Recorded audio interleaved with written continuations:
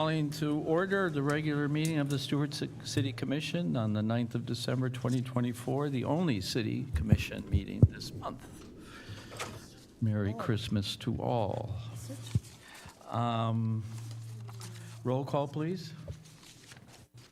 Mayor Rich, Here. Commissioner Clark, Here. Commissioner Collins, Here. Commissioner Giobi, Here. Commissioner Reed. Here. The invocation this afternoon will be provided by Chaplain Ed Skiba from the Stuart Police Department. And afterwards, will you please lead us in the Pledge of Allegiance? Arts moment isn't here. Nope, no arts moment. Good afternoon, Mr. Mayor, Oh, Leila. council members, Mr. City Manager, Mr. City Attorney, and my chief's back there somewhere. He was here a second ago. Thank you for allowing this to be done here. Again, once again, I thank you for allowing the presence of the Lord to come into these proceedings. In the Christian calendar, we're in a season of Advent right now. And yesterday was the second Sunday of Advent. And the second Sunday of Advent is about peace. And I think that's something we need in this city, in this county, in this country, and around the world right now. But a much deeper peace than just the absence of conflict. A confidence to know that things will be okay, that this country's going in the right direction and everything will be okay. It's time to set aside our differences, political, social, whatever differences we may have. Set them all aside and become one nation under God again and get us going in the right direction. Let's go before the Lord. Our God and our Father, great creator of the universe, you are the ultimate peace. You bring us the peace that passes all understanding, and we ask for that here at this meeting right now, and in our city, our county, our country, and throughout the world.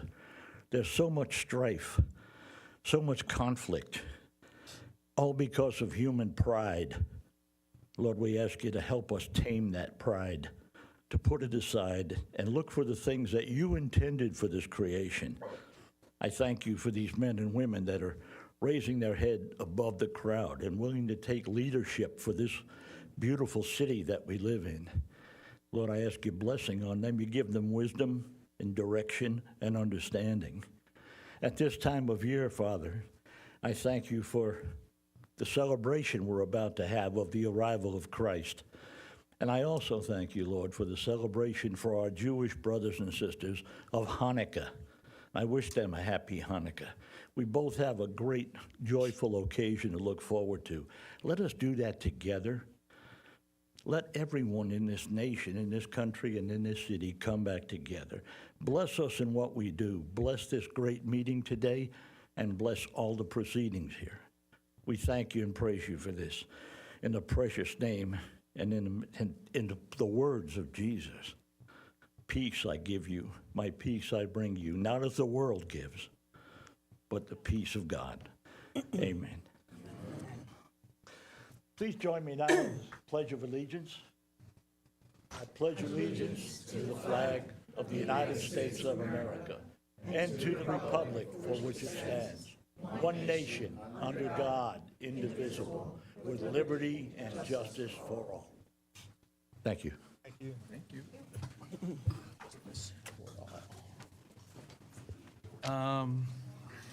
Unfortunately, I know Commissioner Clark is disappointed.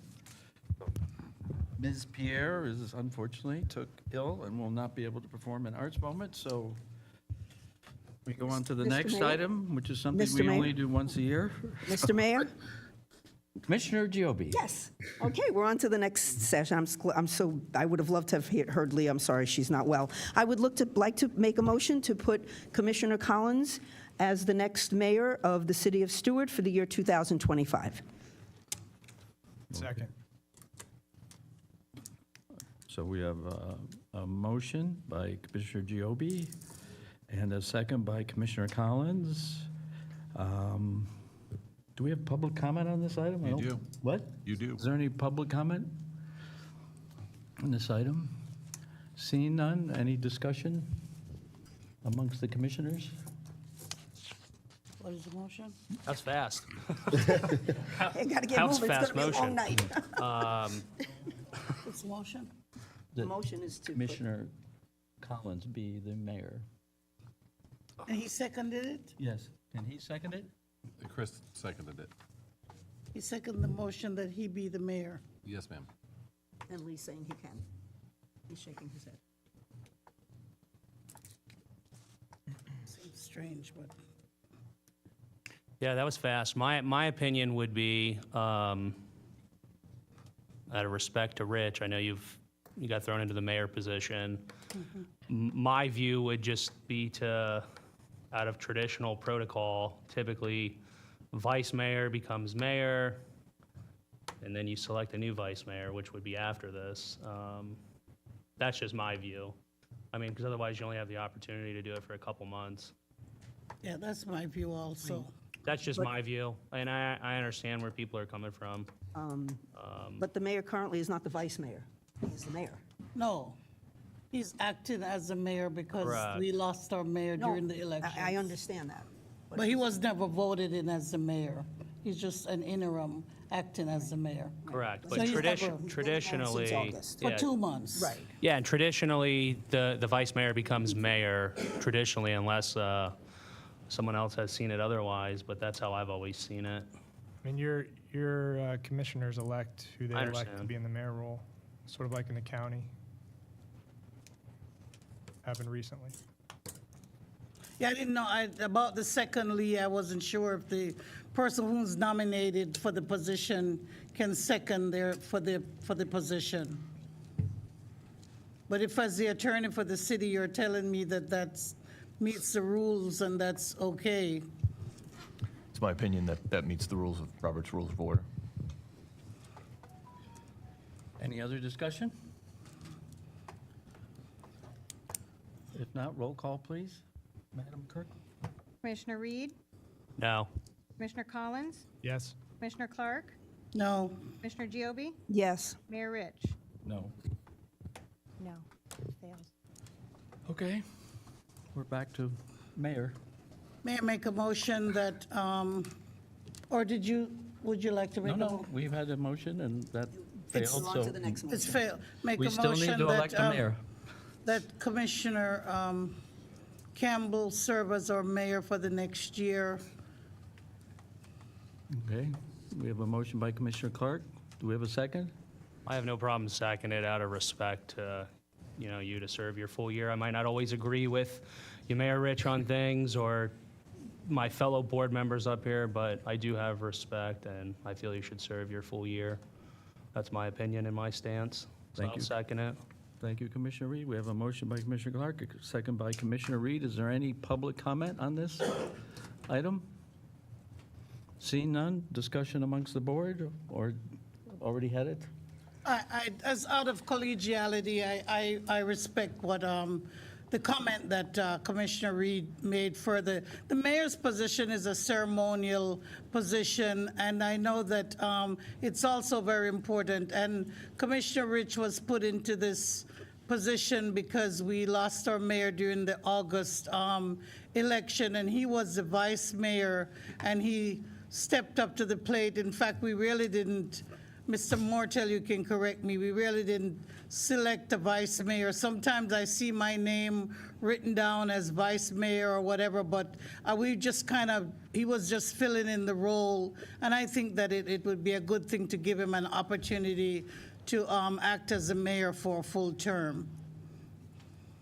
My Mayor comments Rich. is I appreciate your comments, being a new member of the commission, but respecting the tradition of the city that's over 100 years old. There's value to that.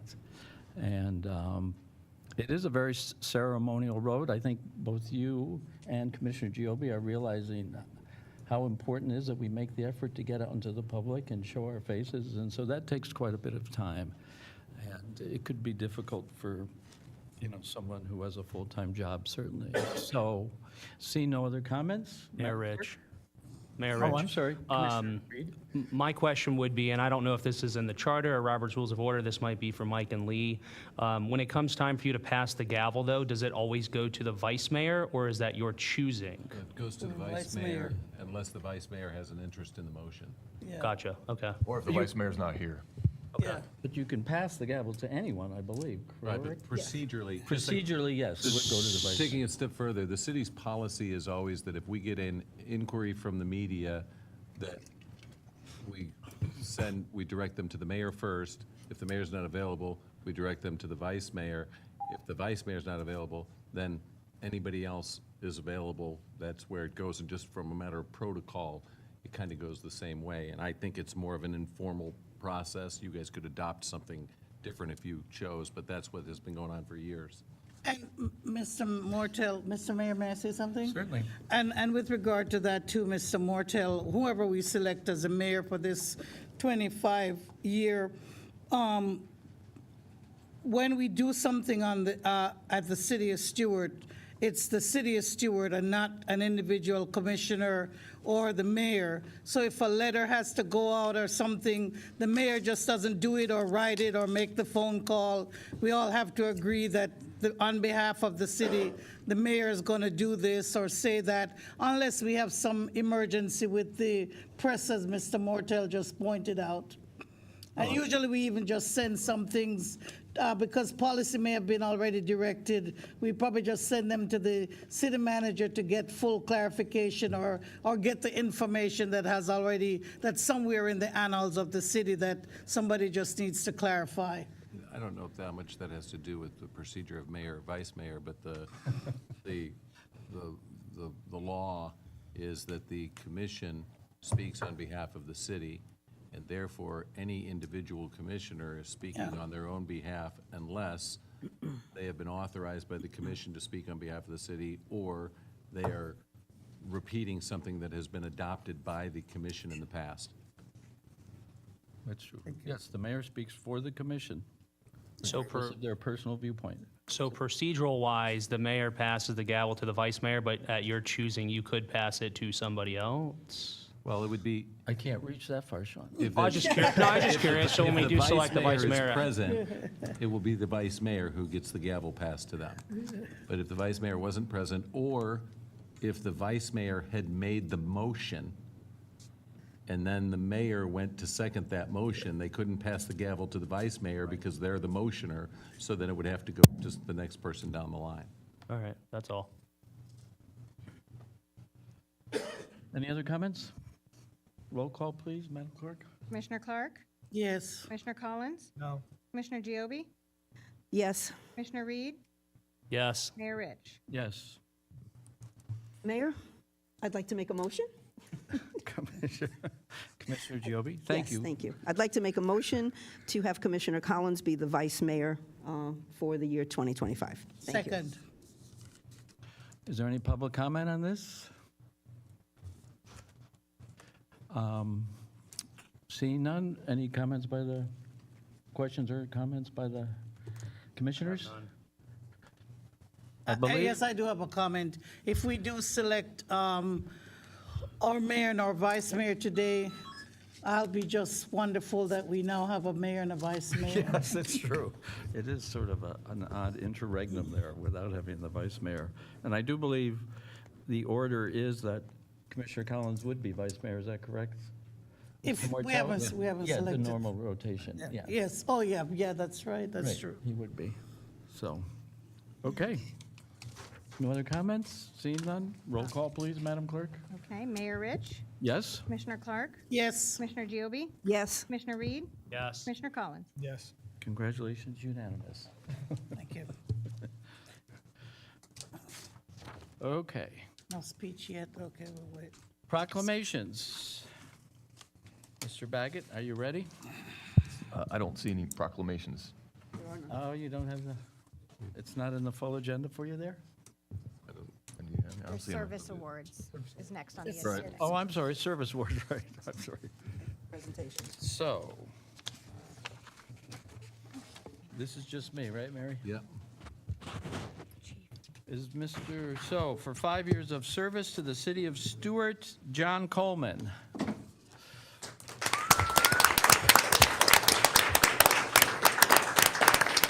Got a speech too, huh? John is what? All right, I'll speech it. Speech? All right. You guys doing a wonderful job up here. So my name is John Coleman. I work for Building Maintenance, and my boss is John Lapadula. Oh. So we have a good little crew of 5, and we're trying so hard to get the town the best it looks, because it's a lot of work. It's a lot of work here, and I just want to thank the opportunity to have the job here and continue on. 5 years. And thank you for doing such a great job. Thank you for the good work.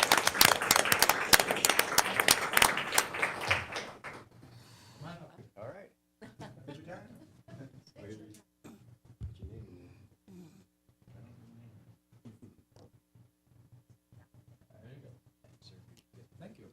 You need your list. Thanks for coming out, John. Stand here and do it?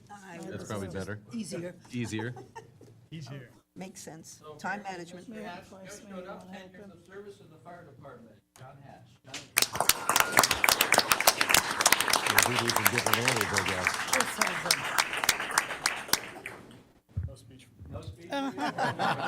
He has to be ready He for a has to call. go duty. He is Right. on duty. Yeah, that's right. That's what makes it, that's why they show up. It's heavy.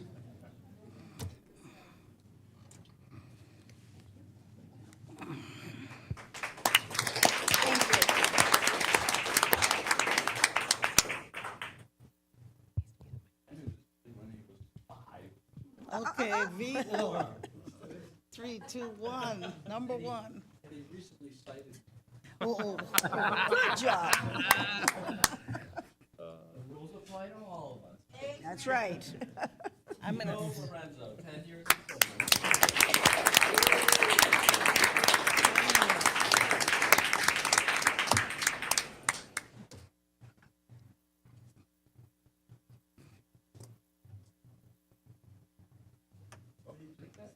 speech. Come on, Vito. Speech. You got something to say, man. I'm shocked, because he's always got something to say. 5 years of service in utilities and engineering, Rashid Hall.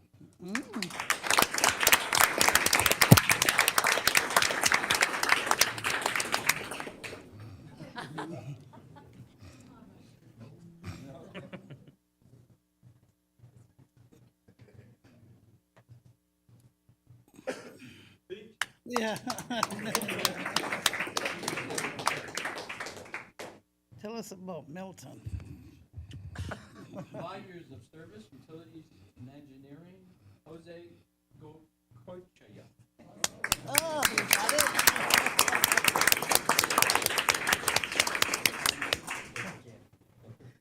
Gorka Go practice that next time. Gotta practice that. No speech?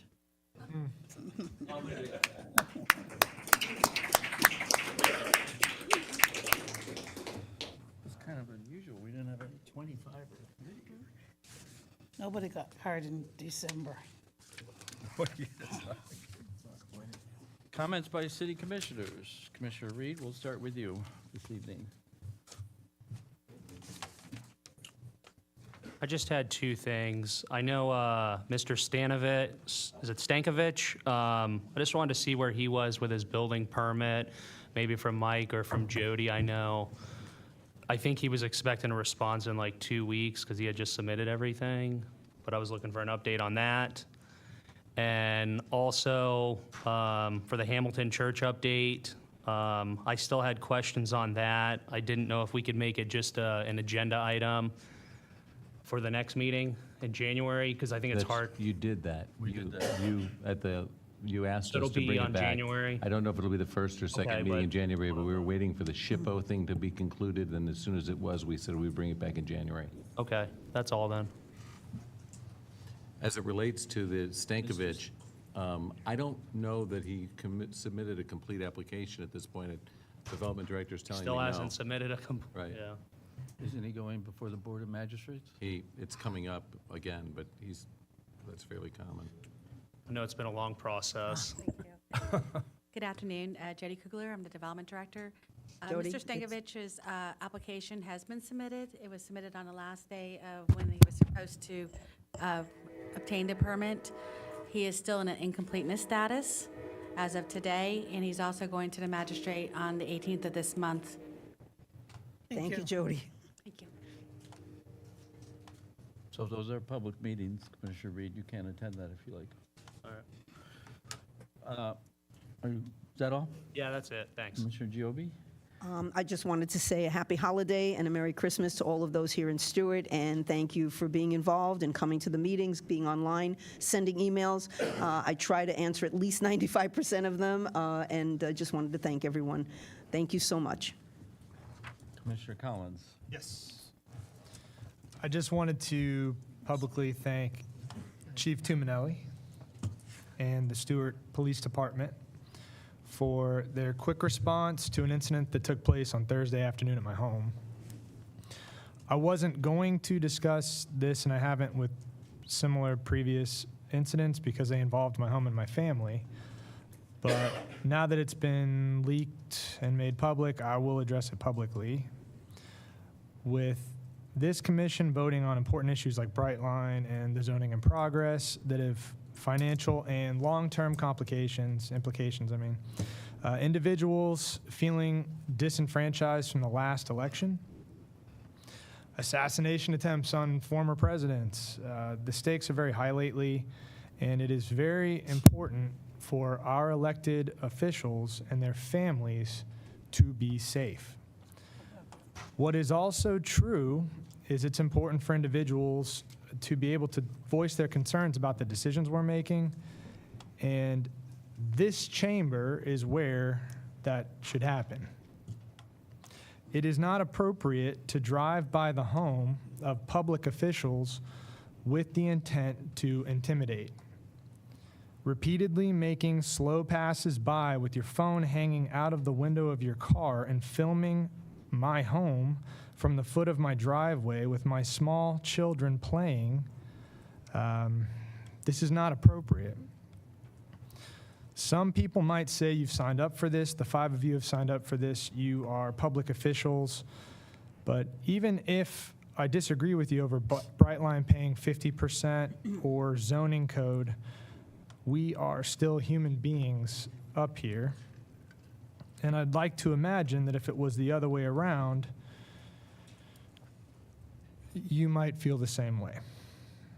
How would it affect your wife and your children? How would you feel having your 6-year-old daughter asking you, what was that man doing? What would you do? How would you respond? Even the mob does not mess with the wife and kids. Amen. So I'm thankful to our chief and that in the city of Stuart, we protect our elected officials. Not because commissioners are more important than anybody else, but they and their families are at a higher risk due to the nature of the decisions that they make. So I don't expect a patrol car to be parked at the foot of my driveway 24/7, but when there is a potential threat, like when this individual attempted their 3rd pass to my house, and with Chief on speakerphone, I confronted this individual by name since he's been commenting at our meetings and asked him pretty obvious questions like, what are you doing taking pictures of my house with my kids out front? What are you doing at my home? What does my family have to do with commission business? What are you doing? And Chief overheard this individual reply, because you are messing with my business and my family, and acted decisively, dispatching police to de-escalate and begin investigating the incident. So again, I'm thankful for Chief, our Stuart PD, Sheriff Snyder, and the Martin County Sheriff's Department.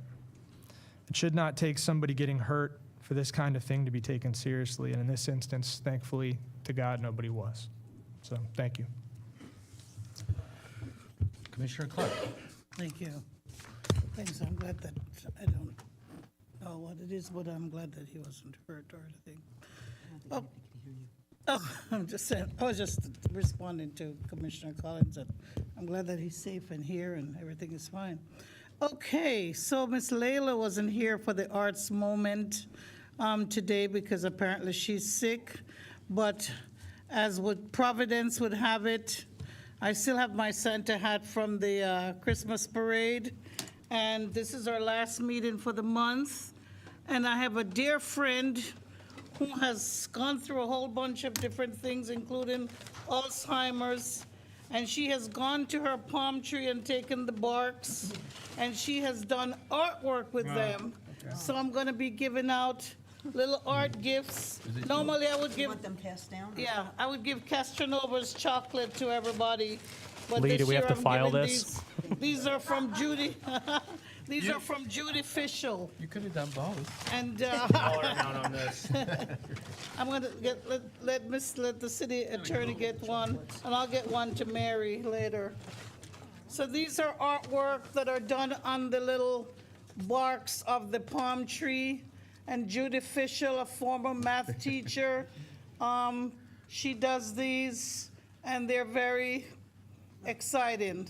I think that if we get innovative, we can actually probably put a hole through it, and you could even use them as ornaments or something at some point. So this is Judy Fischel. She's a great supporter of our city and of our Audubon, and she lives right off of Palm City Road, and she's a very innovative lady, and I just give her credit that I could have something to give to you tonight because of her creativity. And I do, during this holiday time, I celebrate Christmas, and I celebrate Kwanzaa, which is a cultural holiday. And a part of that, self-determination as well as creativity and other principles. And so I am in solidarity with her on her creativity, and I appreciate that. I want to say congratulations to our new mayor, who will have a term for full term, and we'll all be learning and continuing in this process of governing our city, as well as our new vice mayor. And I hope that we will just continue with our traditions of collegiality and continue to make our city shine, and for each of us to work together to represent our city and to just be good leaders. I think Reverend Skiba said it well when he said that, he's praying for us as leaders in the community. So congratulations, Commissioner Collins and Vice Mayor and Commissioner Rich, Mayor. Congratulations. Thank you, Commissioner Clark.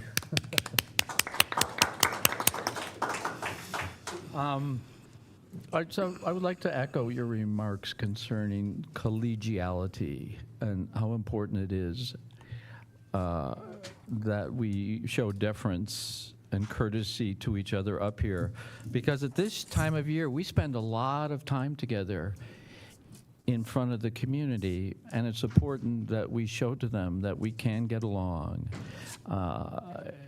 And, we represent the best interests of the city, and we all share our best hopes for the city. So we all went on a little tiki-taxi, which is right off the dock here, which it seems corny, but if you haven't done it, it's absolutely adorable. It is so much fun, and I'm someone who has spent his entire life on the water in boats here in Stuart, and even I enjoy that. So please take advantage of that. That was very enjoyable, even on a very windy night. Then I was very glad to see, did all of the commissioners show up at the Christmas tree lightings? I believe we were all there, right? Yes. I wasn't there. Commissioner Reed. Commissioner Reed was not there? I was not there. Okay, I'm sorry, Commissioner Reed. But I could not believe how many families and young children there are in this community. I don't think people I'm shocked by it, how many young children are in this community now, and it's delightful, absolutely. And then, of course, we did the Christmas parade, which is a remarkable effort that the chief and the city pulls off safely. And again, there are just so many families and children lining the side. It's, people try to describe this as a older community. Boy, I just don't see that much evidence of it during these events. So in that context, the day after the Christmas parade, I got a phone call, unfortunately, from Dr. Singh, who heads Cleveland Clinic. And I thank him for this, but he had to convey the bad news that they are closing the delivery center here at North. And so all the deliveries are now going to have to go up to tradition. They're just, and why I mention, he says there just isn't the demand there, so it doesn't make financial sense. But he's been in contact with Samantha Suffrage at Healthy Start, and they are making an effort to make sure those services are available to the city. One of the things he mentioned was one of the problems they're having is finding affordable housing for the workers. And on Saturday, Commissioner Giobbi and I went to the opening of Rentec, which is a Mercedes customization facility. It's the largest in the United States. I had no idea. And it was either the first or second thing he said to us, Commissioner Giobbi, was big problem staffing was lack of workforce housing. So two separate, very prominent members of our business community hiring skilled workers, good jobs, and perhaps this is a problem we can look to address in the future. Right. He also mentioned skilled workers. That was a difficult situation, too. Yeah. So I had mentioned to him maybe there was something they can do in conjunction with the city school system, Project Lift. any of Project those Lift things. is, I think, a perfect fit, and so, other than that, just, I hope we all have safe holidays. Comments by city manager, Mr. Mortel. I'm going to keep it brief. I just want to mention this is the only meeting for December. So the next city commission meeting after tonight will be the second Monday of January. We will not be having a city commission meeting on the second Monday of December this year or any year. And tonight we'll be adopting, obviously, the calendar for the following year. And so that's all I've got for tonight. I did want to mention there was, and we'll talk about it later in the agenda, but I was contacted by a couple of people whose names were withdrawn for application for appointment to boards, but we'll address that in the agenda item. Yes. Mayor, Well, that was brief. with regard to Dr. Singh in closing, is there something that we could do as a board, maybe a letter, seeing as that is, that serves our area of maternity? That is a very big deal. If I know it's a private company, they're going to do what they want with their hospital, but formally as a board, could we, write a letter or request that they would consider the needs of this community and the mothers and families? Well, certainly we can, and this has been brought up before, Commissioner Collins. We've talked about what is the responsibility of the municipality towards health care. This is not a problem just in Stuart or Correct. just in Florida. It is, health care is in crisis from the viewpoint of the providers, from the doctors, the nurses. I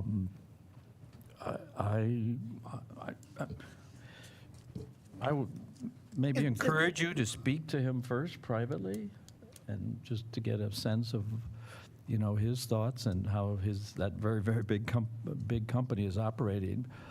But if you feel that it can be effective, I'm not averse to Along those lines, I'd be happy to doing all draft. we can. I'd be happy to draft and bring back a letter, more of an inquiry, and asking him, is there anything the city of Stuart can do to maintain the facility in Stuart? As it is, first of all, there was a huge expansion of the hospital, and when it took place, to call it controversial would be an understatement.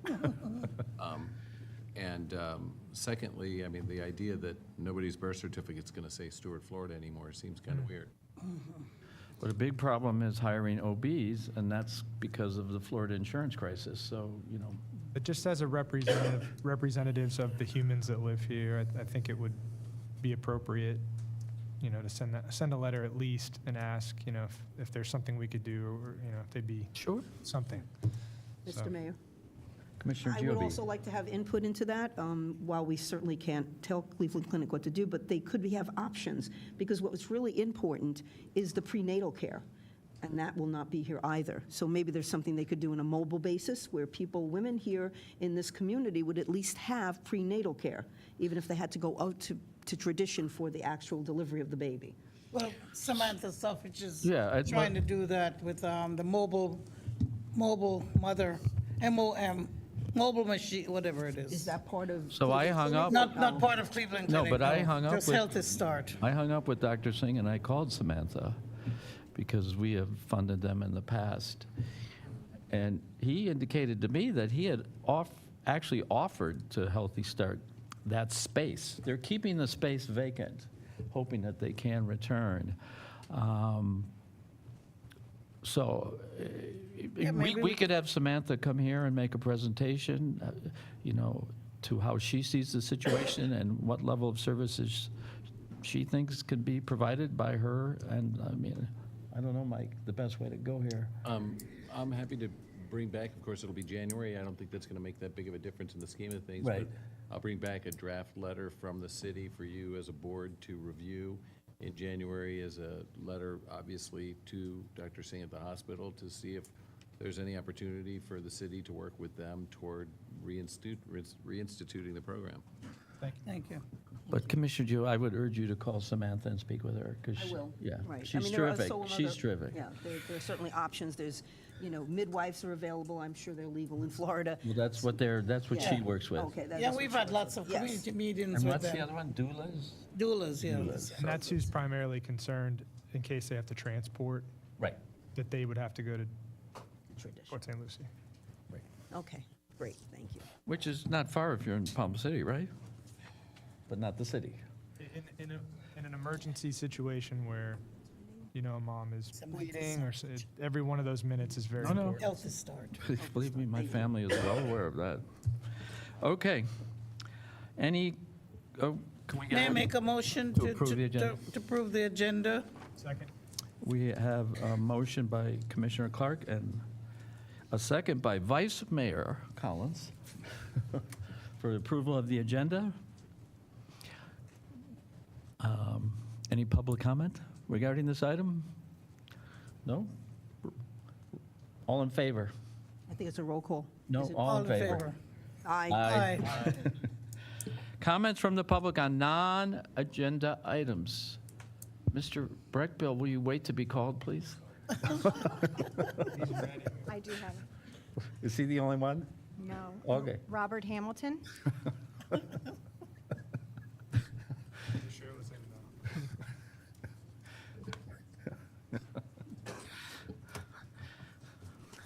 Did we get approval of the agenda or just the consent calendar? No, we haven't. We haven't gotten to the consent calendar Yeah, we yet. haven't gotten to that yet. All you did was approve the agenda. We approved the agenda, though.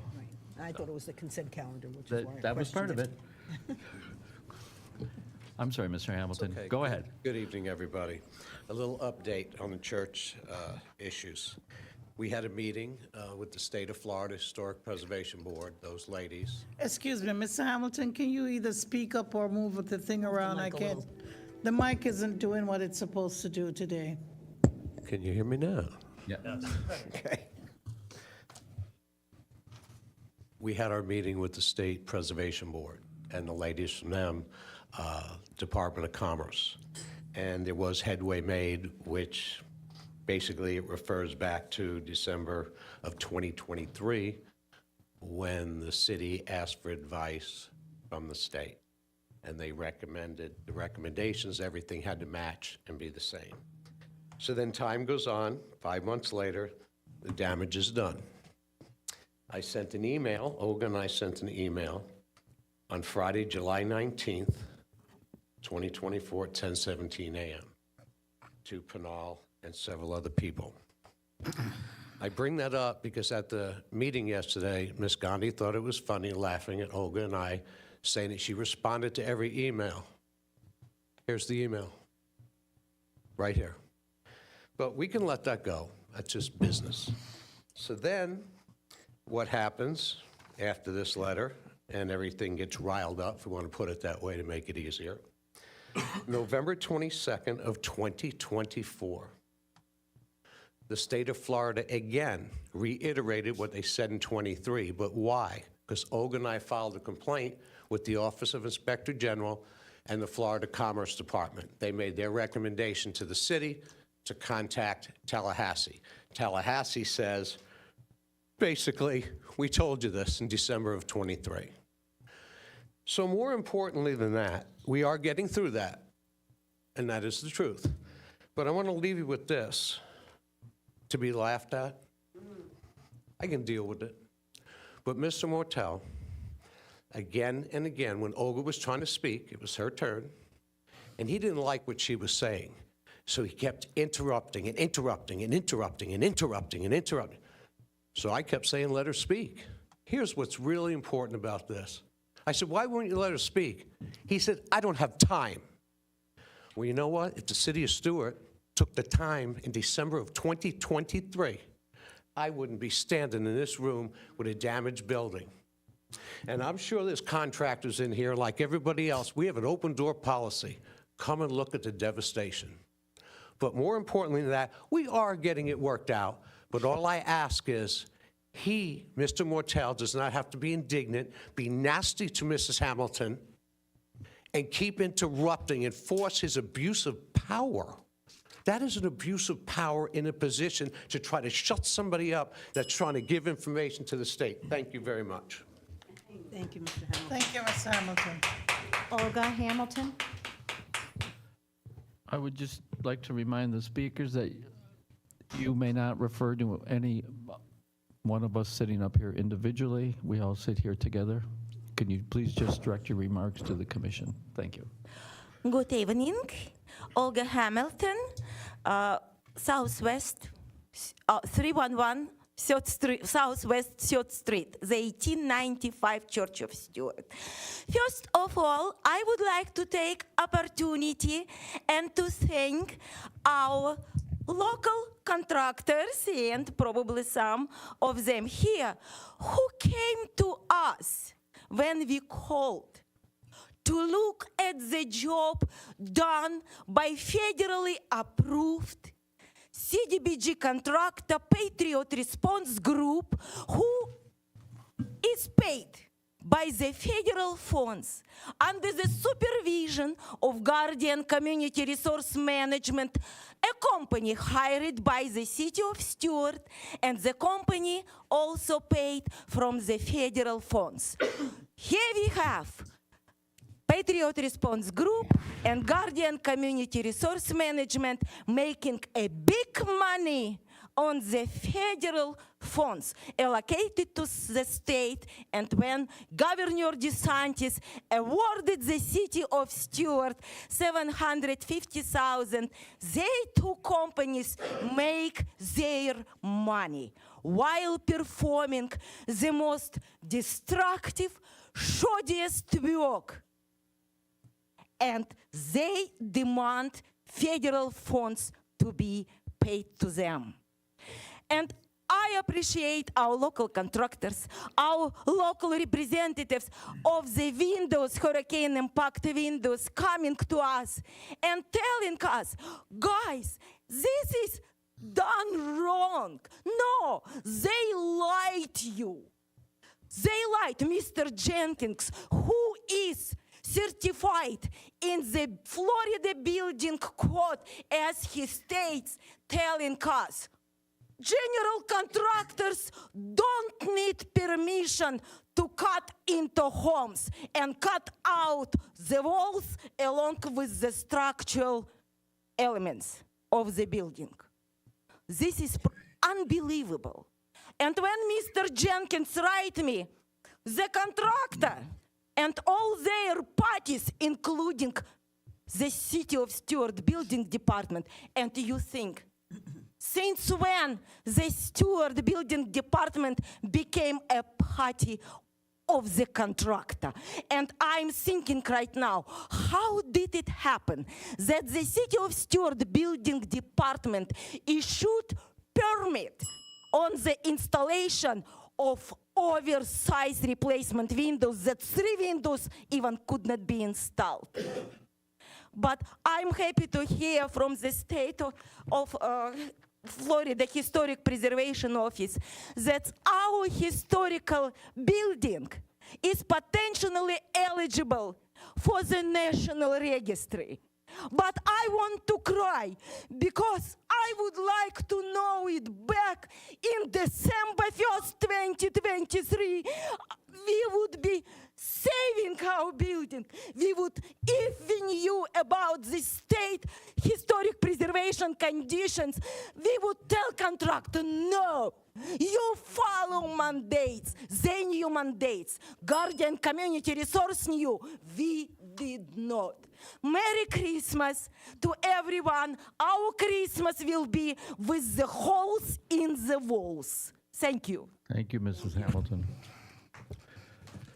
I have Albert Brinkley.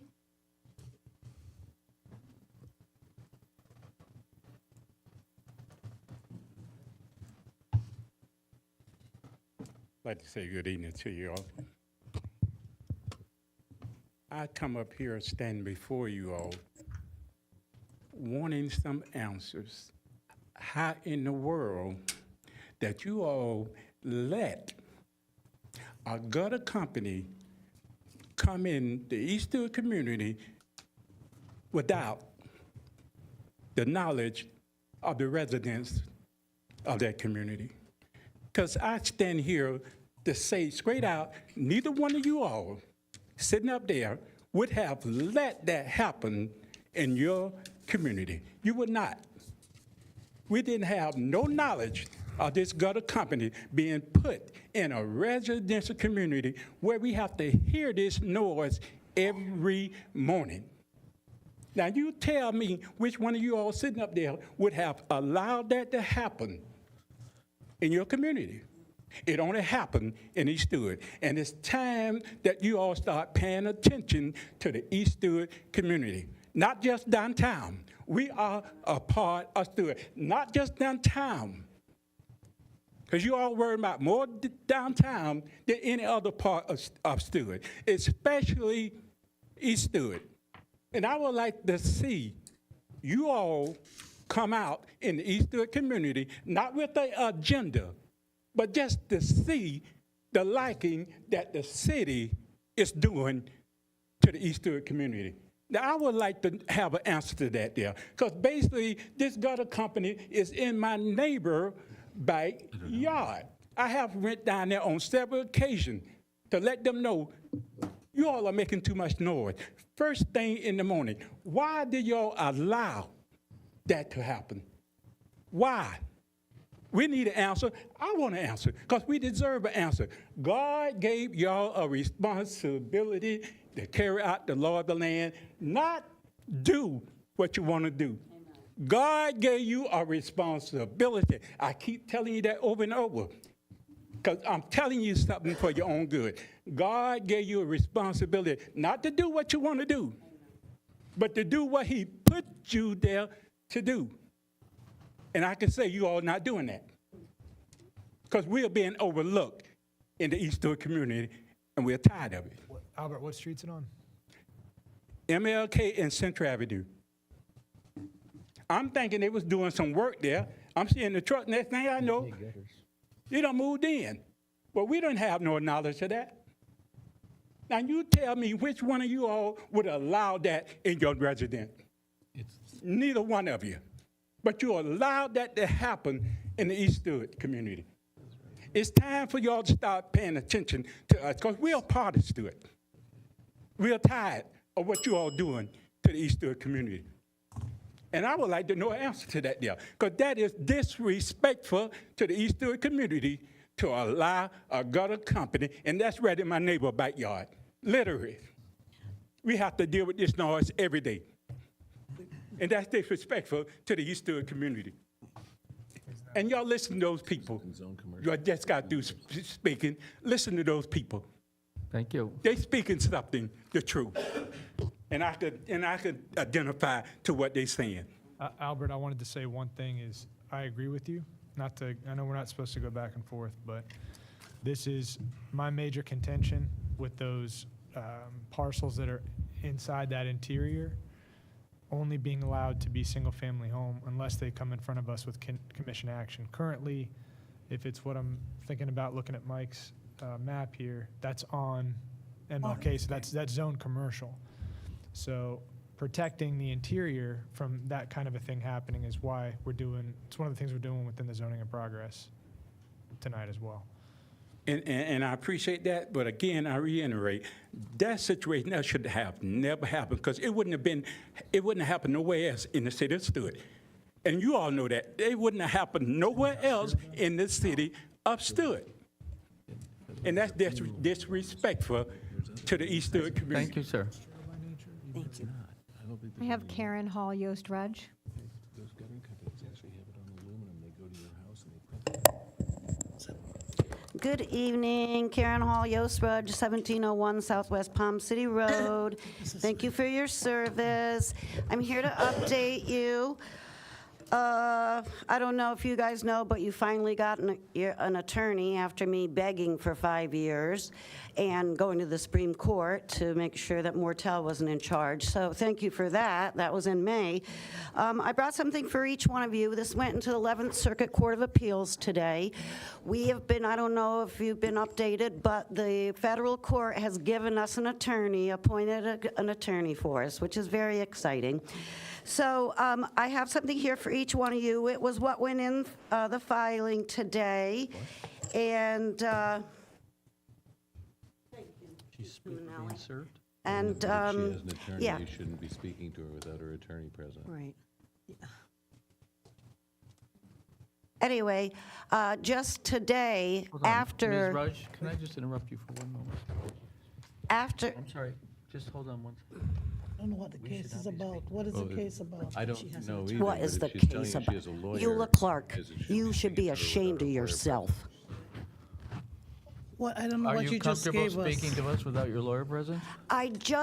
I did this before I accepted her to be my lawyer, just so I didn't break any rules. Thank you. Yes, I have no problem. Okay. No problem at all. So why don't you all take some time and read what the facts of the case are, how you have been snowed by, we're not allowed to say Mortel, but I'm saying Mortel. And then I hope everybody has a happy holiday, Chag Sameach also. And thank you for your service. And read this. And quit pretending you don't know what it's about. Thank you. Thank you, Ms. Rudge. It's got Mark names on it. Breckbill. You have to give them to us now? I want to just read it. Let me have this so I can read it. Now, Mr. Breckbill. Thank you. Mark Breckbill, 406 Southeast Finney Drive, Stuart, Florida, 34996. I moved further out, now I'm a 6. But I had one comment and then another comment that came up after the fact. But the first comment was, or the second comment is, I'm going to say it first, is that I don't think any of you, I volunteer like the rest of you, I don't think any of you should have to be concerned about your family, your property, or your life, or your well-being being threatened. And the fact of the matter is, we talk about being cognizant of being respectful of others. That includes not picking people out on the dais to pick on individually. That's why we don't allow that, and I think that we all need to do better on that. It is our personal stuff. We all worry about it. It's important to us. I'm not saying that, but we should never have to fear to volunteer. And so that's just what I think that was my comment. The second comment had to do with the conversation relative to the hospital and maternity. And I agree 100%. That's a major service to lose from Stuart. But what about good old competition? Why don't we contact Jupiter Hospital and say, hey, there's a certificate of need here that's not being filled for a maternity and see if they want to come into Stuart and fill that. I think they might look at that. Let's put good old competition to work here and see if we can get somebody who does want to be in Stuart. Anyway, that's all I have to say. Thank you. Thank you, Mark. I have Lily Price.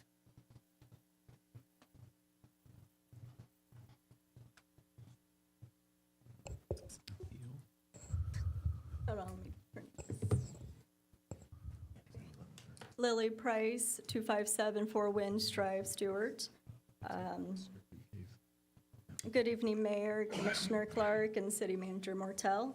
I'm here today to express serious concerns regarding a recent incident where my husband was stopped by the full force of the Stuart Police Department simply for driving down a public road. I don't know, but 5 marked vehicles and additional 3 to 4 unmarked undercover white vehicles, does that sound reasonable to you? And with the chief of police involved, really, is he public enemy number 1? In this case, it seems that the cry for intervention made without cause was followed by an overreaction that misused the force and authority granted to those in position of power. The incident where a member of our community was stopped by multiple police officers for merely driving down a public road raises questions about the misuse of resources, authority, and the impact of public trust. We hear on the news every day of innocent lives taken by accident. This incident could have gone sideways. Luckily, it did not. I'm terrified, as you can tell, that I could be surrounded by police from all sides. I have children that at some point will be driving one of our registered vehicles.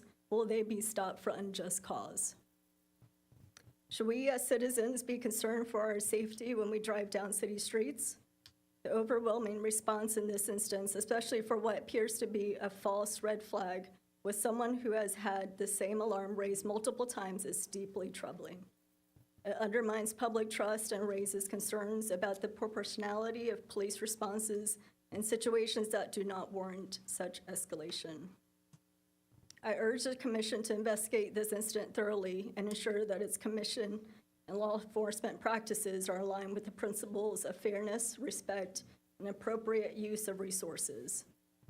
This misuse of power mirrors the old age tale of the boy who cried wolf. Our community deserves to feel safe and confident while going about our daily lives, including on our own streets. Think of the optics. You're all smart people. Thank you for your attention to this important matter. Thank you. Ms. Price. I have Marcella Cambler. Is this on a non-agenda item, Ms. Campbell? Surprisingly, it is, Okay. Mayor. You know, and I was not going to speak.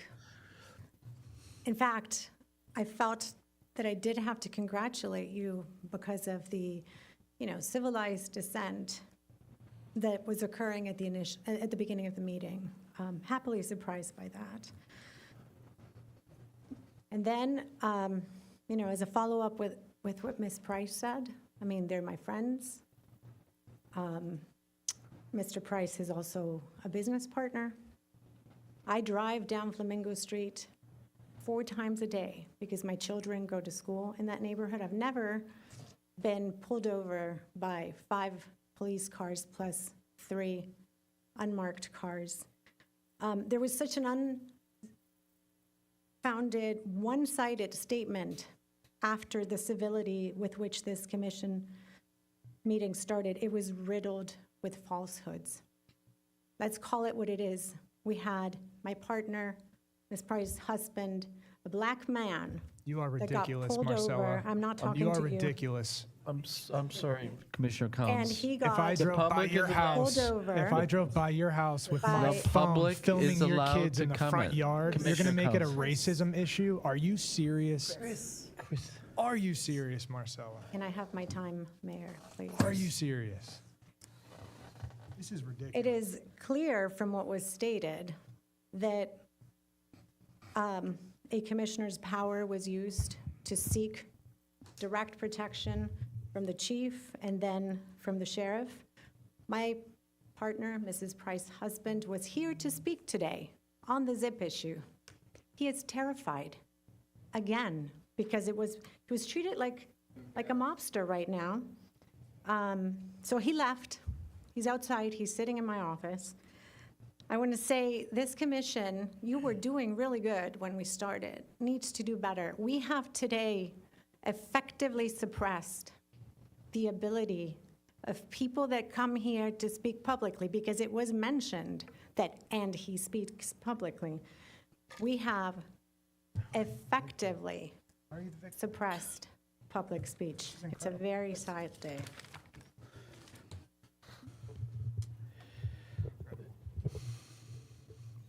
Thank you, Mrs. Campbell. I have one more, Raj Patel. Just a second. I mean, with the sheriff is, I mean, you're welcome to announce that. We're not doing anything of that, right? Yeah, okay. Fine. I'm sorry, Mr. Patel. Good afternoon, gentlemen and madam. I wasn't going to come here because ZIP has nothing to do with me, but I did see what happened to Duet, and I'm very concerned about it. I'm going to address Mr. Collins because he's addressing I'm sorry, people Mr. Patel, individually. you cannot address him But specifically by name. he's individually addressing the people that are up here talking, so I'm going to address it to him. You came up to me that day and you accused me of passing by your house at 9 o'clock at night in a white Acura. And I told you, I don't have a white Acura. I drive a car that is a lot better than an Acura. Why did you accuse me of that? Because Why there did you have been accuse somebody multiple- that looks like me?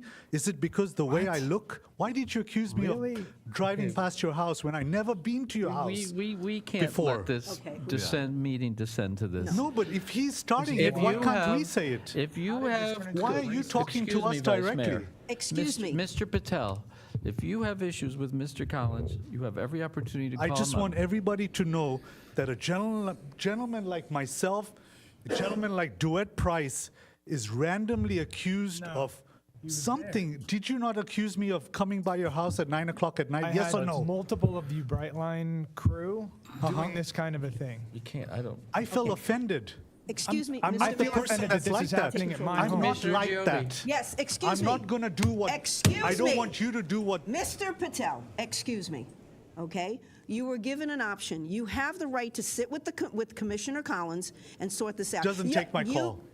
Well, You haven't called me. we can certainly make an arrangement. Commissioner Reed has the decency to take my call. Okay, let me You finish. haven't called me. This will not descend into the name calling and all of this. There are two sides to this story. You can meet with Commissioner Collins. You can Yeah. put your side onto Yeah, Facebook. if this whole, and you if can, this whole I know, but commission this is a is circus, not the venue hey, for that. we can also be circus-like. Why Okay. should it only be you that can create a Mr. circus? Patel. Mr. Patel, be a I'm going to ask victim you to stand away coming from to the my podium. home. We can sort this out in a different way, not in this venue Commissioner and not Giovi. in here. Commissioner Giovi. What do you have to do with it? Vice Mayor. Everything, because you accuse me of the same. Commissioner. I just want everybody to know I was Mr. accused Patel. of the same. Mr. Patel, I'm sorry. We And cannot. it hurt me. The day you told me that, it hurt my character. But I didn't say Raj, we're anything going to else. have to Mr. ask Patel? the police to interrupt, so if you could wrap it up. Yeah.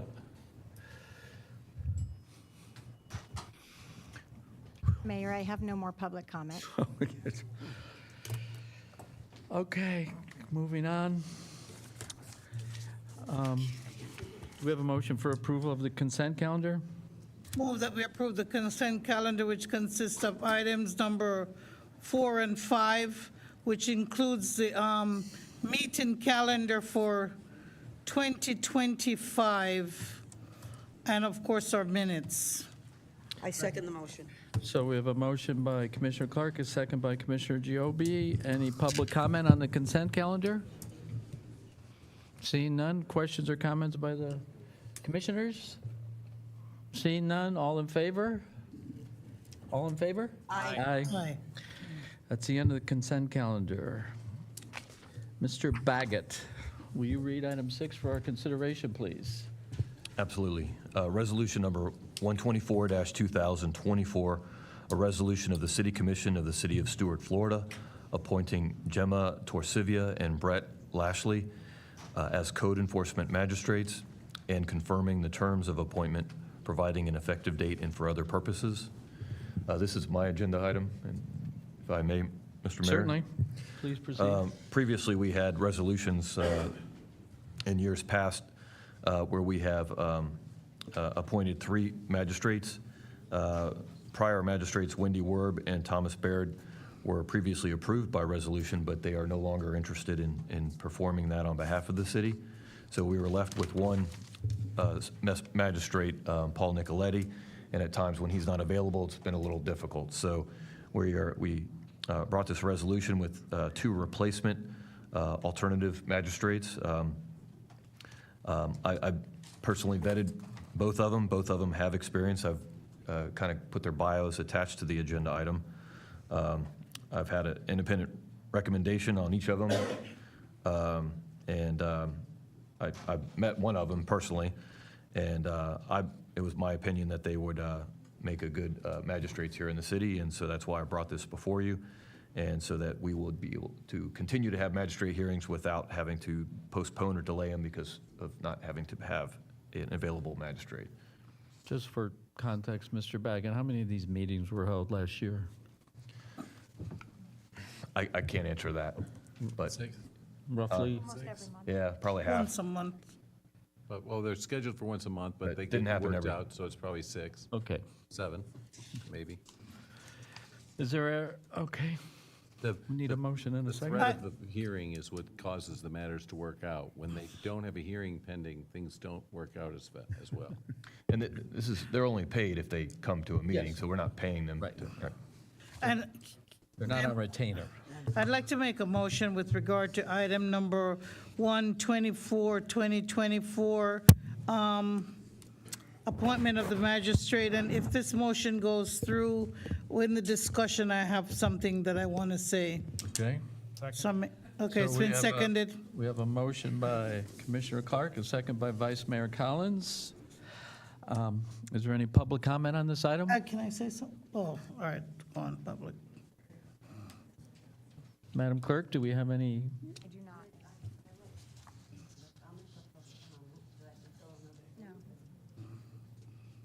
Ms. Raj? Yeah, about the appointing of the magistrate. Did we say Nicoletti? Did I hear that name? Mr. Nicoletti has already been appointed. Yes. And so he is in the roster, so he's the only one we have available now. So these are 2 new alternates, because Okay. we had 3 total, and the other Yes. 2 have declined to do any further Okay. magistrate hearings. for Yes, it. all right. So thank you very much. Yeah, because you will see, Mr. Nicoletti might not have done a good thing, so, the other 2 will probably be better. Thank you. Any other public comment? Any questions or comments by the commission? Yes, thanks. I think when Mr. Baggett, our city attorney, introduced this item, he said that he probably was familiar with one of the people. I am also familiar with one of the candidates. I don't know the other person, but apparently they're both people who've been acting. And I know that I read it, but I can't remember if, when I read it, it was a part of just Ms. Torsivia's, or if it was both of them that would take the same rate per hour. And I was glad that the rate per hour was a good and reasonable rate. And it seems like there hasn't been a rate change in a long time, but they're both going to receive the same rate per hour, Mr. Baggett? Yeah, all of them receive the same rate. Okay, thank you. $200 per hour. Yes, sir, thank you. How much? 200. $200 per hour. Okay, thank you. Lee, I got a question. When it comes to picking the magistrate for the board hearings, how is that process done? If you have 3 options? Well, for the most part, it's been Mr. Nicoletti since I've been here, because the other 2 have not been available. So, but then we've recently had the option, or the event came up where Mr. Nicoletti was not available, and we were left with nobody. So that's why I felt the need to come forward with some additional. I don't have a problem if we do it on a rotational That's basis. what I think, yeah, right. rotational system of some sort. That would be my only thought.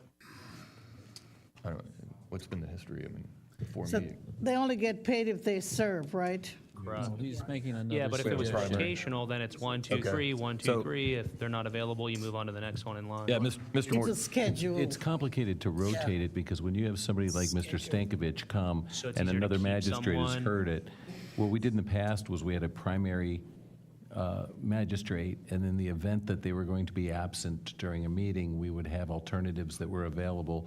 It was, Mr. Baird was originally the magistrate Yeah, from Jupiter, but he's no longer available to do the services. It makes sense, though, to have someone that's familiar with the case to follow it Right. through. Yeah, I would agree with that. I agree. Thank you. I have no comments, thank you. Vice Mayor? Okay, roll call, please. Commissioner Reed? Yes. Vice Mayor Collins? Yes. Commissioner Giobi? Yes. Mayor Rich? Yes. Commissioner Clark? Yes. Mr. Baggett, item 7 for our consideration, please.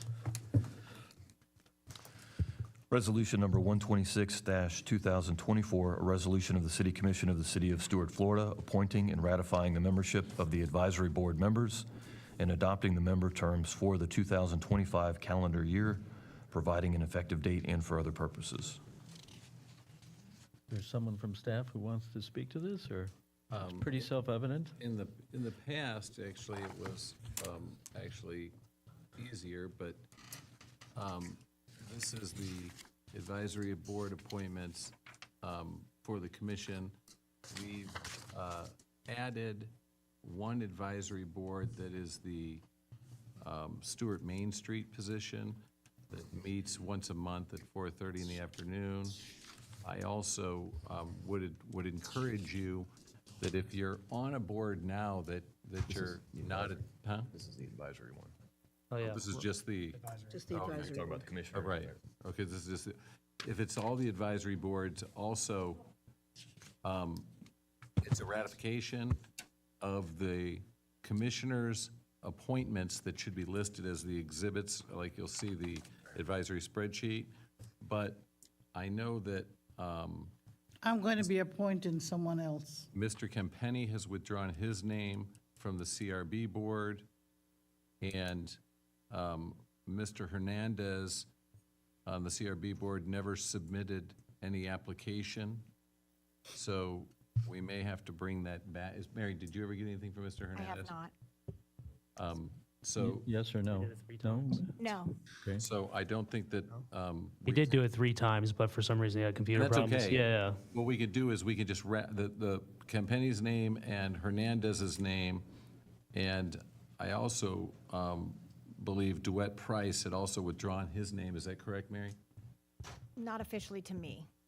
Did he? I've only heard that. Commissioner Clark? Yes, Mr. Price has said that he will not, he has sent me a note, I think, but I also have a new candidate, Reverend James, But who's we here can't- today. But we can't, due process would prevent us from ratifying a new name today because we'd put the name Right, on an I'm just, agenda. he's put in an application. So what I'm asking the board to do is approve the slate that's listed as the 25 advisory boards with vacancy for Mr. Hernandez, vacancy for Mr. Price, and vacancy for Mr. Kempenny, because those names will either need to be replaced or vetted. How would that work with the At large. at-large CRA? Because I know The CRA, Robin Cartwright had put her name. no, she withdrew her name today. Well, But even so so, there's the nobody that- CRA, you guys don't appoint the 2 CRA at large. Those are at-large CRB appointments, and then the CRB votes to have 2 representatives of the CRB come to the CRA meetings.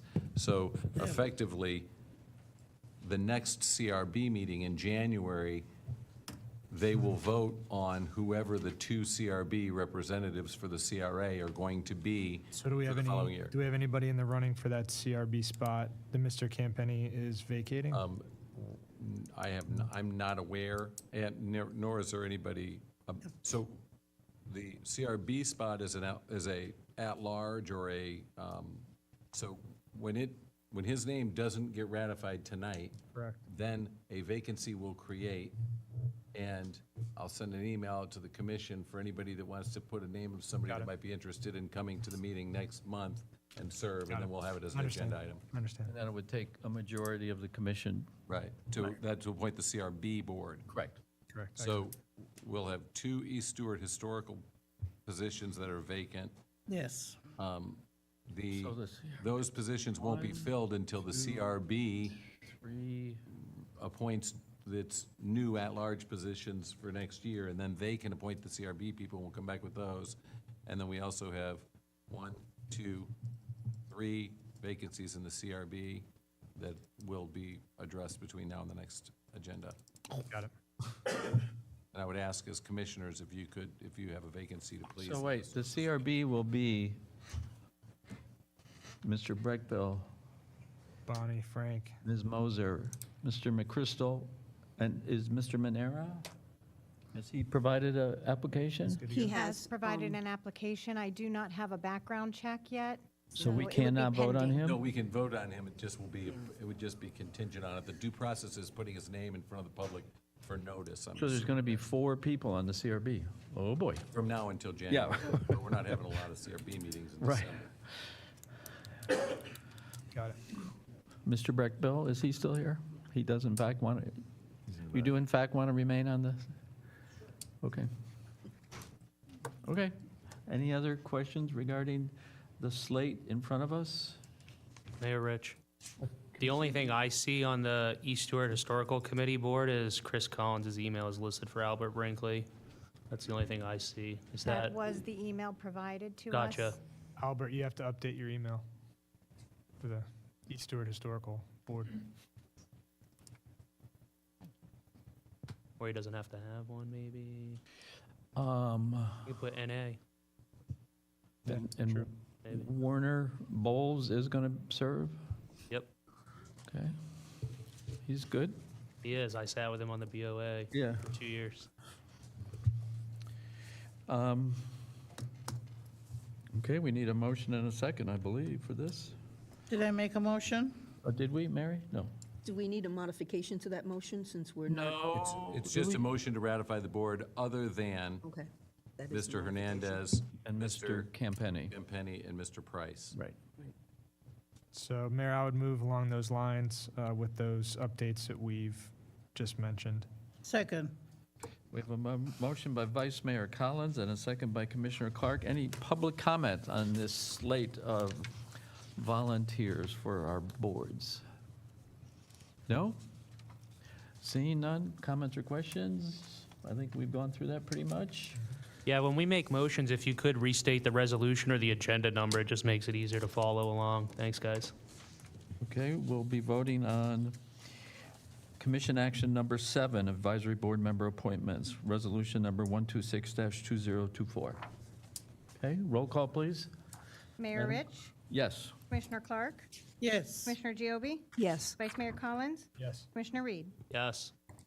And I just, on a personal, I've been on these boards myself, and I want to thank all these people for volunteering. They can take quite a bit of time, both prior to the meeting and during the meeting, and, you know, those contributions to our community are invaluable, and I look forward to your efforts. Item number 8, please, Mr. Baggett, for our consideration. Resolution number 127-2024, a resolution of the City Commission of the City of Stuart, Florida, approving job description for environmental attorney and to initiate the process of hiring an environmental lawyer, providing for severability, providing for an effective date, and for other purposes. This is an agenda item that I put together. We had a previous discussion on the job description, and so we have attached a draft of a final job description for the environmental attorney. And so this resolution is for approval of that and for instruction to initiate the process of, the start of the process of hiring an environmental lawyer. Has anything changed, Lee, in this since last time? Nothing has changed from what I had last time. We just need to memorialize it in a resolution as far as the job description. And then the next step would be this goes to Roz and HR. Yeah, I guess the next step would be to go to Roz, and Roz might be able to come up and talk about the process of kind of similar to what you did for my job. So my understanding is there would be some marketing that would go out. To what extent, I don't know. That's something maybe she could explain it. Just the next steps in the process from here. Sure. Yep. Good evening. For the record, Roz Strong, HR Director. So once the job description is approved, we put together an advertisement. It's about a 4-page document that we put together in Canva. So it's a professional-looking document that goes out, and we send it to the Florida Bar. We send it to several places. I get recommendations from both the city manager and the city attorney for places to advertise, including our own website, which gets a lot of traffic. We use a site called GovJobs, and so we get a lot of traffic that way. A lot of word of mouth. We have the publication available if anybody wants to distribute it. I know that Mac is also sort of unofficially headhunting. Is there a way that he could be provided a link or some kind of Absolutely. way to get that out for? Absolutely, sure. Great. And then once the candidates apply, they complete the standard city application protocols. And once that comes in, I'll create a summary of those applicants as they arrive, indicating their education, their levels of experience, specific matters that come out of that job description. So we create a spreadsheet for you. And then that summary is sent to the committee members that are determined by the commission, whoever's going to be on that committee to do the interviews. The committee actually does a ranking, so if we had, say, 15 candidates, they'll rank those, and maybe we interview the top, or the group interviews the top, say, 6 or 8, however many candidates. We don't tend to interview all 14 if that was a number that Yeah, I came think we in. had between 5 and 7, maybe with. We call it a previous- representative number, Yeah. right? So 5 to 7 is a really good number to work with. And then those are evaluated. Committee interviews, we shortlist. Interviews are in person. Sometimes we have Zoom candidates that may be interviewed via Zoom, so we can make those arrangements. All the results of the interviews are compiled for the commissioners to review, and then the commission discussed the finalists.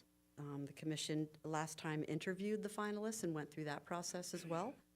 Commission votes, and then a contract is negotiated. The whole process from your direction to the negotiated contract is about 2 months. So you have a time frame there. Thank you. Yeah, Are employment applications public record?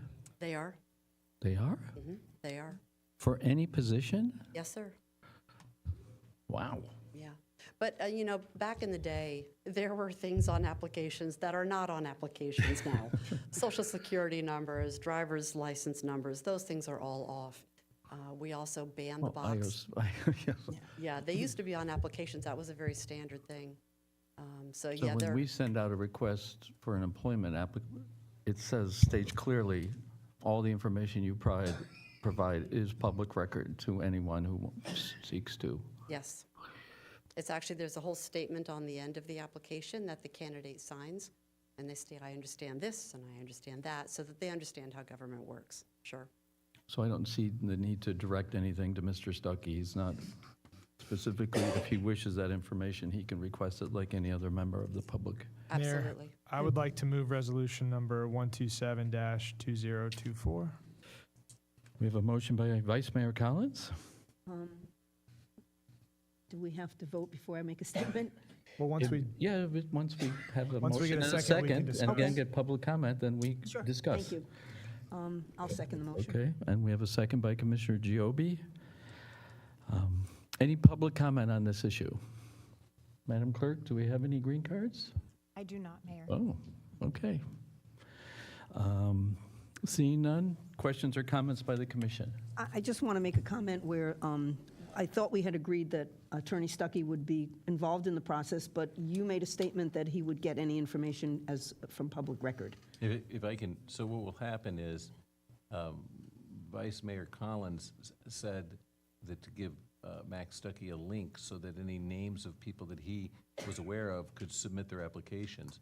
Once the applications are vetted, there will be a committee that reviews those applications. And I think the part you're talking about where he was involved in is that committee process, not the collection of the application process. Thank you. he can help us collect more unofficially. I mean, he's welcome to tell anybody to apply, but I think. Any member of the public is, Everything I had to say, I sent you in an email earlier. So wanted to save you time. It's a long meeting. Thank you, Mayor. Thank you, Mr. Mayor. Stuckey. Mr. Baggett, may I say something? Mr. Baggett, Oh, I don't. are you looking? Yeah, so I'm looking at not even the knowledge, abilities, and skills. The environmental attorney essential function. And I know that it seems like it would be somebody for the city and would work with, I wanted to be sure, a couple of things. Are they going to be doing environmental work with regard to development review, if we ever have any development? And then the other thing is, can we put like maybe some, I know that we want to keep it broad, but I'd like to see some type of deliverable or some type of even, this is a testing for us. So if we have a chance to say that somebody provides, or we see something going on, whether they're coordination with the Losum folks or whatever is happening, so that we know that within a year what is going on and what is happening. It will almost be like a job evaluation of whether or not we can sustain and maintain this environmental attorney position, and if their spear is heading towards the pinpoint of really working on the river and whatever is needed. And it's not just about lawsuits, it's about other things. But I wanted to see, it's very, very general, and I know we don't want to tie ourselves down, but at the same time, I wanted to see something in there other than just water quality or something more, with some kind of a time, just a little product deliverable thing, say maybe at the end of the first year, the environmental attorney will provide a report or something to the city or whatever, especially on this water quality matter, so that we're not paying somebody for a year to twiddle their thumbs. And I know that I'm not going to say that an attorney is going to twiddle their thumbs, but we know sometimes how long these things take, and it will take them some time to formulate some kind of a ground plan. But I think we need to set some kind of a standard of when we want to see some kind of a good ground plan from them after they've come on board and trying to do something. So just a couple things. One is, I don't know that you would want to put that in the job description, because I hear you. You very well may scare qualified people away by saying, this is an evaluation of you even having a job. So leave your law firm and we might hire you after a year. I don't think it's a good start. Secondly, I don't think this person's going to be twiddling their thumbs. I hear you. They in fact work for you. The way this is all working out is this is another charter position, so you're going to have open access to this person. This is not somebody being hired by Lee or Mike working for them. You're going to have real deliverables as you interact with this person as one of 5. They're working for you. So I think it's actually better to stay broad and then see who comes in, and then let's talk to the people coming in. And I think the real value in this particular type of job is the expertise that will come in. You're going to get a lot of ideas and direction and possibilities by inviting these people in. So to have 5 of us with no environmental law experience saying, here's your we expect this deliverable in a year, I think better to keep it open would be my perspective. And let's see who comes in, and then interview these people, vet them out. And then we can always establish something like that at some point. If we get a few months into this and he or she is twiddling their thumbs, we could say, hey, listen, we need to tighten this up a little bit better. We need to look at having some real deliverable reports to us or something. Do you have any other additional comments? No, I absolutely agree. And being an attorney yourself, someone's not going to take a position like this, come here and twiddle their thumbs. I know. And they have a specific focus, which is the environment, the river, and they're coming here to do that specific focus for the city of Stuart. So I think that I agree with Commissioner Collins. We have no need to put such things in a job creation, and it is my understanding that they will be reporting to the commissioners. So at any point, if we wanted to meet with them and we had some questions, if we felt there was something lacking, we could certainly approach them. Okay, thank you. Just as long as we know it's 5 of us and then we don't have a 5-headed thing going on where, after a while, this person doesn't know exactly which side they're turning. So we just need to make sure that we're focused on this idea. Oh, well, I share your concerns, Commissioner Clark. The sentence that really stood out to me was performs duties with broad latitude in decision-making and is self-directed. Yep. That's not, I think we're abrogating at least our fiscal responsibility there. And certainly a periodic report, even quarterly, it doesn't have to be that burdensome, but to tell us what he's done, where he's going.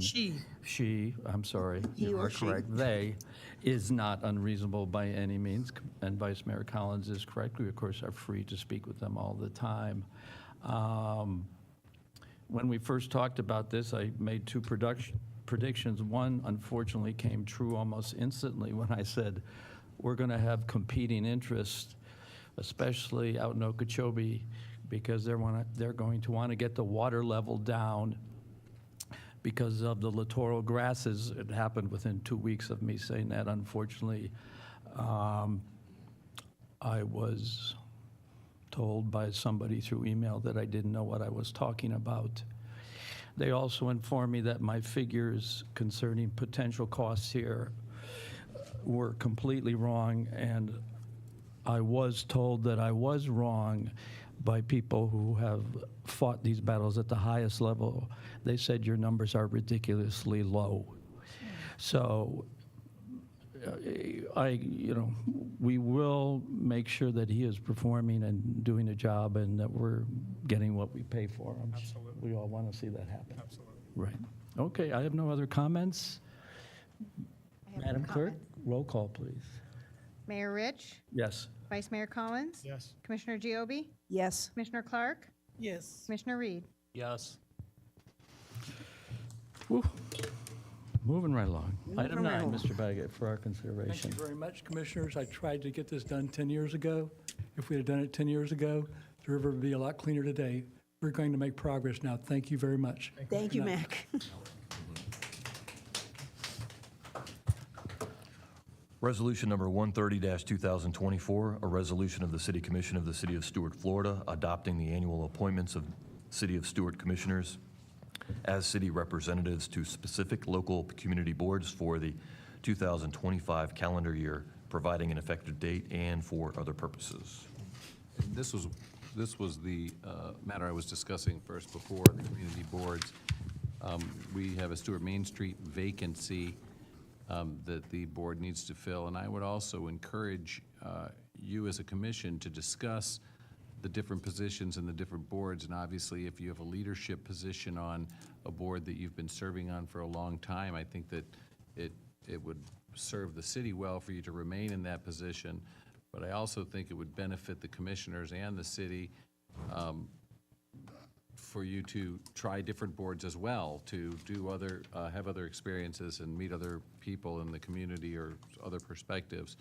And finally, I know that there's some boards that, for one reason or another, there's been conflicts and people have been unable to attend meetings. And if you're not going to be able to attend the meeting, obviously tonight's a perfect time to let us know so that we can make sure someone else can serve on the board that can actually make the meetings or that will be able to attend. But ultimately, what we're looking for is a motion to ratify the slate. In the past, you guys have had discussions and, seem to hash it out, and we've moved it all at one time, or you can do it one position at a time. It's whatever your pleasure. Thank you. Mr. Mayor? Could we have a motion and a second, please? No, Mr. Mayor, can I have a question? Certainly. Mr. Mortel, who was a Main Street representative?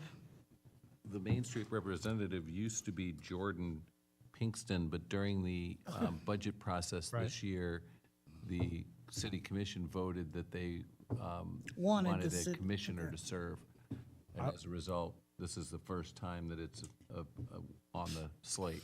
Okay. I wanted to pitch somebody if I could have that position and then give up the Tourism Development Council if somebody would be interested in that switch. I'll take that because with the sailing center, we interacted with them a lot. And so I'm very familiar with what's a good way to spend those dollars. So Awesome. I will do that for you, Vice Mayor. You'll fall on that grenade? Mayor Rich, man. Is it a grenade? No, it's really not. It's a great board. So So that would have me on Stuart Main Street and MPO. Okay, equals. You're pretty close to Main Street, so. Yeah. Mayor Rich, I'm sorry, man. Miss- Yeah. Commissioner Reed? I want to talk. So I sit on two boards that they're both in the morning, and sometimes it's difficult for me to attend both. I have no problem sitting on the MPO and another board, maybe in the afternoon, but it is difficult to be on two boards that are very high caliber, in my opinion, and make them both with enough time. Well, So I'm all open for another board, but it is difficult to sit Does on. Vice Mayor attend, do you attend the MPO meetings Yes. regularly? So maybe Mr. Reed. It's an Commissioner alternate Reed doesn't- position. yeah. Well, I No, enjoy it's the a- MPO. It requires two Yeah. attendants. Oh, it does? It's a vote. There's 5 county commissioners, 2 city commissioners. That's a lot of money. 1 in town and 1 civil. Yeah, that's a Comes out very- of MPO. I would want to stay on that board. That's Yeah. a big deal. Although if Commissioner Reed doesn't, I don't know, I didn't know. I Commissioner think that's a Reed was saying very BDB reasonable or concern he MPO. expresses. Did you say, I'd- did you want to give up both of them? Or one I'd of them? rather sit on the MPO, Okay.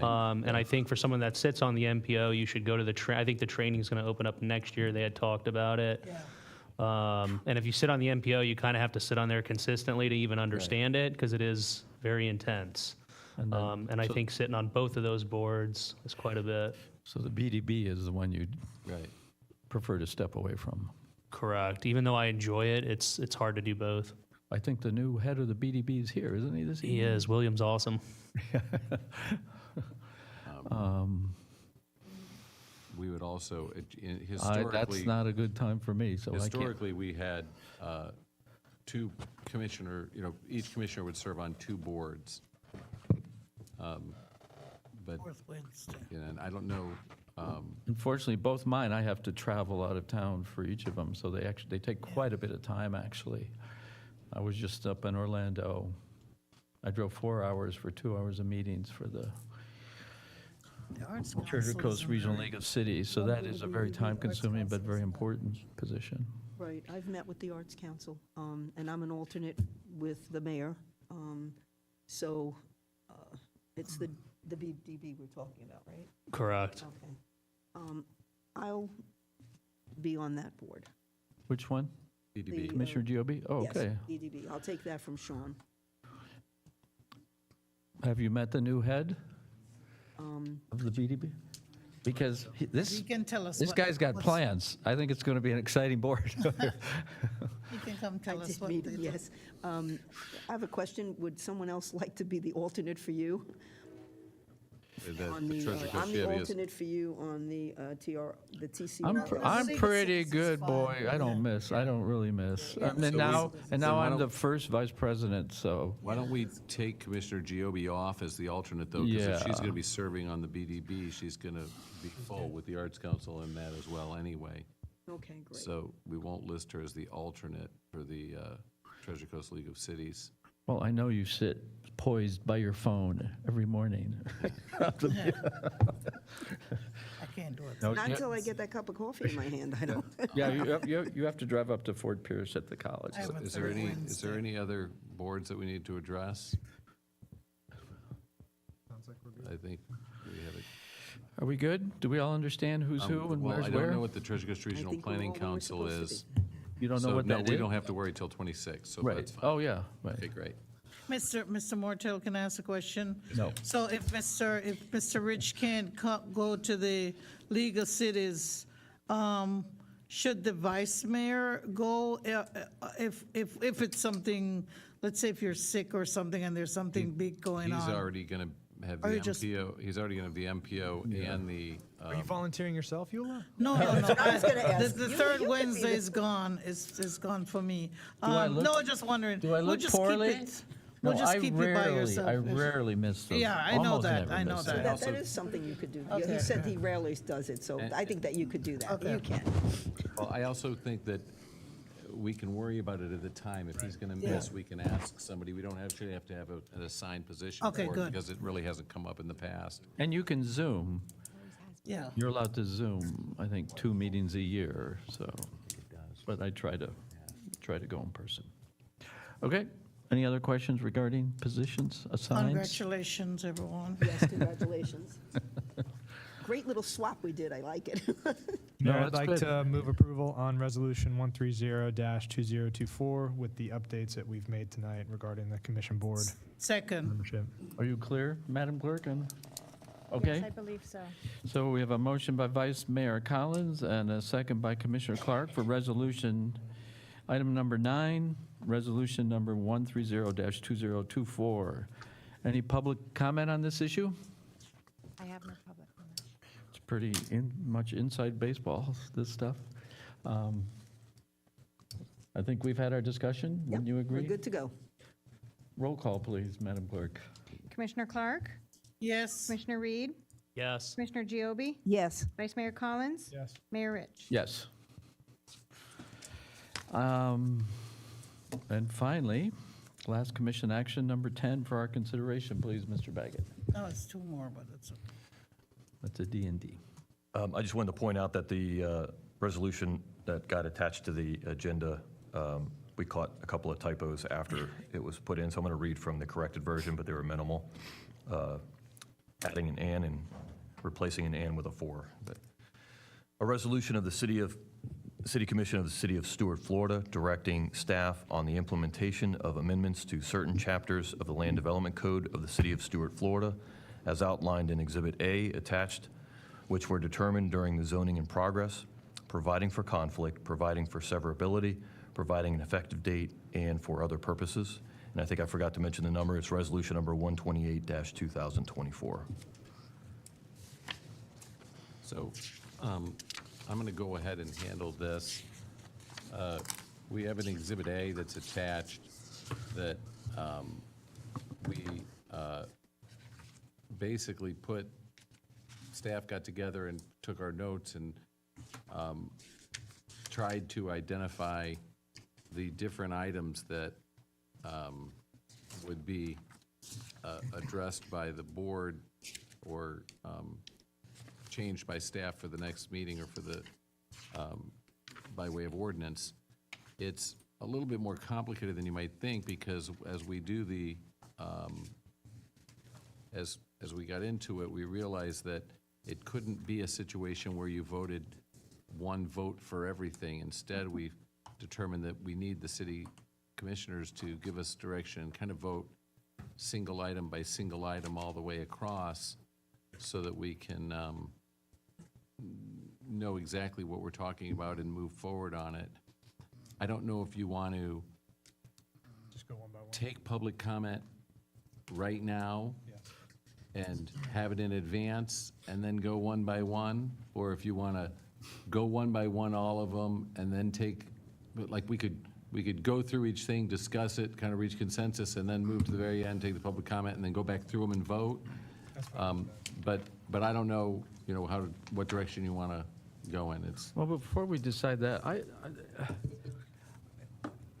I found this exhibit to be very inadequate. And trying to go through it, So- 2.03.09 talks about So I can- density bonus and Parking waivers. density bonus. Right, and so the purpose But behind it- parking waivers are not in there. I know, but what happened was- 2.03, can I just finish my list? Thank you. 2.03.10 versa, I have no idea what that means. 2.04.0 ties lots. There's 30 references to lots in that ordinance, so does it refer to all of them or one of them or? Those are notes for staff essentially. They have Okay, nothing to but do aren't with we the board. supposed to have had the time to review these ourselves, to engage in discussion with each other? Actually, normally the commission tells staff what it wants, and staff then brings back the ordinance.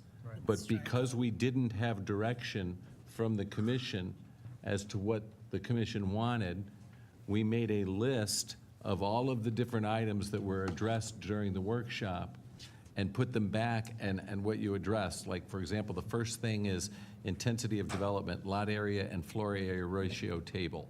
Now, that doesn't mean that the table itself isn't paginated correctly. The notes to that was that the commission had said they were looking for a distinction or a situation where if someone built and exercised their floor area ratio and built a commercial building on a property, but they also wanted to add multifamily later as well, that the commission wanted there to be some kind of blend between those two issues. And as staff, we're looking for you to tell us, well, do you want it to be for every 1,000 square feet of commercial that's utilized, it equates to losing 1 square foot of apartments that are available? Let me give you an example. If I had a 10-acre parcel, the 10-acre parcel might have a floor area ratio of 2 or 3. If it was 3, It'd be 43,560 times 10 times 3. So it would allow you to build several million square feet of commercial. If you built a Walmart that was 165,000 square feet, well, if you said for every 1,000 square foot of FAR that's utilized, the residential portion that's available gets reduced by 1 unit, then 165,000 square feet would equal 165 units at 1,000 square foot per unit. And therefore, that project, if it built a 165,000 square foot building, would right off the top lose 165 units. Now, right now, a 10-acre parcel in Stuart can build up to 30 units per acre. So if it had 165 units taken off because it had a Walmart built on the site, then it would still have 130 units left to balance, or whatever you want to call it, the remaining space that's available. Again, this is coming from the discussion that you guys had, not that staff had, so we don't know if that's what you want to do or not. So we had to summarize it so that it would give me the chance to bring it up, ask you right now, let you guys give us the feedback, and vote or address it. Do you feel comfortable with the format so we can start going?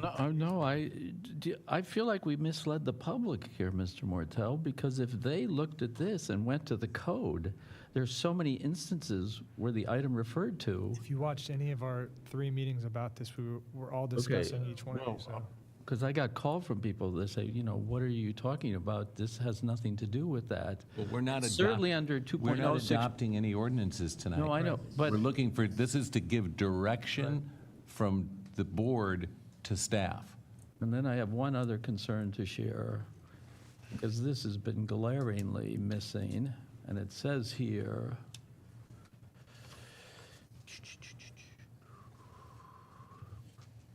whereas the city commission has held workshops, accepted public input, and evaluated professionally accepted materials, I don't see any professionally accepted materials. We've had no studies. We've had no parking studies. We've had no density studies. We've had no, the only thing referred to is the ITE, which in fact we're ignoring. So I feel this is premature here. I mean, we're in for a long night. I hate to cut you off, but we do this for like a half hour, 45 minutes at every single one of these ZIP meetings, is talk about why we shouldn't have a ZIP meeting. Can we just start going through these? We're here. Well, I think we've had a presentation by Mr. Mortel, and the commissioners are allowed to ask Mr. Mortel and share their concerns, and then we'll have a motion and second, and then we'll get going.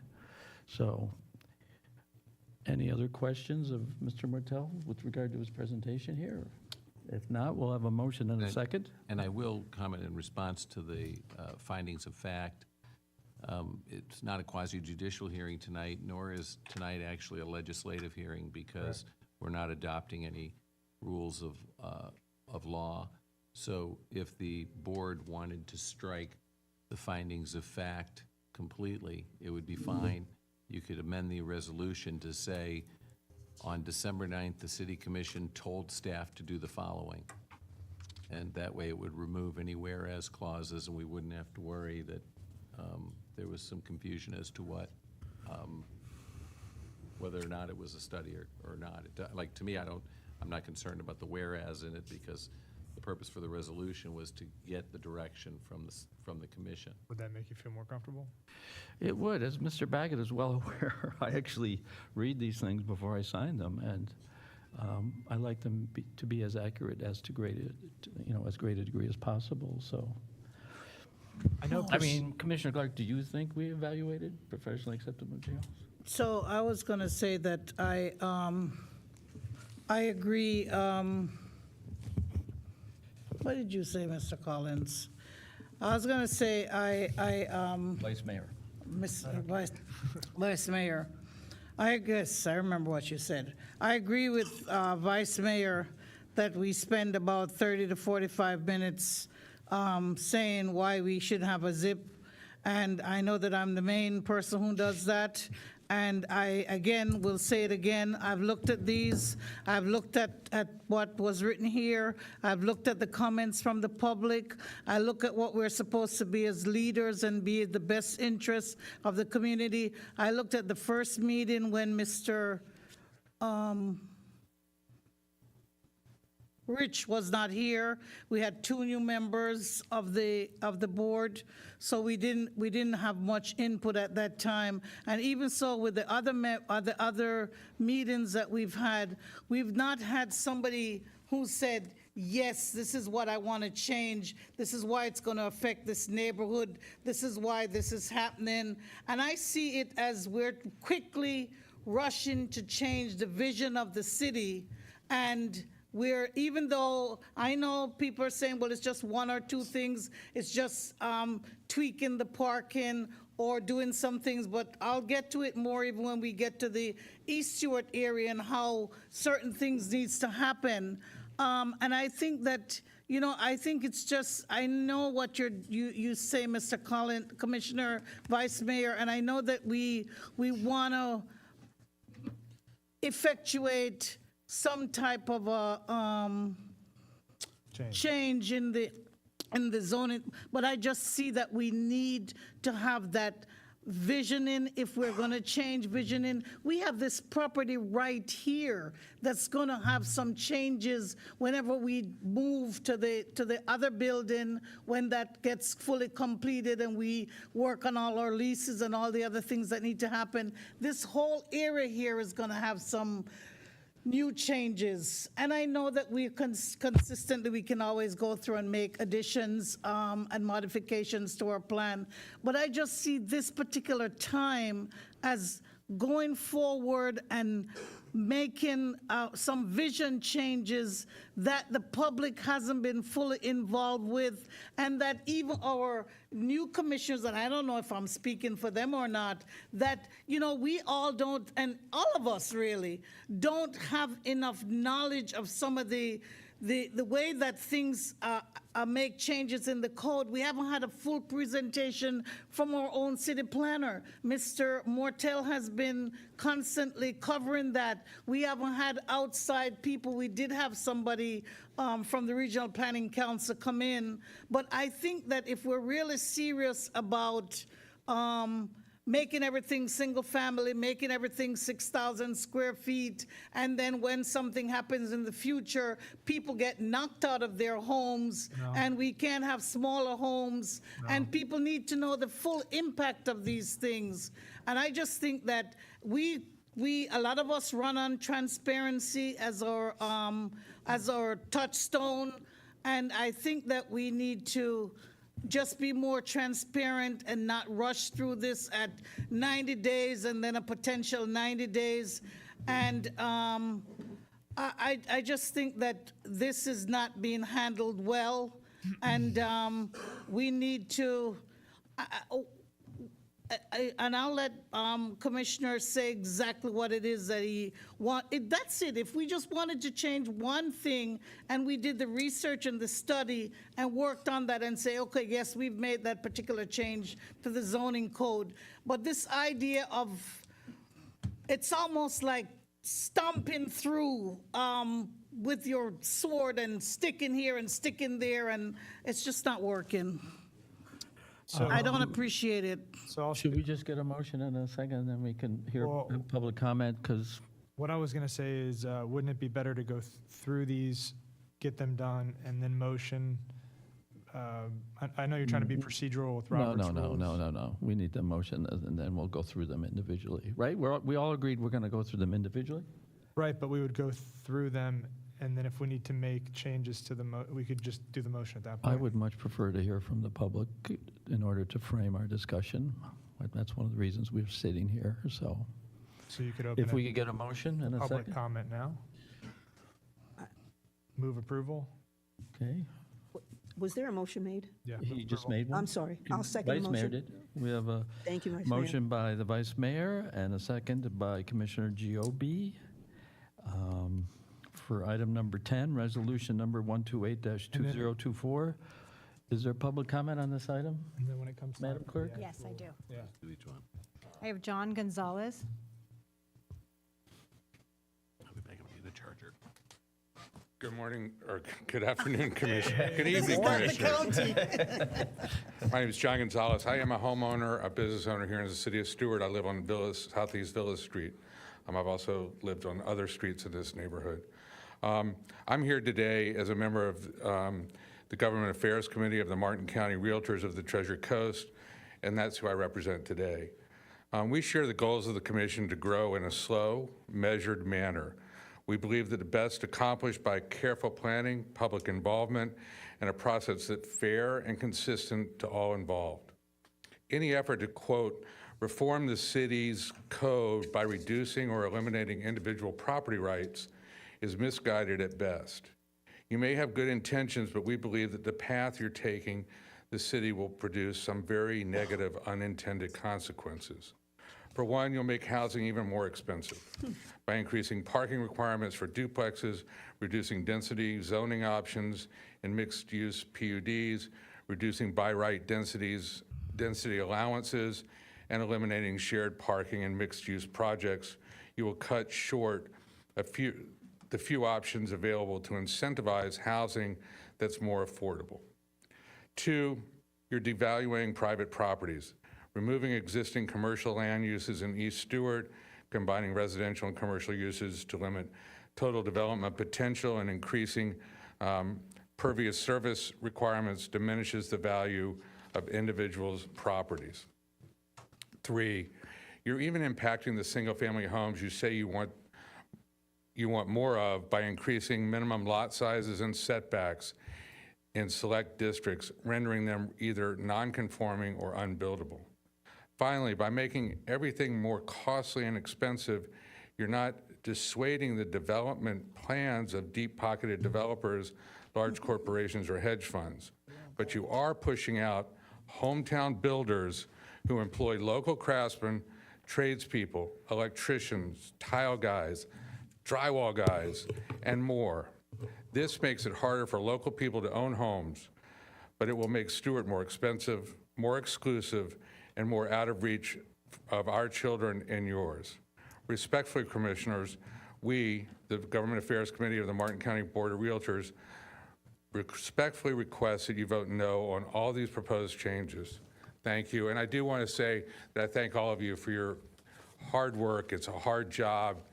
You guys get some respect, you get no respect, and I certainly respect you all for sitting up there and doing what you believe is best for our city. Thank you, sir. Christine Bears.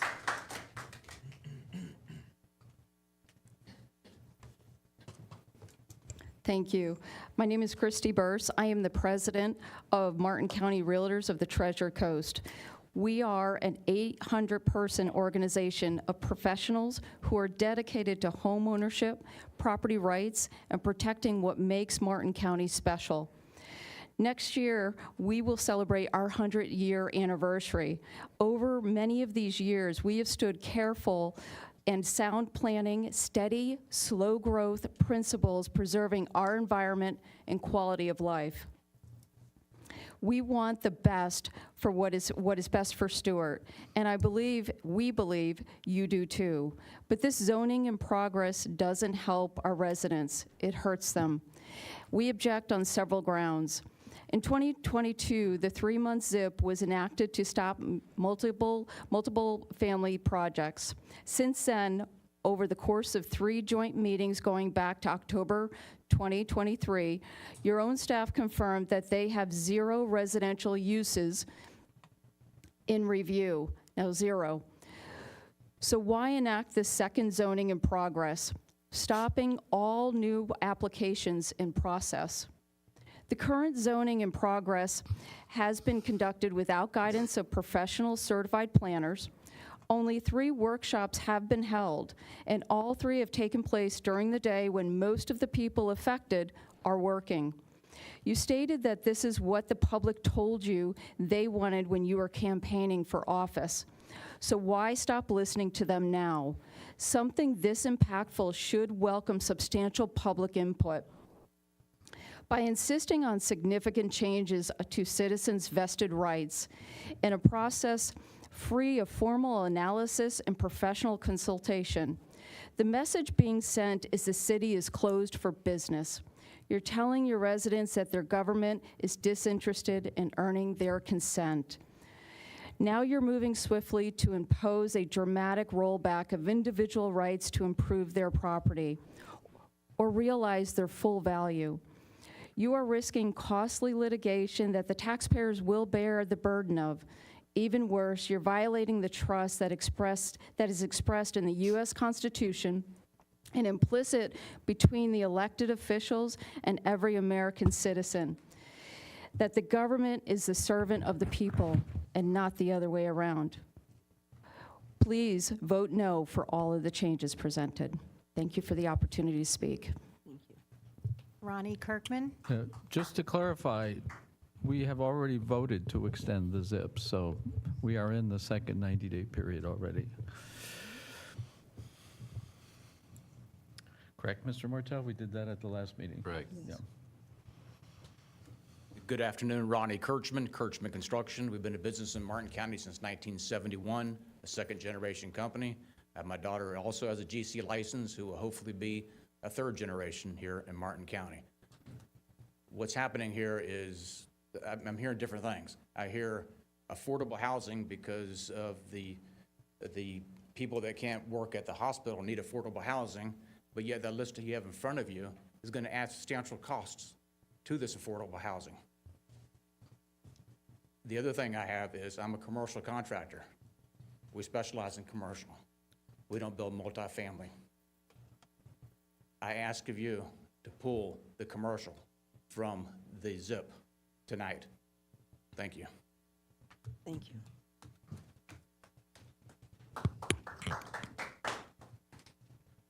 Ryan Hanser?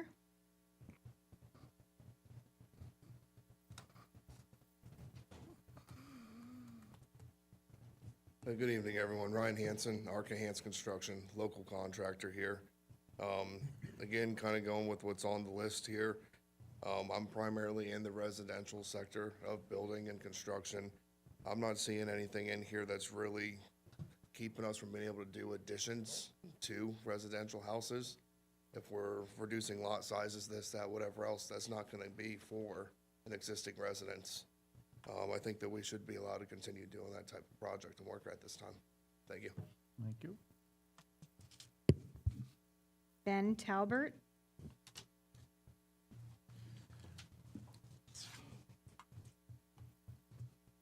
Evening, guys. Ben Talbert, Palmera Construction Group, based out of Jensen Beach, marine construction.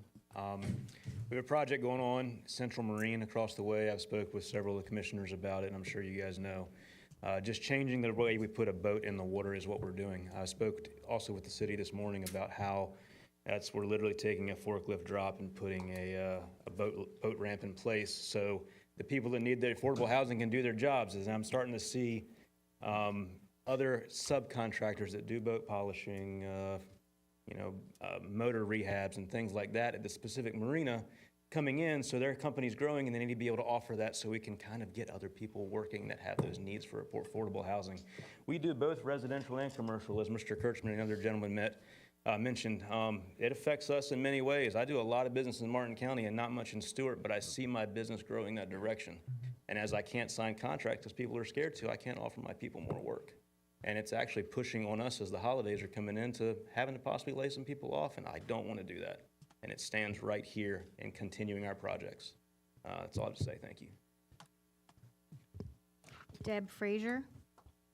Just to that point that I've heard from a couple of you with regard to commercial, assuming that we don't touch anything commercial tonight, I have no issue with relieving commercial that does not include multifamily from the ZIP tonight. As one of 5. Thank you. May I ask a question from that comment? So last meeting, what you spoke about was pulling out the commercial, but you couldn't change the square footage. Is that still part of that, because what I would like to ask is that you just take commercial out, period, Correct. and not change the square footage. I know Ronnie has a project where they want to change the facade by 2 feet. And that will stop him. If you do that, it will stop him. So I just wanted to bring that up, that was brought up at the last meeting, and just remind everybody that Unless that's we're what he said. touching FAR or parking requirements or something like that. Okay. I don't know. And I know Well, you'll just- get to If you could that. just proceed with your comments, and Yes, we'll keep thank you. that in mind. Thank you. I appreciate that. So one of the things that I wanted to mention was, again, the tax implications. I brought that every time I've spoken. And for you to say, Mayor Rich, thank you, that there haven't been studies and things done.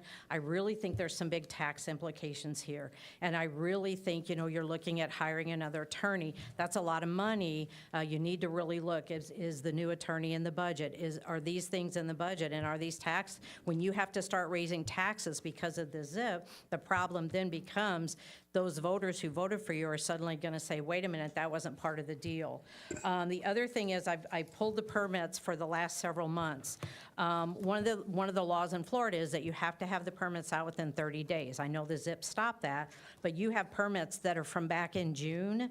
Every 30 days that passes, every day that passes after the 30 days, you have to reduce their fees by 10%. I want to make sure that is actually happening. And some of these people back from June, you probably are going to owe money to.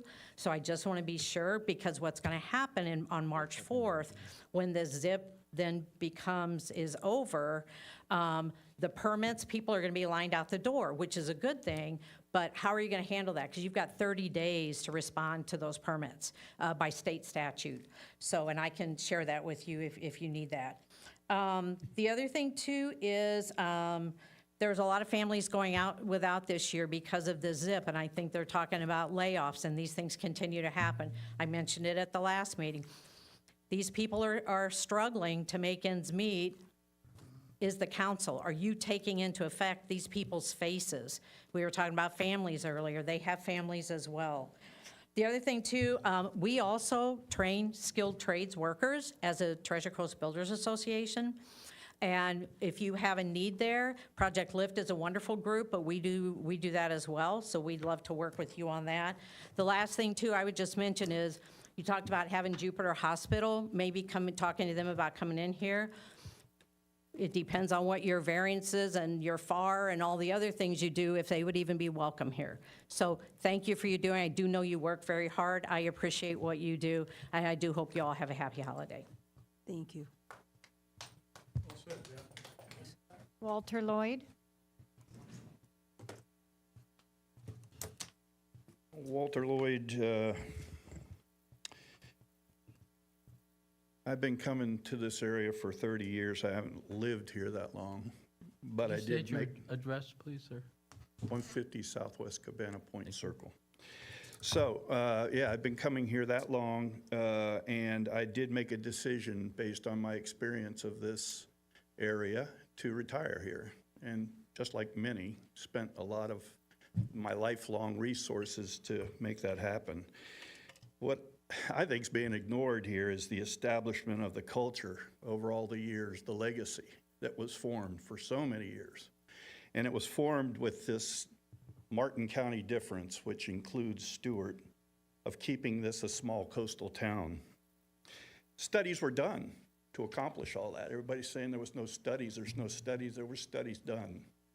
I watched just since I got here in the last 7 to 10 years, the bastardization of the comp plan and the zoning. Things were done, such as Costco, such as Bridgeview, and they were done under the table because nobody was involved in any of that. Nobody in the public thought that you were going to do that. So it was shoved in under the rug, and by the time we found out and spent thousands and thousands of dollars to have experts contradict what the developers' experts were saying, and that's what drove development, the developers. There were no studies other than what they presented to you, and you weren't experts, but you approved it. Now we have a Costco, we may have a Bright Line. We're going to bring people from all over the region who we're not going to stop. They're going to fill their cars up and go away. So I applaud you. You people were elected to try and keep that difference in place. And I applaud you for stepping up in integrity and doing what you said you would do. Now you're going back and undoing what was done in those years to screw this whole Martin County difference up. Thank you for the new commissioners and keep up the good work. Thank you. Jerry Gore Senior. Good afternoon. First of all, I'd like to thank all of you for your great concern. But just upon this week, and not just this week, I'm at Could you 410 introduce Lake yourself, Street. sir, and- Jerry Gore Senior, 410 Lake Thank you. Street. Now I got to start all over. Got in the middle of my sermon. So I want to thank all of you, first of all. But just this week, I learned that there's another apartment building which is on East Ocean Boulevard. They're renovating it, and they're doubling the rent over there. So a lot of our people, when we lost the 21 houses over there at George Taylor, relocated over that way. So now they don't have anywhere to go. And our houses, the zoning that over in East Stuart was that we could put a family home in front and then maybe a cottage in the back. Or we could put little houses on these lots that we have. There was ways, and then even with the duplexes, we could turn them sideways and slide them in that way. They didn't mind walking down the hallway and doing it. But what I'm trying to say here is that whether you think you need color in East Stuart or in Martin County or not, you really do. You cannot get rid of the history. Those people was moved over there when they was over on the island. They was moved over here in East Stuart and given a name with not even a marking. What the property looked like, where it was located, and there was a lot of lakes over there, a bunch of lakes. They was given nothing. They never been given nothing.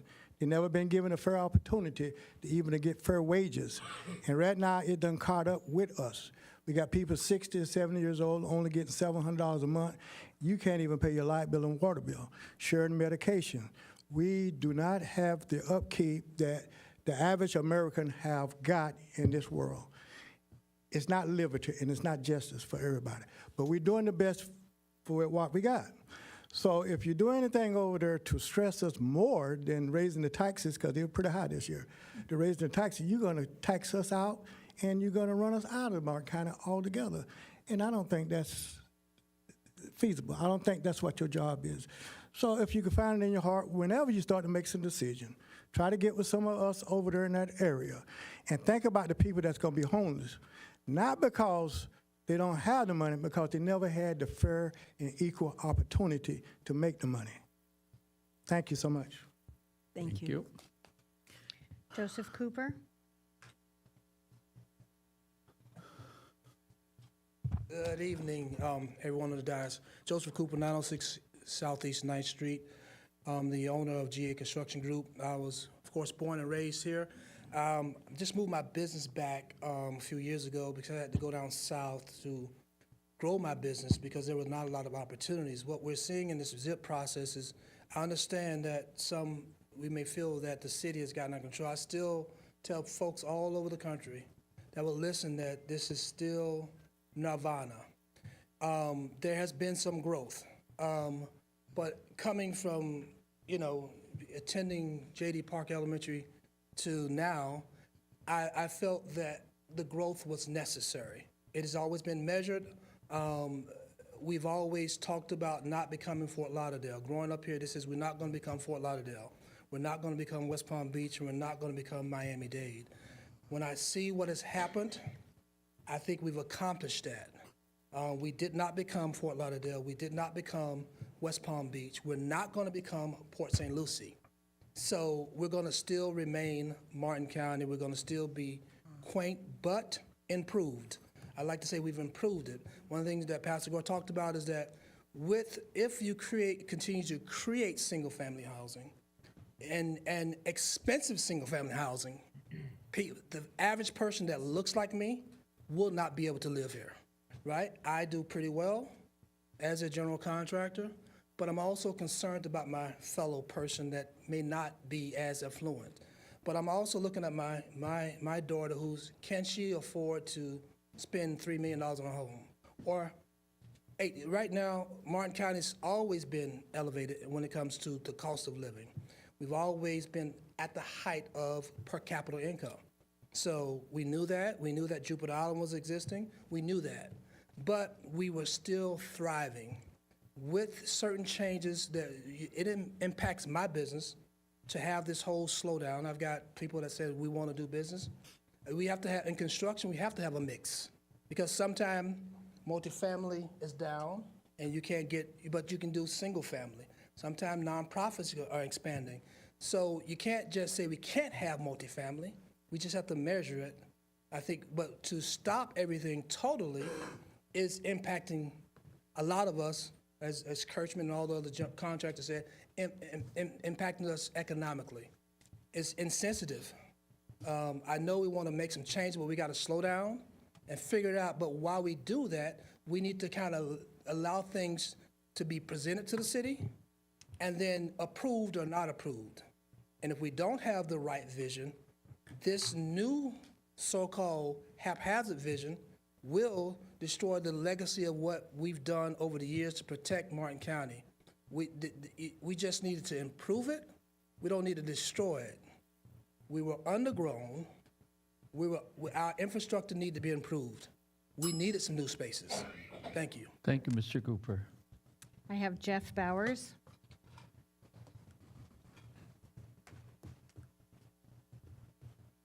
Good evening. My name is Jeff Bowers. My company is Masterpiece Design Build, right down the street on Colorado Avenue. I grew up here. Moved here in 1973. I was much younger then. Weren't we all? But I'm a property owner. I'm a general contractor, but I'm also a property owner. Our family homestead is at 700 East Parkway on Kruger Creek. Our property here on Colorado Avenue is commercial. And more recently, we just acquired a house at 925 Flamingo Avenue. Remodeling that for my son, who has moved back to this area to join us in business. So yeah, there are multiple generations that is happening. I'm a past president of the Treasure Coast Builders Association. I don't typically come speak at these meetings, and these are certainly not prepared remarks that I have, so just bear with me. While I think I understand the motivation of what's transpiring here, it seems to me that it has happened very quickly. And I think it's, when I look around town and I see the skyline of the city has changed, I think it's the multifamily component that has really shocked a lot of people. And that's probably why we have a couple of new faces on the dais right now. We need to be smart. We need to ensure that we continue to keep Stuart as a vibrant place so people like my son can afford to live here. And Mr. Cooper, I got news for you. It's not just people that look like you. It's people that look like me, too. There's people that cannot afford to live in the city. I have 14 employees, and most of them do not live in the city of Stuart. I would ask that you guys slow down on this. I know you're going to do what you all think is right. There are a lot of experts in town. There's a lot of us who are willing and able to sit on panels and work with you guys to kind of help come up with some of the better answers. I would urge you to please slow down, and let's not rush into something that we're going to regret later. Thank you. Thank you, sir. Marcella Cambler. Welcome back. Good evening again, Marcella Cambler. Trying to remember my address, 12 Ridgeview Road in Swills Point, and my office is on 47 West Ocean Boulevard. I have retained the firm Stearns Weaver Miller. It is my understanding that the objection that my counsel has filed has been sent to the city attorney and the city manager. I was told that it was sent to the clerk and a hard copy was delivered to each of you. I doubt that I will be allowed to read this objection letter. You are looking like it wasn't delivered. I'm happy to read it, but unfortunately, some people are talking about the Christmas, and laying off people. My Christmas money is into hiring attorneys. As stated in the letter submitted by my counsel, Exhibit A, as mentioned by the mayor, is incredibly confusing. It is incomplete. It has erroneous references to different sections. It is unclear regarding what the intent is. It doesn't say you need to go watch 3 previous meetings. It says you have to follow Exhibit A.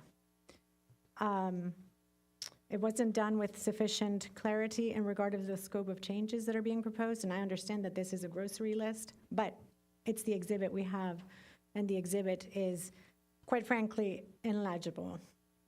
As per the statement in my council's objection letter, I would ask you to direct staff to maintain minimum lot size applicable to R3 zoning provided by the city as an alternative for people that had R3 zoning, that instead of building 30 units to the acre, we could do 10 single-family homes as an alternative to what we are saying we don't want today.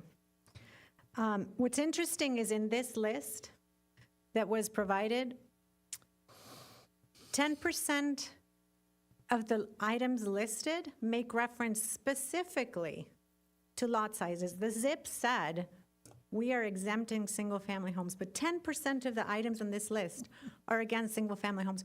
25% of the items listed are negatively affecting single-family homes. So did we exempt single-family homes, or are we targeting everyone that doesn't have a lot of a size that we think is acceptable? And I say we think because I did do a public records request for the materials reviewed, and I was informed there was none.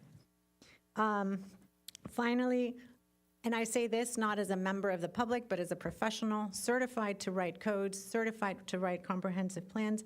In a quick brush of this list, this exhibit or this grocery list is in contradiction with 22 of your goals and policies, 37 of the policies of the comprehensive plan. I haven't even looked yet at the year and everything else, but please remove the lot sizes, remove any hindrance on single family, please.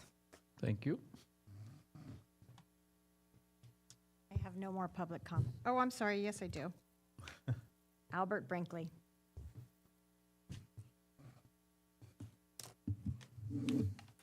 Listen, I've been living either on Martin or in the vicinity of Martin majority of my life. I'm 67 years old. And what I see and what the residents see, there won't be East Stuart if you all don't take a step back and respect us as community. Because see, you look at the history of this country, when you look at the Black neighborhood, they gradually be in that gentrification territory. Look at the history of this United States. That's what's going on, and that's what we, the East Stewart community, sees what's happening, what's going on in East Stewart. Everybody worried about East Stewart, and you hear people, oh, I'm waiting on the zoning change where I can be in my condo in East Stewart. That's what they're waiting on for you all to make this change. I just talked to some residents before I came up here. I was told them I was heading to me because they're concerned the way our neighborhood is heading. People see this here. It's not only just us in this community, y'all. Outsiders see what is happening. I hear it all the time, even up here. You all are getting pushed out.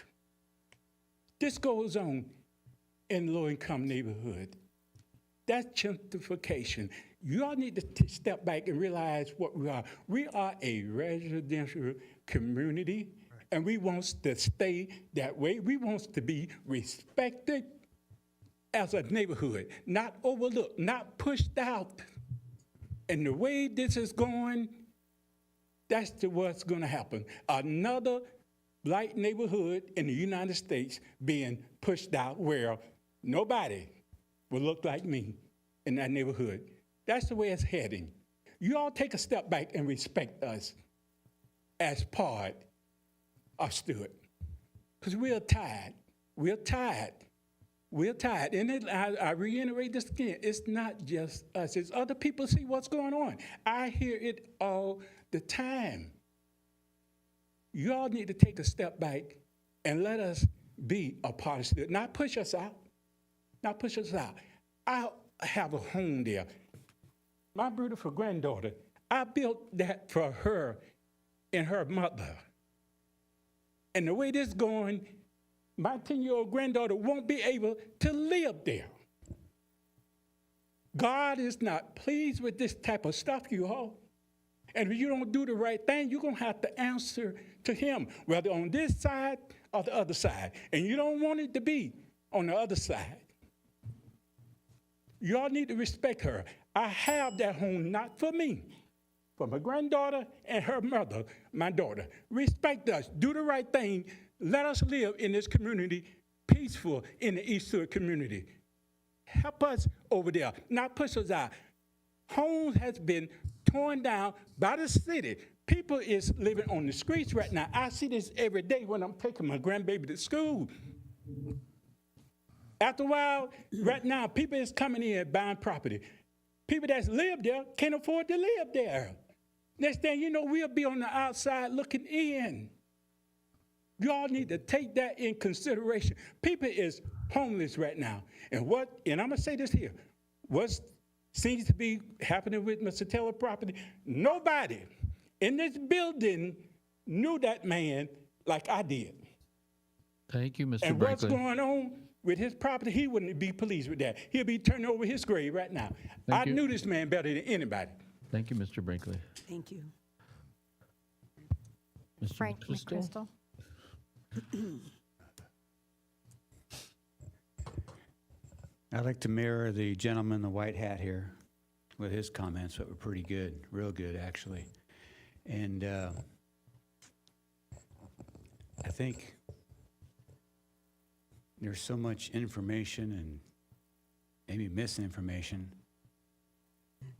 but from 30,000 feet, I see this. Yes, what you're doing now is a reaction to the general public being bent over by the previous commission and the changes we've seen in our hometown in the past 10 years. So I would say you're not perfect, but don't let perfection be the enemy of good. And recognize that the only people here speaking against you are people that are in the business. And last time maybe I'm not following this right, but this isn't forever. This is just a step back to take a look. And it is a reaction that the people want. All right, thank you. Thank you. Thank you. I have no more public comment. Mayor. Okay.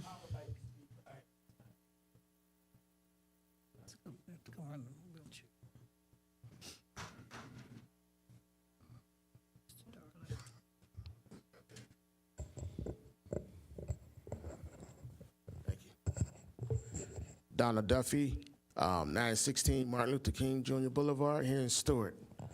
I'm a resident. I live here all my life. And I know Mr. Cooper, I think. And like he said, growth is good, but at an extent. When developer come in and they say, oh, we want to do this to make this better. Okay, sure.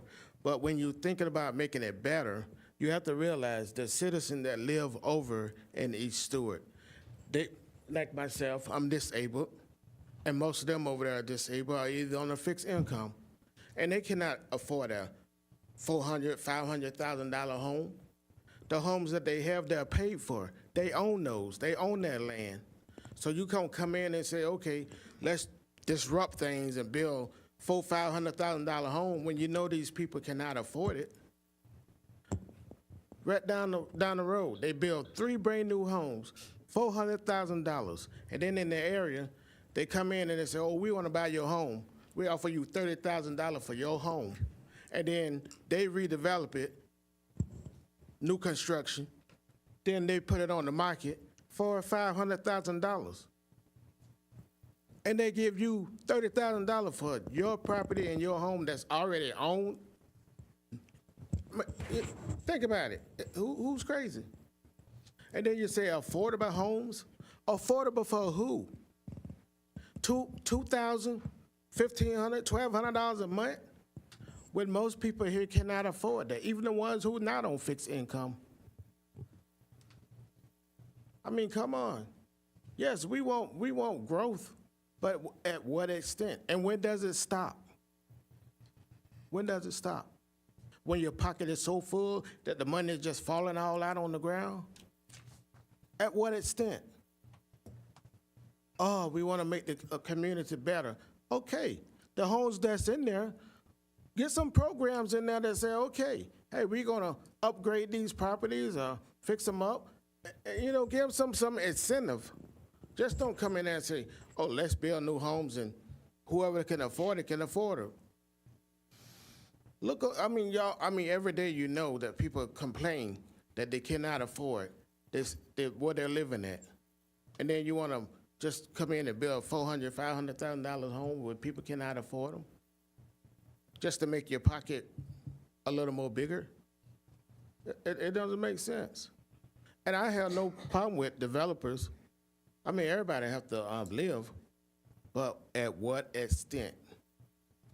And like Mr. Everett said, our area been over there forever. Our forefathers and everything, they worked hard for what they have. And why would you want to just come in there and let someone come in there and just run over you and just say, hey, if you can't afford it, hey, oh well, you have to go. Just like the rest of us up here, all our grandparents, parents before us, they built their house, they worked hard for it to leave their kids something. That's exactly what we want in our area, to leave our kids something. Thank you. Thank you. Thank you, sir. Mr. Mayor, I have no more public comment. Okay. So, Mr. Martell, we'll go through them one by one? Sure. Mr. Mayor, Commissioner Giobbi. can we take a break? Oh, you're right, we should. Thank you for a very sensible. We will take a 15-minute break till 6:45. 6:45. You have that, Madam Clerk? Yes. Thank you for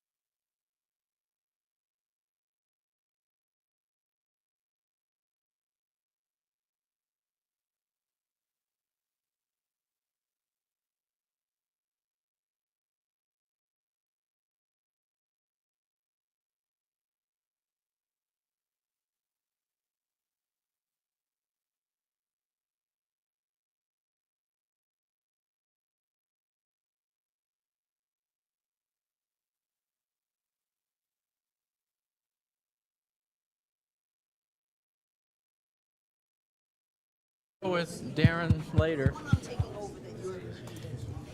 Darren's always in our emails. Never leaves us in. I just was using it as an example. Not at all. What are we reconvening? We're reconvening? Because I said 8,800. I wasn't sure if you. No, I just said 1,000 to demonstrate. It's the thought that counts. I don't know. I Okay, didn't are we see that good, on the Mary? list. Madam Clerk? All right, we're reconvening our meeting. We are on item 10. Is that correct, Mr. Baggett? We are.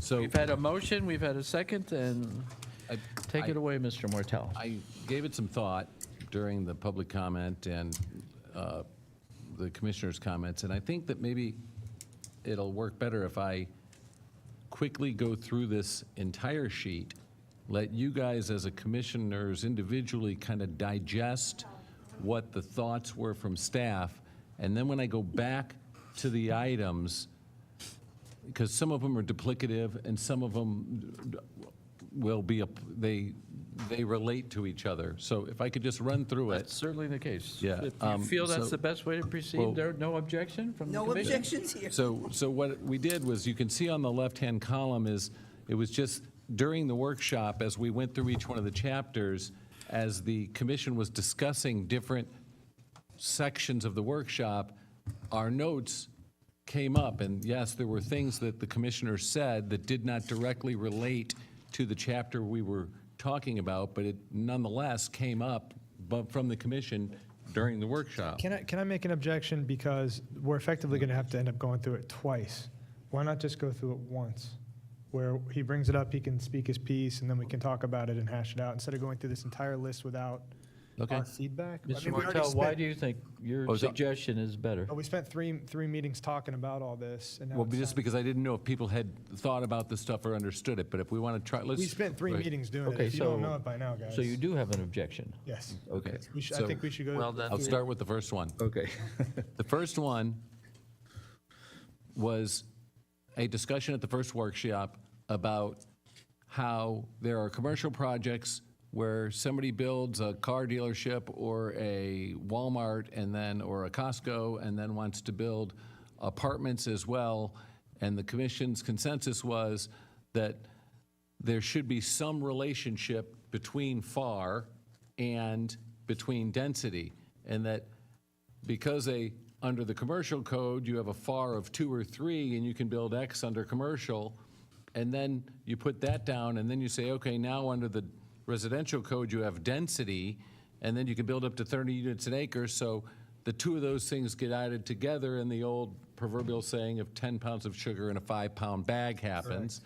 And so the logic was, staff was looking for some direction from the board as to what relationship they wanted. And the discussion I said earlier was the idea of, if Walmart built a 165,000 square foot Walmart, well, that is a mass, that is a building, that is space, that is parking spaces. It has a visual effect that takes up space on that land. And so the commission's direction was that that should be balanced against Right. just the apartments alone that could have been built there in the alternative of the Walmart. So the question is, what number is the commission looking for as to the density equation on the floor area ratio? So when you and I were talking about this and we were kind of hashing out the math, it looked like tying 800 square feet to a unit. So if, for example, Walmart did a 165,000 square foot building, and we used 800 feet, I would say 165, 123, divided by 800 equals, that would remove 206 units. More than how many it would remove, how many would be there? Well, it depends on how many acres. If it was a 50-acre parcel, Correct. they would have, and by the way, this is why I said I had to go through them all, because right now, you can do 15 units an acre and up to 30 units an acre. Correct. So if it was like using Costco, if it was a 50-acre parcel, they would have had 1,500 units that could have been built. But if it's a 10-acre parcel, in the example I used, in a 10-acre parcel, at 30 units an acre, it'd be a total of 300.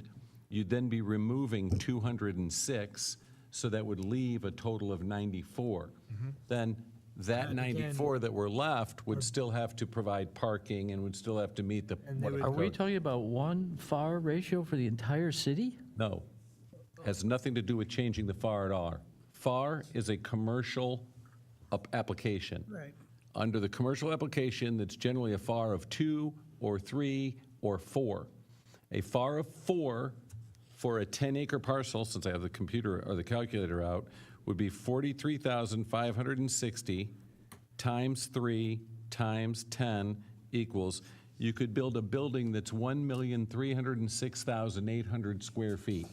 Or you could build, divided by 166, Can I- 1, 2, can I 3 make a- equals, you could build 8 Walmarts. So do you feel like you understand the idea that what we're talking about is having a fully built commercial project and then using that entire parcel's density allowances for multifamily is the current way that we do this, and then we just put that on, what, 25% of the parcel? Right. So we take everything you could build here and just smash it into 25%. So what we're saying is, instead of doing that, your multifamily and your commercial would have to balance. If you're going to add multifamily, you have to lose far out of that commercial. So What? it's ultimately, there's a 100%.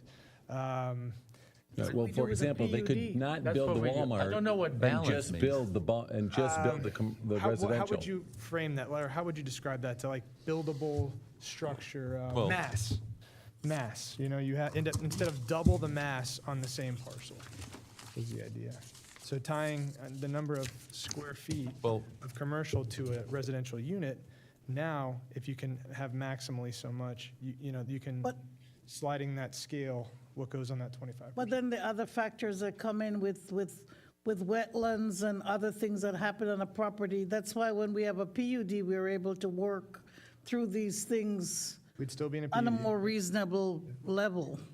You don't have to change the zoning, I mean, because it's only gonna do what can be accommodated. Well, right now you can do double. So you can have the fully buildable commercial and then have all of that residential density as well, just on 25% of the parcel. If you can meet parking, wetlands, everything else. But what it results in ultimately are these taller, higher projects that people are frustrated Well, we with. can only go 4 stories. But that's the frustration, is that. 4 stories is the We're having a frustration? commercial project and then a 4-story apartment. And that's fine. I have 3 4-story apartments right outside my office window on St. Lucie Crescent, and they're not a problem. When you were campaigning, was that not what you heard as well, is the frustration with those 4-story apartment boxes? Or like Edenmar, right? Having next to the single-family home neighborhood, a Maserati How many dealership and stores then is your apartments. building? 3 or 4? 2. There are 2. No, the ones on East Ocean are 2. 2, okay.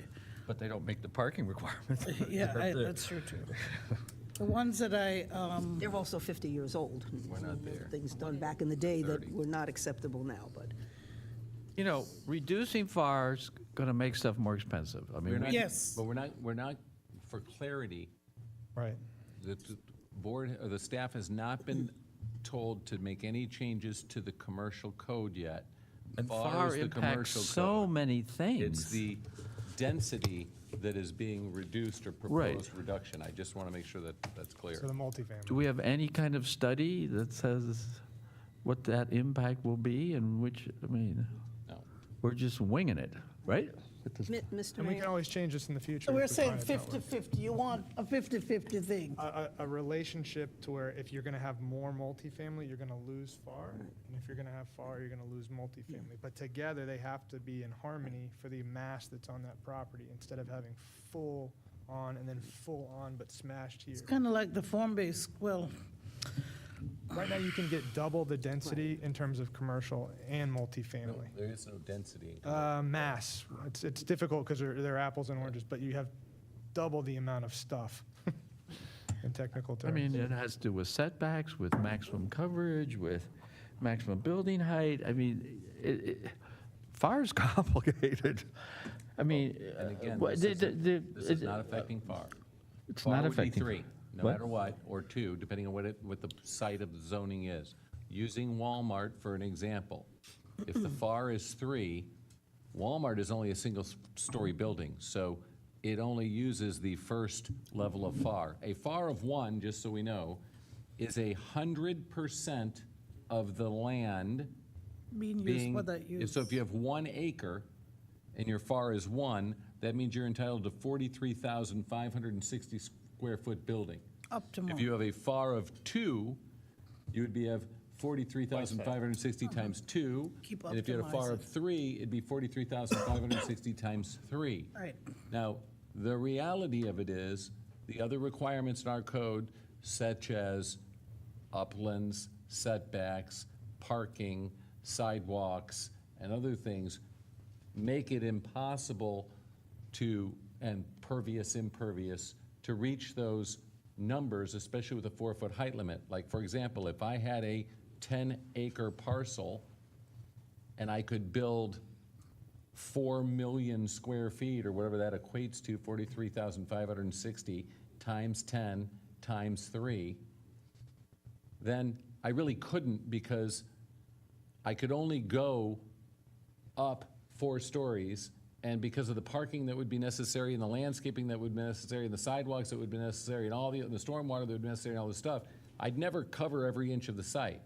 However, the discussion that the board had during the workshop was that they didn't want somebody to build a Walmart on 10 acres and then come back in and submit the application for multifamily and say, well, look, I have 10 acres. 10 acres of land at 15 units an acre is a minimum of 150 units, and because I can go up to 30 units an acre, it's actually 300 units. This proposal, based upon what was said at the workshop, would be, okay, well, if you had 160,000 square foot Walmart on it, and then under the proposal of 800 units, 800 feet of, for every 800 feet of commercial that's used, you essentially use up one unit of density. So 160,000 square foot Walmart divided by 800 equals, you would burn up 200 units. So then, once that Walmart parking lot was there and Walmart was there and all this stuff was there, on that 10 acres, if they came in and said, okay, but now I want to add my density, you'd say, well, you've already built this pretty big building, so the only density that you have left is 10 acres at 30 units an acre. You have 300 units total, but you've already used up 200 of those units. With your FAR. So you're only entitled to 100 I don't understand units. why you keep saying we're not talking about FAR. Because the FAR isn't changing. Okay. The FAR is going to be whatever FAR is under the commercial code. It'll The only thing affect that's the total changing is the mass. density side of it. Density is changing, because reality is 200 units. So you lose a half unit, whether it's, you So you use a lose a- unit, whether it's a half unit, or whether it's 500 square feet or 1,000 feet? If it's, according to the proposal from Vice Mayor, it Well, was that based doesn't on seem fair. 800 square feet.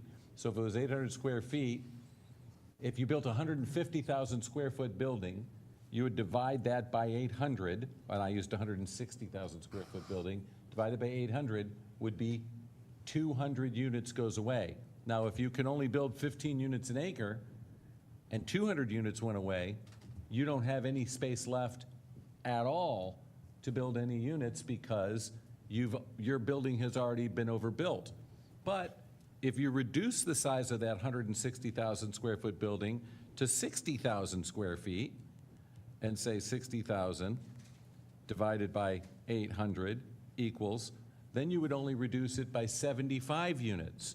So you could build a 60,000 square foot building, and then if you had 10 acres and you were allowed to do 15 units an acre, you could have 150 units you could have had, but you used up 75 of them on that 60,000 square foot building.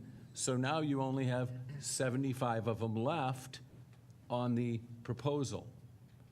Which, Again, if you're going to have mixed use, this is true mixed use. You're balancing versus double use. You're not going to benefit from having the additional piece later on. Right. So, Mr. Mortel or Mr. Baggett or Mr. Vice Mayor Collins, since you're suggesting this, what is a somewhat of a general language so that this can be modulated what is that general language with regard to lot area and residential? So, I mean, we don't have the staff here with the thing on the board to give us some, if we're going to go through this, we just need to go through it and put the language there and see if we agree to it.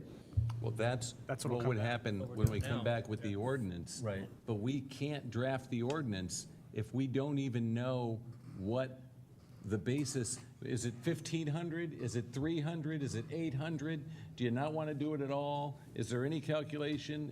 Like, we don't know what the board wants us to do as staff. Which is why we need So we're looking studies. for that direction. Exactly. Can we give him consensus with what we've discussed with 800 square feet being related to the FAR? And then what happens when somebody comes in 3-5 months from now and wants to do something, and we're going to be At doing more 800 and more conditional uses and changes? Well, no, I don't think we will. That's the reason we're here today. At 800 square feet, what would Costco look like?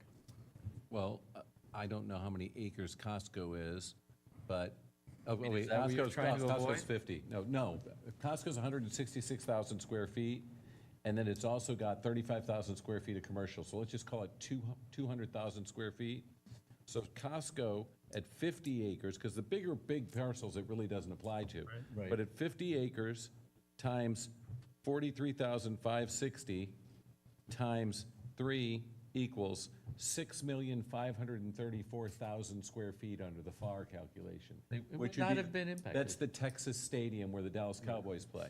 It would not have been impacted. But in this instance, Costco was 200,000 square feet of commercial.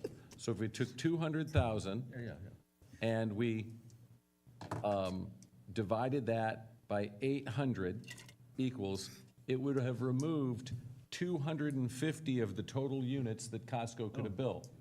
But Costco could have built 50 times 15 by right equals 750. So it would have left 500 units still. Now, Costco only got approved for 378. So it wouldn't have actually affected Costco How does that work at with all. because they had so much parking? Because Didn't have Costco was only, the density at Costco was only 8.1 units per acre. To the 12. Costco was exaggerated tremendously on social media. All of the stuff was not true. Yeah. Okay, so then, not to go into Costco and go down that road. But if you use a just 10-acre to give a- parcel, or if you use like the 10-acre parcel or a What's the 20-acre largest? parcel on US 1, and you say there's a Correct. 20-acre parcel on US 1, Correct. and they want to build a 100,000 square foot automobile dealership. So you have 100,000 square feet divided by 800 square feet equals, that would be 125 units that couldn't get built. Then out of that 20-acre parcel, if it was commercial and it allowed 15 units per acre, it would be allowed to have up to 300 units. But it couldn't because 125 already got shaved right off the top, so it would drop it down to, 220. what do we know, 175, yeah. right, would be cut off right off the top. Which when we were of doing it. that math, that But was a then, lot more reasonable. if we go 3 things down, we get into The the bonus, no? parking. Yeah, part. You know, so that's the next issue the in next the layer of it as formula, well. which is why I was going to go through it, the summary of it. But what it would do is, again, if I had a 10-acre parcel and I came in and I said, I just do residential, and I said 10 acres times 15, I could do 150 units on my 10-acre parcel by right. But administratively, I could build 150 units. Now, because of value of land and because of people's interest in making money, what happens is the guy comes in and says, well, I'd rather do the commercial first, and I'm going to do 70, 80,000, 100,000 square foot of commercial, and the 10 acres still doesn't lose any density because the FAR versus the density don't connected right now, talk. yeah. Right. So whatever commercial happens on the site never reduces the density. So when staff was saying, giving the direction, or when commission was giving direction to the staff to create a relationship between the commercial that gets built and the density that's left, this is the discussion and why we're here. So it never applies to these big sites. It always applies to the smaller sites. if you get to a 5-acre site, it really starts mattering. Because in a 5-acre site, if you built a 30,000 square foot office building, and you took the 30,000 divided by 800 equals, you'd lose 37 units. But in a 5-acre site, times 15, you'd only have been entitled to 75 units, so you only have 37 left at the most. So the smaller the space, the more it impacts the mass or the buildings that were there. Yeah. The bigger the space, like Costco, it has absolutely no relationship at all, because It's like again, the taxes, the big guy doesn't matter, it's the little guy who gets squeezed. sometimes that's the case. But for the most part, we don't have a lot of those 50-acre parcels that are going to be Yeah. developed. So when That's staff why it is come- applicable for us. Excuse me, yeah. So when staff comes back, they will say, these are the properties that will be impacted by this specifically. Well, it depends on what you tell us. The type of properties, Well, by is it- size, Well, so and the there's, use. under the current status of Stuart, there is 135 acres of commercial left. There's 0 multifamily. There's 0 special neighborhood district. There's less than 20 low-density residential. There's less than 20 zoned as East Stuart that's vacant. So it's. We don't have a lot. None of it applies. The clock is stopped, though. It really applies to if somebody's gonna tear down the Walmart or tear down the movie theater. Industrial land whatever it in is. South City. We have, I think, 4 acres of industrial. Or if somebody comes in and wants to change a have land 4 use from acres? commercial. Maybe less. I'll pull it up. If we have a land use change from commercial to residential on But a it large doesn't parcel. impact It's the already, that items, application the was already. developments that have caused. Oh, that one at the No. very end, Yeah. south of. I don't get That's it. the I don't 25 see the problem we're acres of solving. commercial. Yeah, we don't have any major acute problems at this point. So do we feel like there's some consensus on this? Commissioner Giobi, yes? Yeah, I remember when I talked with Mike, we had mentioned 800 to 1,000. We were discussing something along those lines. I would like to see it at 800, and then if later we Why is find, that? if, just in the numbers that we're talking about, it seems a lot more reasonable, and then if we find that we want to push that out later, we could. Okay, just to be clear, because we've got to get through this, obviously, we're Correct. this is a more free-flowing conversation, And so. when we send As it long as out, we're all nice to each other, we'll continue in this manner, thank you. when we send it out, we just need to make sure that the public knows exactly what it is that we're hopefully would be accepted in more detail. So I think we need This to is not spell an it out. ordinance. I know. This is not the language, they're not going to know till staff. That's what we're asking them to do, is bring We're it asking back. staff to put it. But I'm saying that Specific language. when they put it together, we need to make sure that they Yes. have their full. Yes, agreed. If I may, Mayor, we're just trying to kind of summarize the workshops, and then we'll come back and we'll have 2 public hearings. It'll also have to go before the advisory board, so. Do you want more from us? So what I have done on this spreadsheet is I have Should we right vote now. on each one of these, Yeah, maybe? well, I'm just Yeah. even, and it doesn't even have to be a formal vote, it doesn't have to count, but what I'd like to do is, I have 5 commissioners' names marked so that I can track who supports it and who Can we- doesn't. And if it's who supports the Do 800 you want an square informal feet, vote, or do you want like a motion? whatever you want to do. Okay, Can we informal vote. informally Should vote we on this? take a vote on each Well, item? he's saying an informal For vote, 800 and he's going square to track I it. don't know what's an informal vote. It's a vote's a But vote. it's for him to So, create the next piece, which will Support look your formal. 800. Okay, I will so, also support the 800. so I we'll think just it's a- vote on each one of these, just so that we can get to consensus and move forward. So I'd like to move Does that we. Mary need to poll us, Mike? Would that Yeah. be the best? Yep. So Yes, okay. Chris was just moving to something. Roll call, please, on this first item, which only took Well, I was going to 25 make a motion. Yeah, okay. So, Mayor, I'd like to make a motion that we move forward with the discussions around FAR and relating it to multifamily density, with 800 square feet being that The relationship. Those are that's the basis for reduction of density. Okay, I will second that motion. So, We've had discussion, let's just go to the vote, Mary. right. Okay. Commissioner Clark? No. Commissioner Reed? Yes. Commissioner Giobi? Yes. Mayor Rich? No. Vice Mayor Collins? Yes. Next item, Mike? The next item is this one's going to hopefully be faster. Yes. This is. Uh-oh, you jinxed that one. I know. But the discussion was density bonus and parking waivers for mixed use. So in downtown, for example, Civitas, which is across the street from the courthouse, the code says that buildings, they used to be allowed to be 4 stories tall. Then the code changed and said you could only go to 4 stories if you added a residential component. However, the balance in that was that residential component would not have a parking requirement. So you wouldn't, if you were gonna, the parking needed for those 25% units, or the top floor of the Civitas building was originally approved with 5 units, and there was no parking calculation done for those 5 units. The calculation was only done based upon the commercial component. The commission's direction was there is no parking waivers. It's whatever commercial's parking requires, the commercial parking requires, and whatever residential parking is required, residential parking is required, and there is no sharing of parking. Because, I don't know, maybe at one point this made sense, but now people are working remotely. There's a very real possibility that there's commercial use happening at the same moment that people are in their residence, and everybody needs somewhere to park. So if you're gonna build it, you need to park it, would be the summary on this one.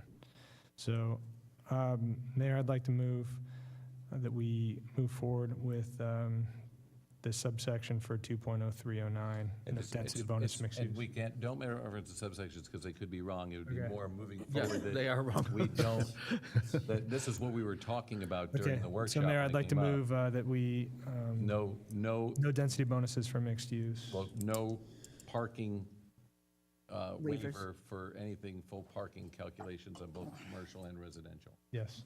Okay, do we have a second on that? I'll second the motion. Okay. Mr. Mayor. Go ahead, please. Again, I think we heard some of the public talk about the idea of everything becoming more expensive. Urban planning techniques with regard to density and parking and not creating all these parking lots. And I'll just bring up Civitas, for example. They have that grass parking area there. It's not filled up. The rooms are upstairs. Same thing with Steve Vitale's properties there. He has both commercial downstairs, and that's called Esplanade or something, if I don't pronounce it right there by the railroad track. And there's homes upstairs, and there's ample parking on street, and they have parking in the back. And I think Because that. the Elizabeth isn't built yet. Huh? Because the Elizabeth isn't built yet. There's not going to be parking there once that structure that we've approved is built. No, I'm saying that the what's existing is existing there now along East Ocean The old Boulevard and Colorado Flagler. And Flagler, no, on Flagler, Flagler Esplanade, on Flagler and East Ocean. Same thing with what's there with Civitas, with East Ocean and there. Every time folks come in and we have to review these things, and I know you're concerned about this half unit, but that was a part of trying to create something affordable with this 1-bedroom that's there, and people are going to park at night mostly for those. It's in the well, it's not in a parking exempt area, that particular part of the city, but I just think that we're talking urban conditions here, and I think that I think we're missing the boat on how we can create reasonable density and have keep things affordable for development. I guess if we don't want any development, or we don't want any balancing, then maybe this is. In this particular one, it's making sure we can park what we build.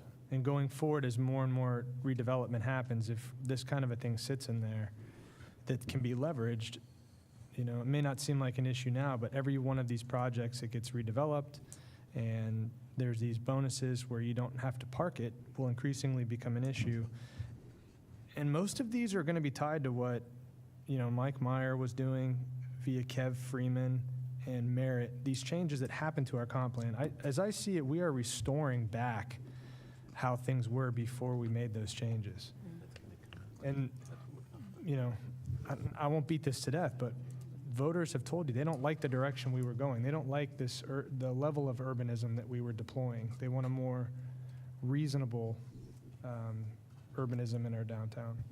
Okay, well, this brings up a complaint I'm going to make throughout here, is this is a clear violation of our comp plan, because it says specifically. Because we changed Policy 3.82.6, the city will encourage new construction through density bonuses. Because we changed our So comp we plan. can't just say, remove density bonuses. We can, and we can change our comp plan back. Okay, if we're going to change the comp plan, we're going to stop this whole process. Not today, but in the future. No, you better be careful what you say there. This is not the density bonus. This is, the Parking bonus. density is allowed at 15 units. This is parking. Parking bonus. This is parking waiver that I'm currently talking about. It was discussed by the board as removing it as the density bonus and parking waivers for mixed use, and that's what the notes were that were written down. You guys aren't doing that until later on the spreadsheet. But right now, we're just talking about the parking part of Okay. it. So The I'm density gonna- bonuses, we're going to go I'm gonna to, when we quote- go up to 20 units an acre. Professionally accepted material. This is from Kimley Horn. This is who we hire. And here's what they say about parking. Because Commissioner Clark is correct. Most cities are completely overparked. These are wasted heat islands, especially in Florida. And you create what are called parking crater, is a portion of a downtown that has been hollowed out by the presence of large surface parking lots. Whether these are highly or poorly utilized, they deaden a downtown, its walkability, and most important, its viability. Ample parking promotes single occupancy vehicle trips. That's what people complain the most about, traffic. Single occupancy and impedes the ability for our communities to develop and grow. Transit or Ample parking It's with very appropriate exciting. King County completely redid their parking. They were so overparked.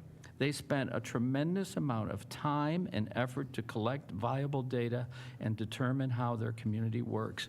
We have done none of that. And we sit up here, and I am not a parking expert, I am not, and we're saying we're going to redo it and undo it.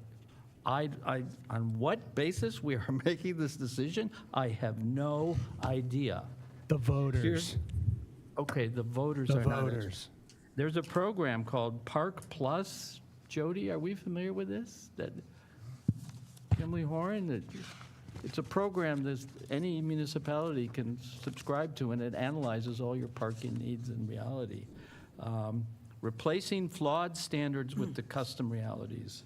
Isn't this who we hire?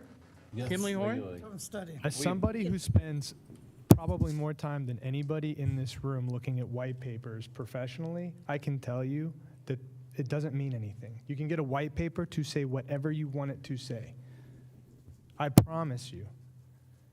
Whatever you then- want They know a the direction you consultant wanna to go, put they will down, write it to whatever meet that. I am not concerned about what that says. I'm concerned about the reality that I experience in my city, and so are all of the other people who voted for us to undo this kind of thing. So my experience as it relates to the city of Stuart and parking is that the parking exempt area gets complaints about parking from 4 until 7 p.m. on Thursday, Friday, and Saturday nights. Not enough for us to charge 50 cents for someone to park, because we don't have the tolerance or the demand for parking to actually charge for parking. The parking on the US 1 corridor, however, for example, the Carrabba's and the, whatever, the Outback Steakhouse and the Jensen Beach Mall and the Costco and the Aldi's and the Publix and those things actually have enormous, enormous parking lots. But this is not adjusting the parking code at all.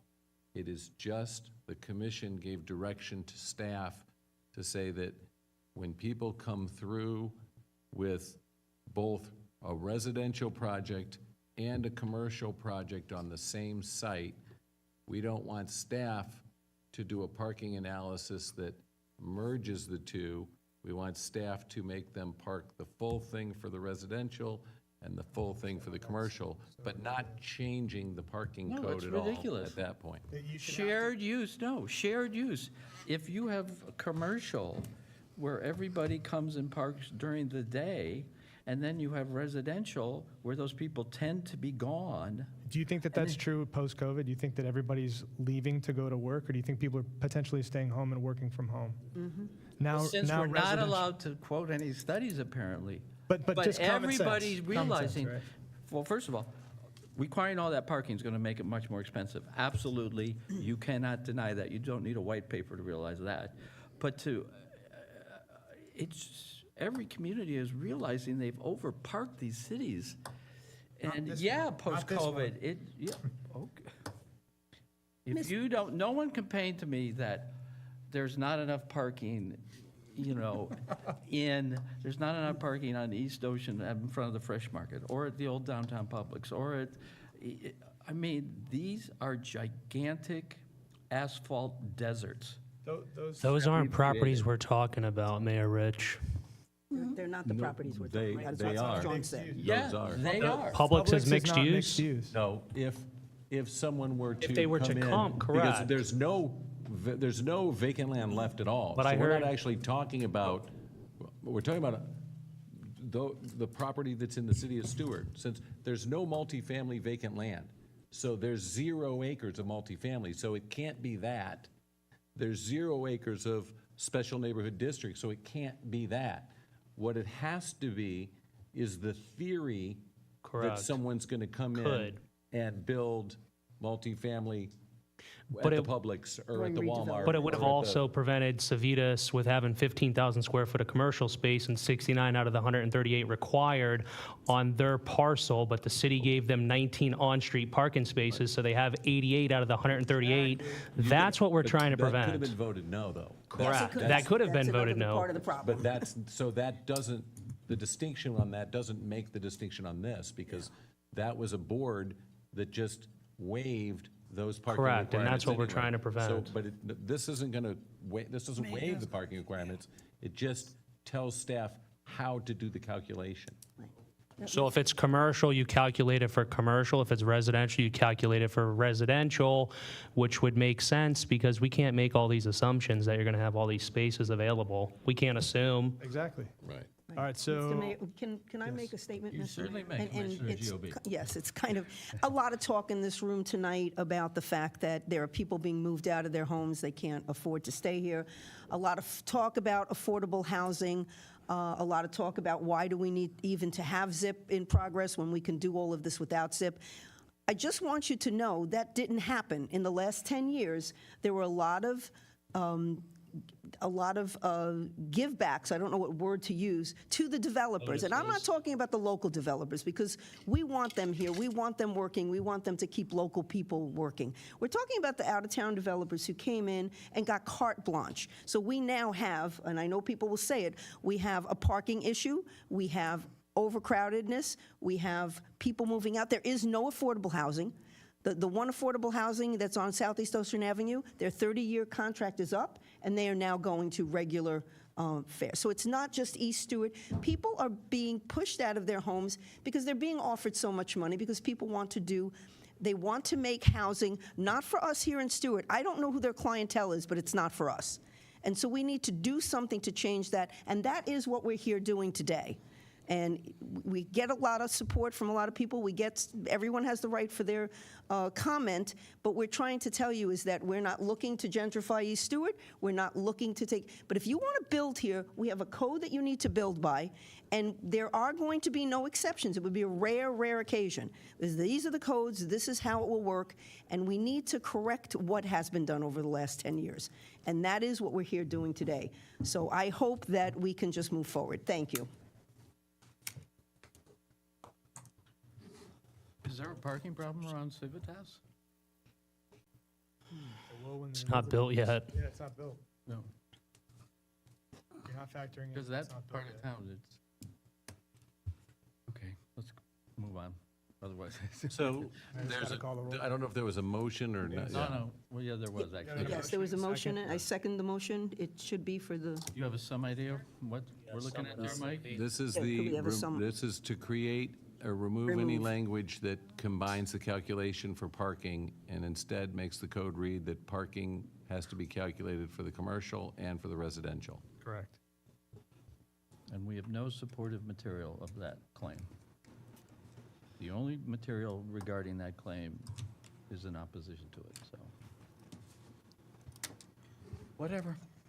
We don't want some studies for this, okay? Yeah, Can Mary call the roll? certainly can, Madam Clerk. Commissioner Reed?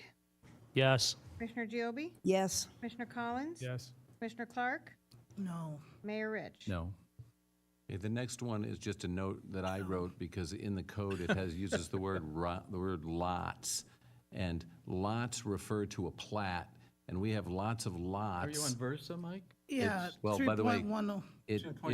if you actually, for whatever reason, it didn't print all of the things, but it was the, it related to lots of, and I think I deleted the next one. Okay, 'cause we Yeah, already got the past next one, we'd already done it. So which one are we on? So I'm on- 2.04.02? Yeah, revise lots to parcels. So Okay. lots, because people interpreted that as a parcel, as a lot of record, and they said, well, that was platted in 1928, it's a lot of record. And when the cottage lot was written, that language in the code said, if it was a lot of record on December of 2007, and what it was referencing is a parcel of record on December of 2007, because the intention was to not allow people to split parcels of record to 5,000 square foot lots and create additional developable lots. So this is just to change the word lots to the word parcel. So 2.0.2, supplemental area requirements. Minimum width and area of lots, unless varied by the BOA. So we'll kind of take this piece by piece, or Parcel do of you want it The all at once? 2.042 that I just mentioned, we can move on. The Okay. next one Correct. was. So we can all agree on that then? Parcel of Yeah, it's record. just, I'll bring that back, because that was just reference for staff. Correct. The next one is So wait, no, you're going to maintain the setbacks and, No, we haven't hit that all the yet. setbacks in cottage lots would be the same unless you guys It's just vote a otherwise. This reference, is just the word reference. lots. Yeah, just The a next one says, no plotted lot shall contain less than 5,000 square feet. And I wrote cottage lot in parentheses. At that workshop, We the said staff said they 6,000. wanted to increase the minimum lot size Back to 6,000. back to, well, it was 5 and 6 and 6,500, and so we haven't, isn't there a No one's- section specifically mentioning cottage lot? yes, it is, It's but in that the doesn't matter that Stuart this section code. was mentioning cottage lot. Okay. The board Okay. was saying lots of record across the board, across the city, to 6,000 square feet, including cottage lots. Okay, so what So- happened to people who have been you- approved with small lots now? They'll still get You deem to it be able to as- go through? You deem it as conforming, Okay, Right. so Prior that to there's not an 9/4. issue. okay. So you could, this hasn't been, the board didn't say this in the workshop, but what we're talking about is anybody that has a parcel of record that has a parcel ID number as of September 4th, 2024, which would have been the day that the zoning in progress took place, would be deemed a conforming lot that could be built on as long as they met their setbacks and did their things. So if somebody had a 4,800 square foot lot in East Stuart, and now it needs to have a 6,000 square foot lot, if they had a parcel ID number and that lot was a parcel of record as of September 4th, 2024, that 4,800 square foot lot is a lot of record or parcel of record that is conforming and not grandfathered. The distinction between grandfathered and conforming is grandfathered means it has to come into compliance somewhere in the future. This is no need to come into compliance ever. It is always a valid lot of record and always a valid buildable lot forever. That stands if it gets damaged or Vacant That- or otherwise. substantial doesn't matter. renovation. Right. And That if would the that would setbacks are protect not them in so that they could compliance? rebuild. Well, The setback's not in And they have to compliance. rebuild? That's a different issue. Okay. Because when they rebuild, they would still have to be the setbacks no matter what. If your lot of record was that you only had to have a 300 square foot lot, you'd still have to meet the setbacks.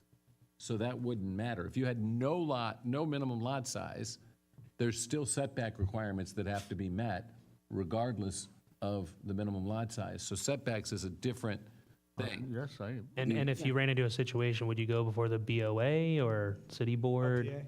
No LPA? Why would you Yeah, go the- before yeah, I that? forgot the BOA is gone. Well, Just, what would- just to ask for an, I guess, if you had something. So if I had a 10,000 square foot lot and I wanted to make it, so for example, in East Stuart, there are several parcels that are 2 lots. Lot 5 is 50 feet wide and Lot 6 is 50 feet wide.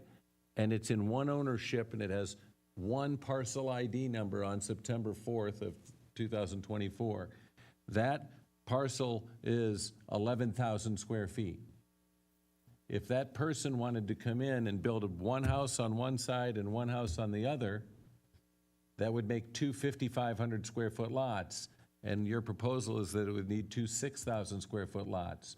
So they wouldn't be able to go in front of the Board of Adjustment or the LPA and seek a lot split because they wouldn't own enough land to do a lot split. Because the lot splits right now, if somebody came before you, they'd have to have enough land to create 2 legal lots. And again, we're looking back to previously. And this when was just changed in 6,000. 2020. Right, it was 6,000. It was We're 6,000. restoring that back to, But I think the Before point they was to changed get that. Well, affordability. it was 5,000 for cottage lots and 6,000 for R1, I believe. R1 7,500, I believe. Is that R1A? Yeah, R1A is actually 10,000. Okay. R1 7,500. R2 used to be 6,000. R2 is currently 7,500. R3 was 6,000. And what is it now?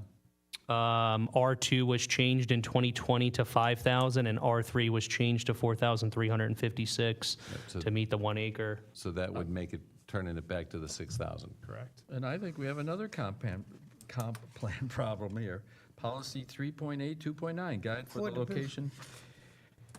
The city will address the affordable housing needs of extremely low income, very low income to moderate income residents by continuing to promote affordable housing in city neighborhoods through revised minimum lot size requirements.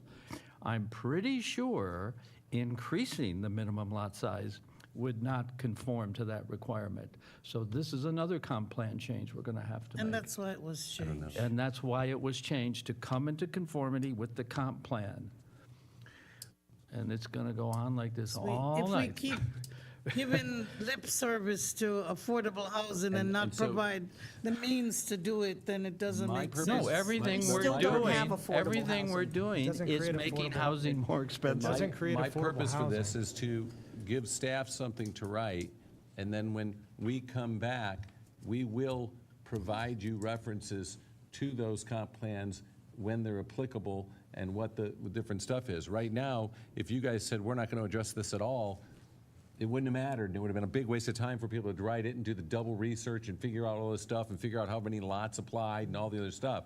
So the purpose for tonight was to wrap up the workshop and go through these things and get the summaries from you guys so that we can then come back with that information and those issues that are being addressed. I mean, I know that the comp plan has an entire housing element and, you know, that has been there for over 20 years, but actually since the 80s when we first adopted it. That's a perfect example you gave, Mr. Mortel. 10,000 lots, you know, or, you know, if we go to 6, there's a fellow could have built, or a person could have built 2. we could make 'em 2,000 Now, and you that could build- property can only support one house. That one house is going to be more expensive, and If you have an existing, I think that's the point here, is if you have it existing, you are conforming. There should be no issue, we're Prior not to taking. 9/4. But these changes that were made by that previous commission, where we're having smaller and smaller lots, is not consistent. That's not what people are looking it's for. consistent with the comprehensive plan. They changed the comp plan too. They made changes to the comp plan to try to achieve this. That doesn't make it right. People are not happy with those changes. And we still don't have affordable We housing. still don't have affordable housing. It doesn't make it more affordable. It makes it more Do you dense. think these changes are going to promote affordable housing? Any of these? Neither will. Neither one will. No, neither one of them. But It in will the make it more current dense. It climate, will make traffic We don't worse. build affordable homes, we don't build affordable apartments, we don't have any of will. that. So to reference Yeah, it it is will make almost. traffic worse. Having more units will make more traffic. So, We're halfway there. Okay, the next Halfway one. there. Isn't that a song? The next one is the minimum lot width must be 50 feet. So Mike, are do you- we vote? Mike, Yeah, do you we need to changing vote. it to do you need a motion 6,000? on that? We need a vote. So I'd like to Yeah. move approval that I know. we restore it back to 6,000.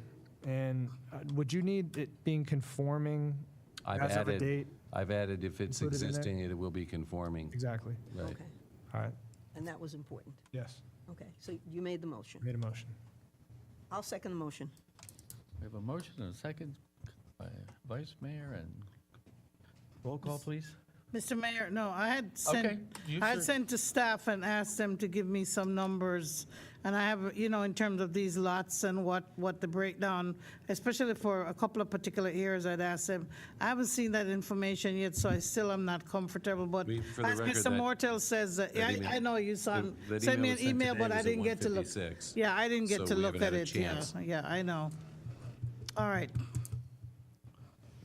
So Can we we call the need a roll? roll call? Or- Aren't these materials supposed to be available for the public to review a certain number of days before our meetings? Be amazing No, if this we is could a just move question that I forward. had Yeah, of know, but I'm staff, just- but Okay. All right, roll call, please. No, I wasn't saying that to you, Mary. I was Commissioner looking at you, Giobe? but saying it to him. Yes. Vice Mayor Collins, Yes. Commissioner Clark, Mayor No. Rich, Nope. no, Mayor Rich, Nope. Commissioner Reed. Yes.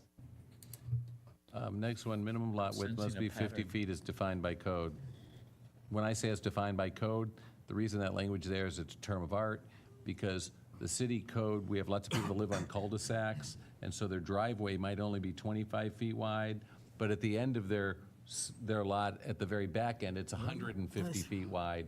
And so the city code says the average lot width of the lot, and I'm just putting that in there, is that minimum lot width of 50 feet as defined by code is what Because the language is. that's what it currently is, right?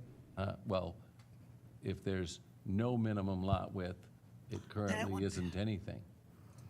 so you're getting at least a fallback 50 feet, that's fine. Now, you could do the same thing that you've done an before, average. and that is that if you currently have a Let's make parcel of something- record that is 40 feet. So if the lot's like this, you're less than 40 averaging the width? feet. So you have to have the width, you have to have width. Oh, yeah, if you have a skinny and a wide, Now, it's the average. the other thing is I don't believe it's the intention of the commission to change the estate lots from R1A that are either Existing. 75 or 100 feet minimum lot width to 50 50. feet. I think it's the flat. minimum lot width as it relates to the very not minimum under the mandatory. residential code for lot widths. to And be same 50 kind of a feet. thing. If you have it existing, then you're conforming, but otherwise it's 50. If you're creating a lot, the Right, minimum. right. But again, just like we talked about in the first 2 or 3 items, if we already have somebody living on a property or doing something, that's considered conforming. But if we're creating it, even when we have odd-shaped lots, we would look to see at least there's a minimum of a 50 feet measurement there, and we're not specifying whether it's in the back or in the frontage, if the linear frontage along We have the main the roadway. definition in the code. Yeah, that's as in the code, okay. So ALFs, or do you want to vote on that one too? Where is this? Is this in 2.04.02? Yeah, he went back. I was at, Okay. I think I was at 2.04.03C. Okay, to move on, I'll say, make a motion to do that, and then we'll get the details. Okay. Motion? Can Did I you just Second, Vice clarify? Mayor? Yeah. So we have a motion by Commissioner Clark and second by the Vice Mayor. Roll call, please. May I That's clarify? regarding minimum lot width must be 50 feet as defined by code. Right. 20402. No, he said 03. That's not 03. No, Oh, wait, 02. that's all right. 20402A2. Okay. Yeah, they're like Hold those on, let me just sections. see. Okay, no lot. So it's 20402A and then subsection 2. No residential be in the case of irregularly, well, we're not even changing this then. No, we're not changing it. Yeah, that's what. Then why, Except I agreed with, because originally it said 5,000. Because I agreed you have with an it. urban code that doesn't have any minimum lot space, and during the staff meetings or during the workshops, the board said across the board through the whole city. So it also would apply to East Stuart, the Creek District, the CRA, north of the bridge, everywhere. So we are changing it. That definition is just in the code and defined. But that is what the board is telling us to do. If you're creating a probably new lot. East Stewart's You're creating a going to new be lot. the most effective. But otherwise, you're conforming if you Okay, have something already. fine, fine. If you're We might currently actually get there. Unanimous on this one. Roll call, please, Madam Clerk. I have a motion by Eula. Who seconded? The Vice Mayor. Okay, thank you. Commissioner Giobbe, Yes. Commissioner Discussion Clark, purposes. Yes. Mayor Rich, Yes? Commissioner Reed, Yes. Vice Mayor Collins. Yes. Impervious. So. What in- section? 2.0, 4.03? Two. 2C is what it talks about. 2C. But at the first meeting, we talked about reducing commercial impervious to 50% from 65%. And then at the second workshop, that changed to just changing impervious, or maybe the third, to just changing impervious on multifamily properties and not addressing the commercial. I will tell you that the experience of the staff in the past is that the less impervious you allow, the more likely you are to get height. Over in Rio, they ran into an issue where they ran up against the impervious and said, okay, well, we'll just go 4 stories. And then they take 25%, they get 25% of the impervious use back because they're putting it on top of each other. So Let's leave this alone would be my Okay. ask, unless you guys are, again, your guys' call. Because we can always ask them for it. yeah, we could do it. Okay. They seem to be accommodating. And the technology's improved. I don't think they're as reluctant as they used to. And I don't want to tie up commercial either. Okay, so then we can move on. What? I don't want to tie up commercial. So we're just gonna leave it alone. Okay. Yeah. That's No commendable. vote, no vote necessary. Next item. I don't need a vote to not change something. Right. So we're at The next one is side setbacks being a minimum of 10 feet. We have several neighborhoods that have side setbacks of 5 feet. It was a discussion during the workshop. This is another one that I I would, have 8 feet at my house. this is another one where I would say, leave it alone. So whatever it is, currently, just leave it. Ready to walk? Yeah, because it could be very Okay, everybody good? unfair. Everybody On a good? small lot, 2 tens, 20 could be a big percentage. It'd be a very narrow house then, Rich. very near house. Okay, so moving to the next one. Leave it alone, okay. There was a created definition regulation of detoxification facilities similar to the county regulations. Sean, what were your thoughts on this? This was kind of your baby. Are we on? Which one was it? 2603. Okay. 603, wait, I'm sure you know. the county numbers. regulations? Yeah, I'm sure you know the numbers. Well, the county regulations were a certain number of units, Oh, is that certain the one distance in apart, between? Yeah, things like 1,000. that. It doesn't have to be the 1,000 same feet as the apart. county. Oh, are we The question is, discussing do you that want us to Yeah, now? 1,000 Um, If you do, what do you want us to do? Gotcha. Give me a couple minutes and I'll pull it up then. I don't care what the county's is. I'm gonna look and I see. know, but what is it that you guys want? Something like what the county had. So we can bring back the county's verbatim as an ordinance, and you guys can change it then. Well, the only reason why I want to look at the counties is we're not as large as the county, so I think it should be even less, but I'm gonna look it up. Well, I mean, that would I be think it at was the ordinance 1,000 feet itself. in The between. question I'm asking is, do you want an ordinance similar to the county? Up Yes. or down? Okay, Is it so going that's to it. impact the existing facilities, which there are more of than people realize? Well, you guys will then get into the same question again is, are you going to Whatever make is them there is there. non-conforming? Or are Yeah. you going to ratify them and say if they exist, Keep that they're him. conforming and they get to be conforming? That's hard with Build any business. more The within existing 1,000 feet. business is conforming. Any and new then- ones. The reality of it Can't be is built that within 1,000 feet. that there's very little vacant land. We're at 98% built out, so Okay. everything is in place.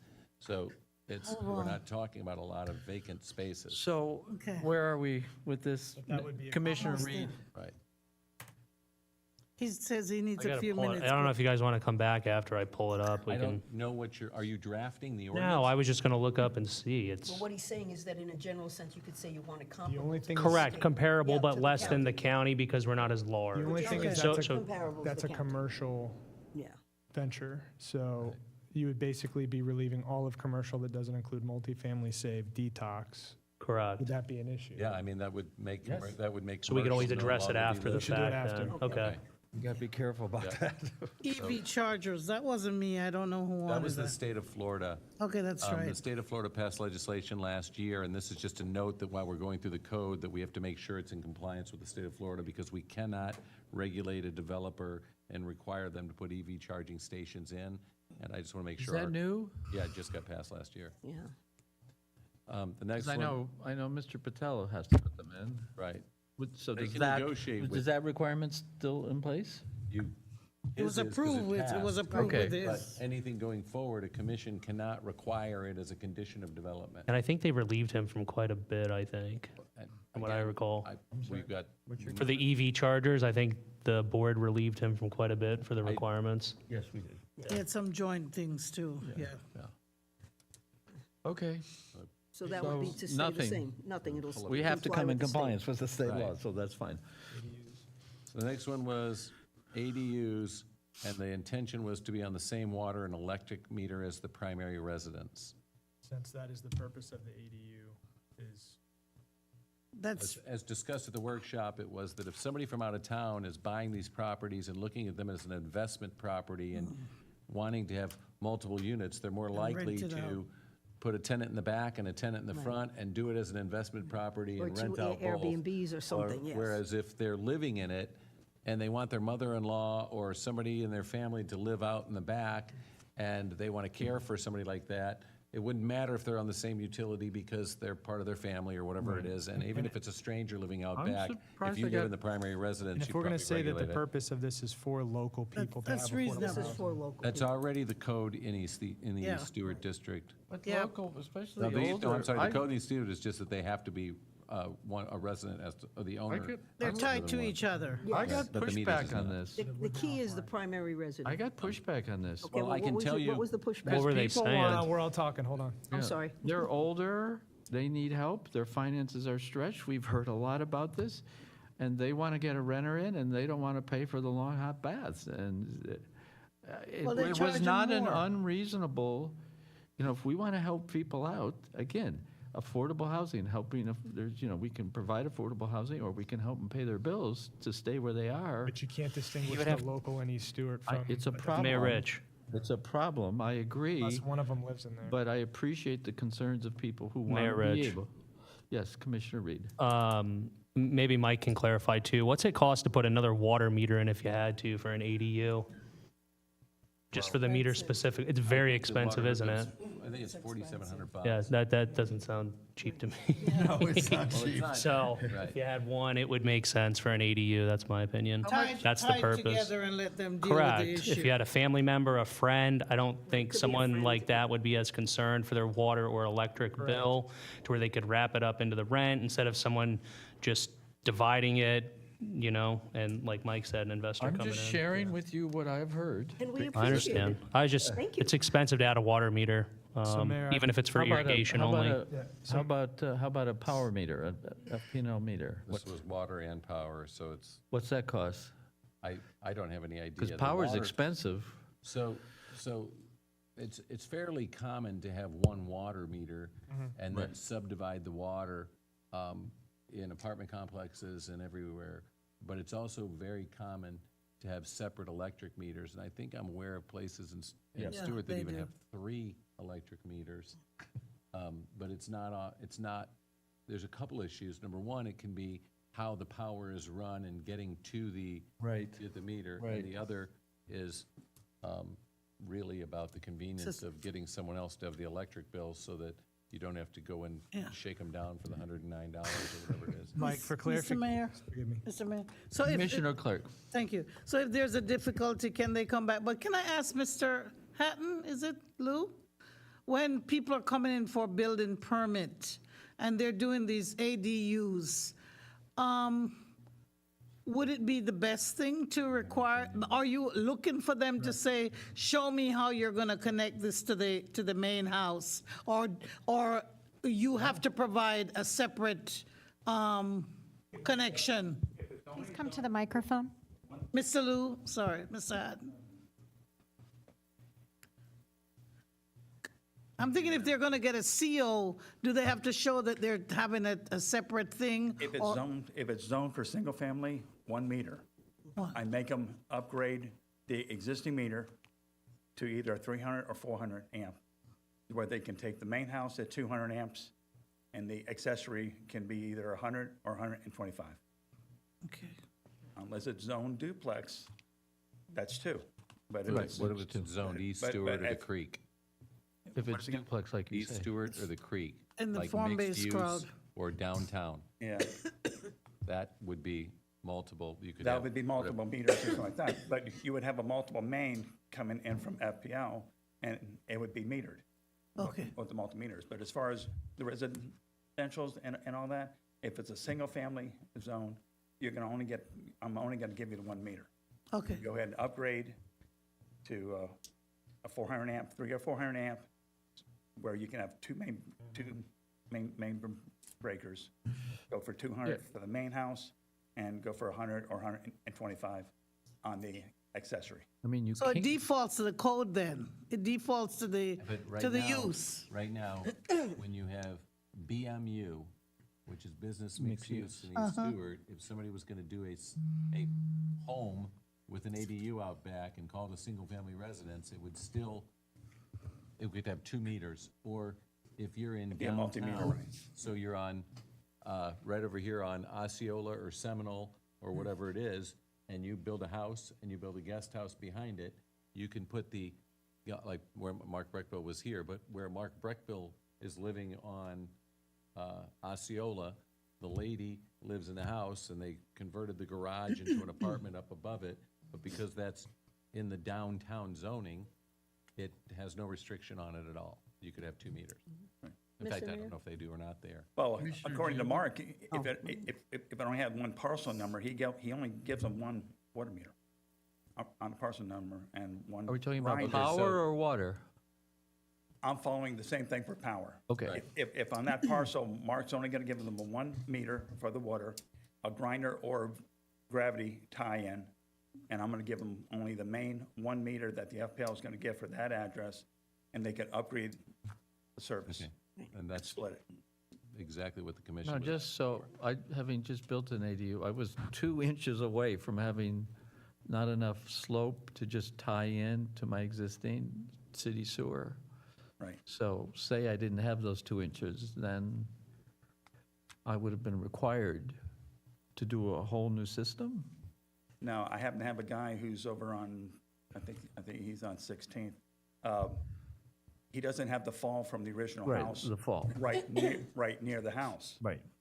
But he can go toward the road where he's gonna have the fall and come back out and do the gravity. But what's that, he's going to have to pay for that new grinder, right?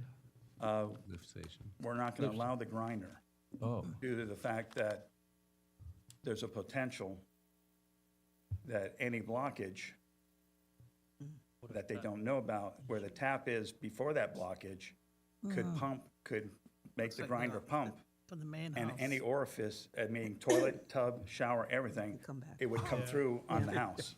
Pump the other way. So, yeah, go the other way. So what we decided was to go ahead and make the locate toward the road, which would probably give him a little bit more depth where he could go ahead and do his tap in a lot lower and find the 1/8 of an inch per foot to get all the way to the backyard.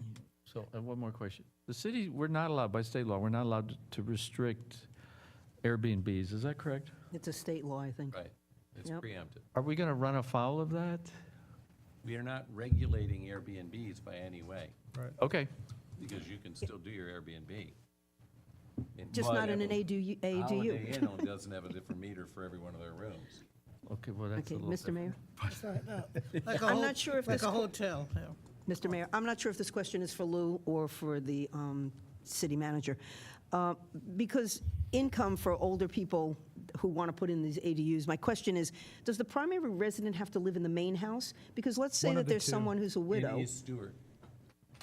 And he's Stuart. Right, well, I guess my question is if you're, No, they have to live in. One of the two. one of them, okay, because if you're either a widow or widower, Right, you rent could out live the in the big smaller house and live space in the and rent the small, bigger right. house and have more income. Okay, I just wasn't sure if it was allowed. Just live in one of them. Just yeah. live in one of them, okay. That's to stop the Miami guy from coming up and Absolutely. doing whatever. Sorry, Miami, I didn't mean to call you out. people?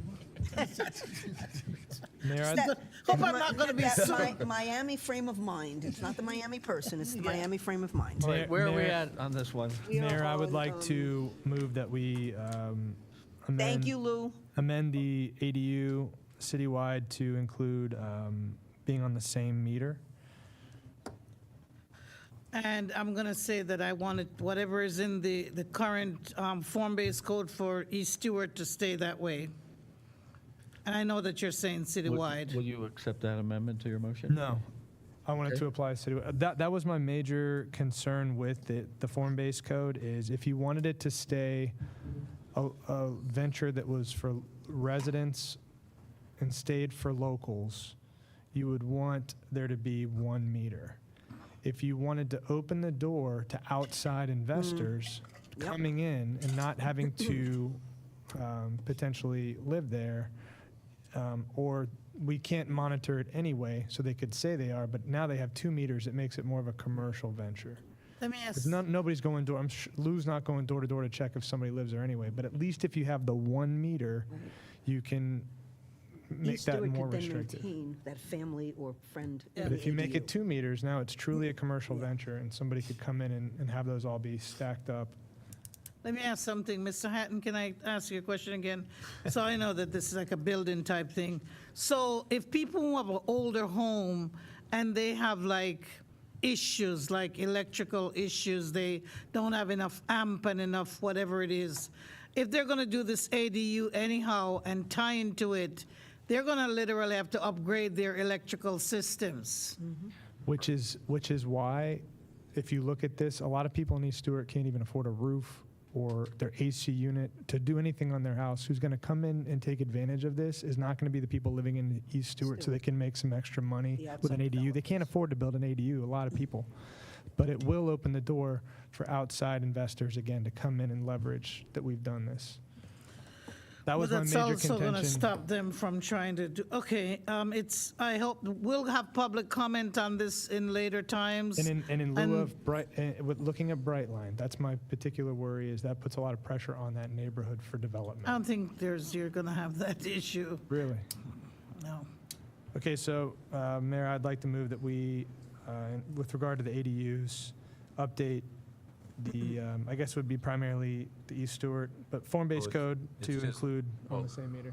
Right, so what it was is I'm it was just gonna just, I reserve. wrote citywide, Okay. Yeah. If there's a second. because Citywide? it's silent right Citywide. now. So we need a second for I'll Ms. second the Vice motion. Mayor's. Any other discussion? No, we've had it. Go roll call, please, Madam Clerk. Mayor Rich, You're thinking about it. You're thinking about it. It's a good point. It's Yeah, not a it bad is a point. good point. Mayor. I'm going to say no. All right. Commissioner Clark, No, I want to reserve, wait. Vice Mayor Collins, Reserve your Yes. vote. Voted no. Commissioner Giobi, Yes. Commissioner Reed. Yes. Okay. Okay, next Next one item. was ADU not allowed to be occupied unless the owner of the property also lives on the property. Yeah, well, That's what it- citywide, this is citywide, or this is right. what's in East Stewart now in the form-based code. I understand that completely. That's what it currently says in East Stewart, but it doesn't say that in the ADU portion of the statute, and it came up during the workshop. Okay, so help me clarify again. All for If one. you have a property and you're entitled to put an ADU on your property, you can't rent out the main house and the ADU house. Correct. You can only rent out one or the other. But East Stewart currently is you can, East Stewart already has that regulation. The But rest of citywide- Stewart does not. okay, so yeah, then we would need to deploy that citywide. So that's, okay, so that's Citywide. the issue. Another motion for that? Yes. Can I, Mayor, can I make a motion that we update the ADU code Occupied. that you must have an owner in one of those 2 units citywide, not just in East Stewart. I agree. How do you enforce it? Second. It's a tool. We're not going to go be Gestapo and check on everybody, but Just what in we there. found in the past is that neighbors turn each other in. Gotcha. So doesn't this run afoul of the Airbnb? Because the It could. Airbnb, they can rent out their whole house, they can rent out everything, right? No, Yeah. well, You can Airbnb your whole house. I mean, people can say that we're I can restricting rent my them. whole house too, But the but I ADU. can't rent it to 2 individuals. It's a single-family home. So if I started renting my house and broke it up into 4 different sections and renting it out as a 4-unit apartment, it would violate the single-family residential of my apartment. That's How what's does that, happening. Because it's an my whole- Airbnb, I'm Airbnb both units. You can't, the state says It's you not, there can't. isn't both units. Right. There's only 1 unit. That's the distinction. ADU. You don't have 2 units. You have Oh, a single-family home. That's what we're trying to Where you've added an identify. ADU, which has If one you say it's primary 2 residence. units, now we're calculating density, and we're saying you have a duplex, because it's no longer a single family. It's now a duplex, This because is- it's 2-unit This property. is just, thank you, Mr. Martell. This is to stop, what is that rental thing called? Airbnb. The Airbnb village, so that we don't have that. We still have real people living there in the real community. Families, friends, whatever. It's not just someone coming into town for 2 It's weeks. not kind of at an end run epidemic around level. it. We're not like talking about changing the world here. This one's not a big deal, but Okay, I seconded it.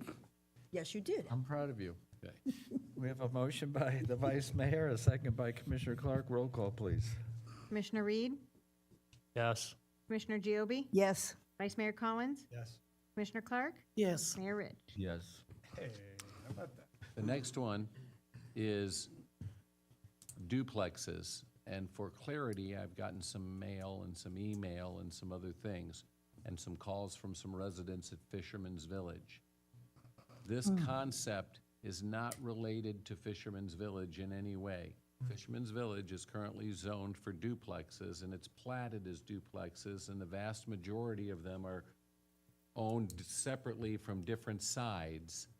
This is related to the duplexes on 6th, 7th, 8th, and Flamingo and Ocean, and that area back there that was annexed in the city of Stuart in the late 80s, that was intended to be single-family and has single-family zoning. When we got a permit application several years ago for those properties to, for somebody to improve one of the duplexes, we said, well, we can't because it says it's single-family, and after looking at it and looking at all the houses on the street, we set it for hearing to change the zoning to duplex because there were so many duplexes, we didn't think we would have any objections.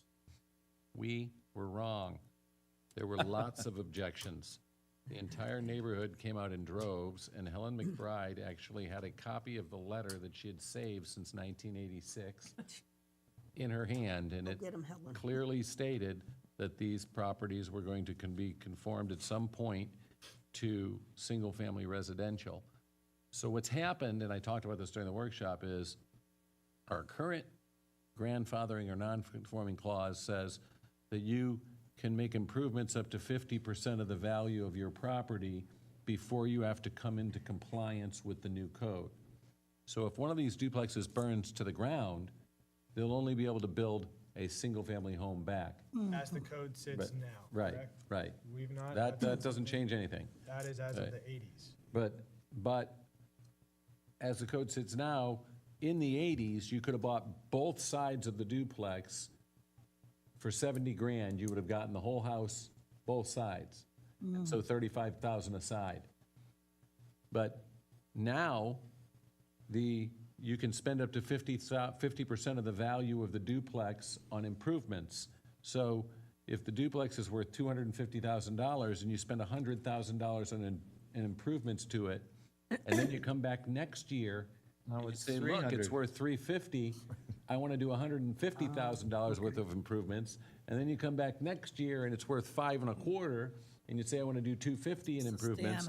What's happened is, since the 80s, because the value of the land and the value of the property and the value of the duplexes has continued to grow at such a fast level, they they just keep, they don't get, they get nicer. They've been able to keep up with, and they don't go away. Now, honestly, it doesn't really make a bit of difference to me in the city. Like, we don't get complaints. There's not, like, there's an issue with it one way or the other, but they are non-conforming, and when we went to change that zoning to duplex to make them conforming, I can tell you there's not enough rooms, not enough chairs in the room to have that hearing again, because every chair in the room was full. What about tying it to like the sale of a property or something?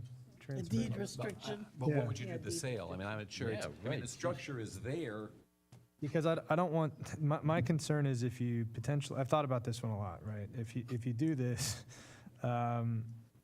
you could create a more rundown area. Well, Because that's true, because people won't. they won't make a invest in the duplex, right? So, but if the goal is to have it come into compliance, then you would say with the transfer of Sale, ownership yeah, or something. Any conveyance.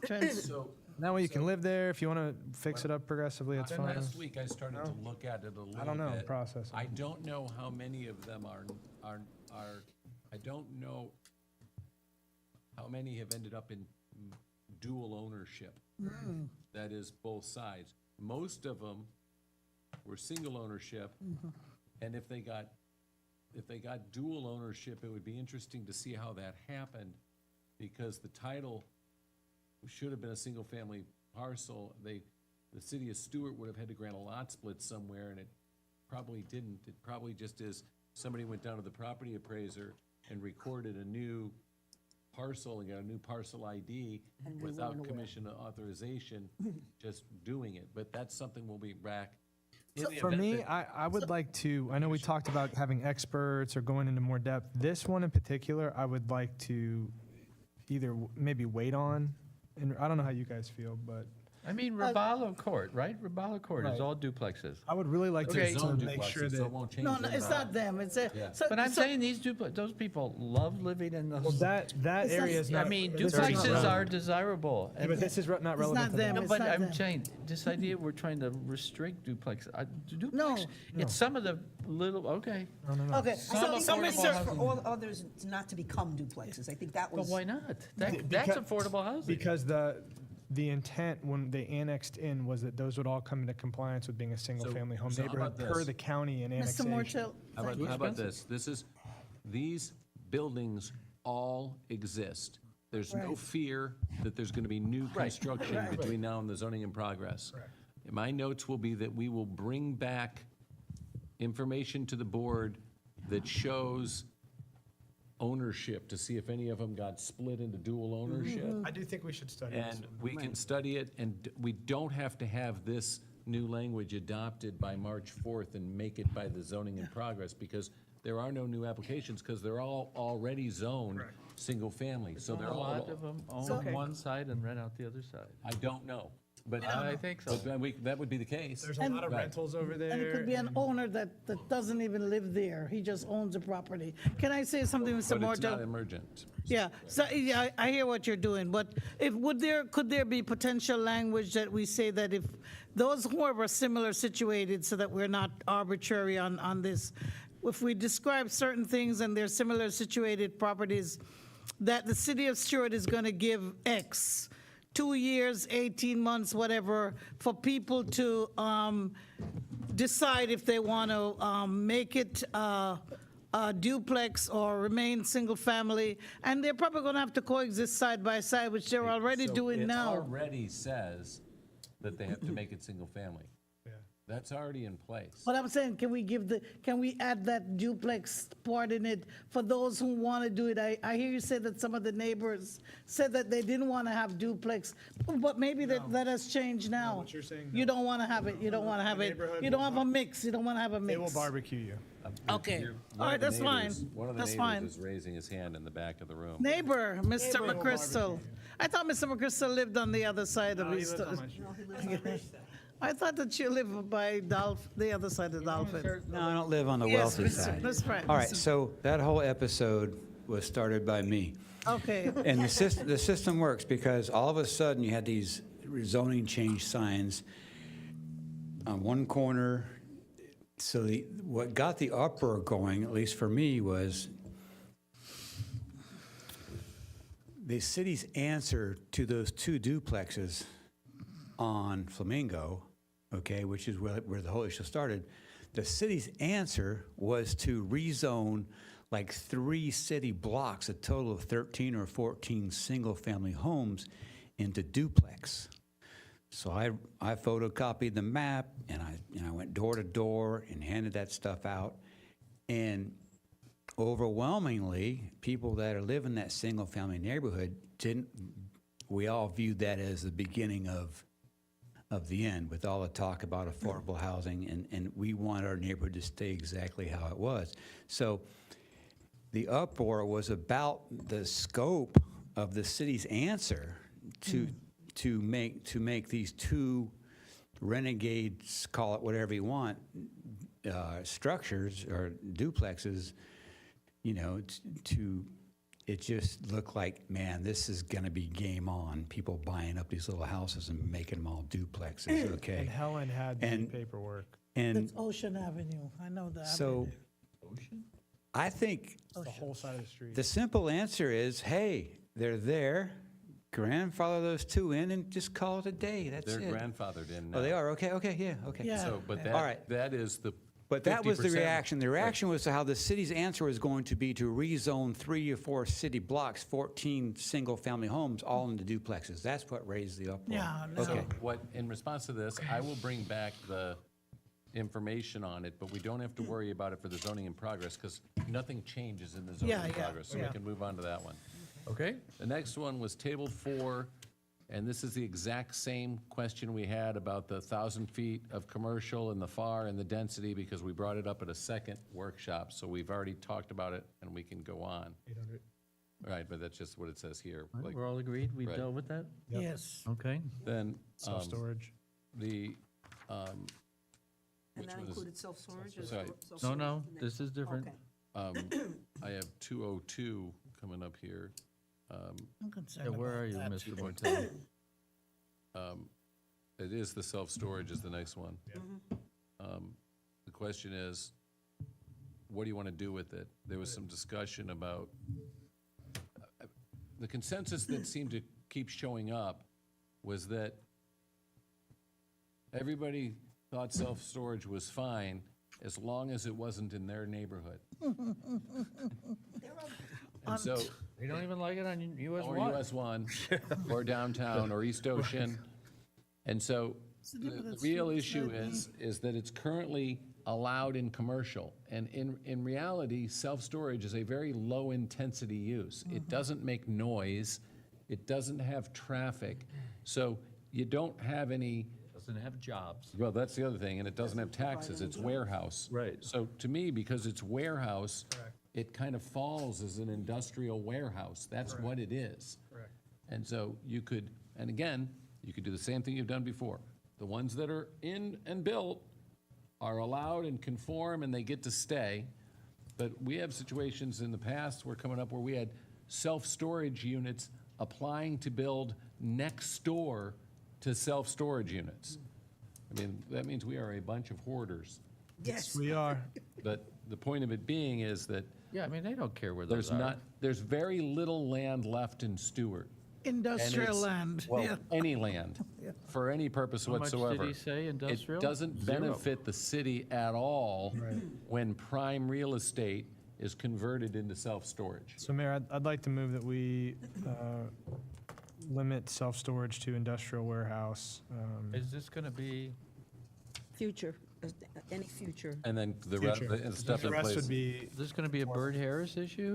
No, because No? we're not taking anybody's property right away. Okay. And anybody that owns We're just self-storage. regulating this. Anybody that owns a current self-storage is going to be treated as conforming.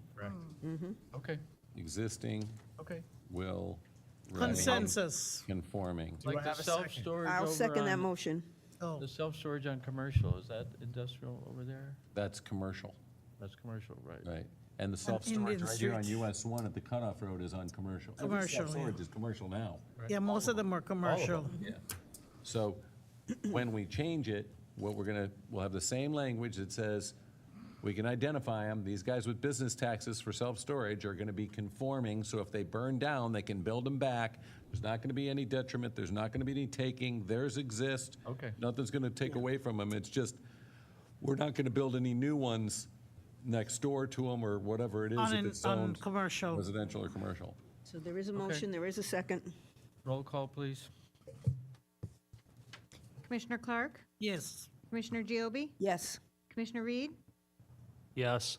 Vice Mayor Collins? Yes. Mayor Rich? Yes.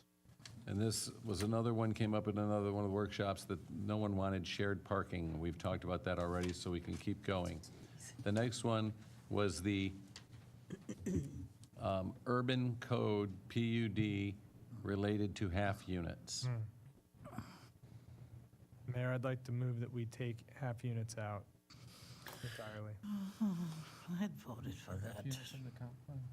It is in the comp It's the plan. one project there on East Ocean. And then actually, there's two on East Ocean, because I think we had one. We need to discuss this, or John Layton, do I have a, Commissioner Reed? or Kenner Highway. Do we have a second? Do we have a second? I'm sorry, where, I'll second it. Okay, we have a motion by the Vice Mayor, second by Commissioner Reed. Any discussion, or can we just go to roll call? no, I please? was just rereading it to, I think we're gonna have to have staff talk Half about units that are only again. available in an urban PUD at Right. the discretion of the commission At that- our now. So the discretion, commission I could don't- vote no now. And we only have two proposed ones, right? You have Two one approved. built and one One approved. proposed, Right. yeah. And so this would be removing that entirely, correct? That's what your motion is. Yes. yes. No, no half That's no longer affordable. Roll call, please. Commissioner Collins? Yes. I'm sorry. Commissioner Clark? No. Mayor Rich? No. Commissioner Giobi? Yes. Commissioner Reed? Yes. And Mr. Collins is now the Vice Mayor. I don't care. I made a sign for us. It was a habit. Pin, you need a pin. Next one. In East Stuart zoning SFD, which stands for Single. single-family duplex, the commission discussed at the third workshop to allow duplexes to continue, but only by commission action. Mike, time out. Currently, they're available by right. Where's our density within a PUD? We're going to get there. Okay. Oh, I don't see it here, but the I know, I 20 don't see units, it. we'll talk about it before we leave. Currently allowed only by commission action. Forgive me. So back to where we were. And It's where current- is this, Mike? SFD is Hotel. East Stuart. I know, It's- but On It's the about a east- on third the of new the. code, It's on about the the LDC third. is it? It's in the, it's 3. In the code. It's in the Stuart, it's in the East Stuart Urban Code overlay that was adopted, and it. Okay, special zoning codes, Right. East Stewart neighborhood, required board presentations? And so this, no, it's currently you have single-family Permitted duplex. uses You in have East 3 types of zoning. You have BMU, SFD, and I kind of. GRO. And GRO, Correct. which is, and so in the single-family duplex zoning, currently in East Stuart, if you have no minimum lot size, no minimum lot width, and by right you can build a duplex, why would you build the accessory dwelling unit and comply with the accessory dwelling unit regulations of have to be smaller than the front house and all that stuff, when you could just build a duplex anyway and Haven't done have it it. either way? I mean, it's like, so this isn't prohibiting it. What the board said was they just wanted duplexes to be approved by the commission. But, that's going to be a chilling, people aren't going to come in, they're going to, and it's just going to be a way to deter. Ironically, the last time the Hartmans tried to build some duplexes on Nobody Martin Luther wanted King them. Boulevard, Correct. the entire neighborhood of East Stuart came out against it, and rather than even dealing with it, the Hartmans just conceded and built single-family homes anyway. So when I put this down, I honestly didn't think was going to be much of a rub because East Stewart went berserk. Right. when Well, they tried to that's keep- because they all have single-family homes along that area, Right. and they wanted to have something that was compatible with what they have now. But there are probably other people in other areas where the public housing is.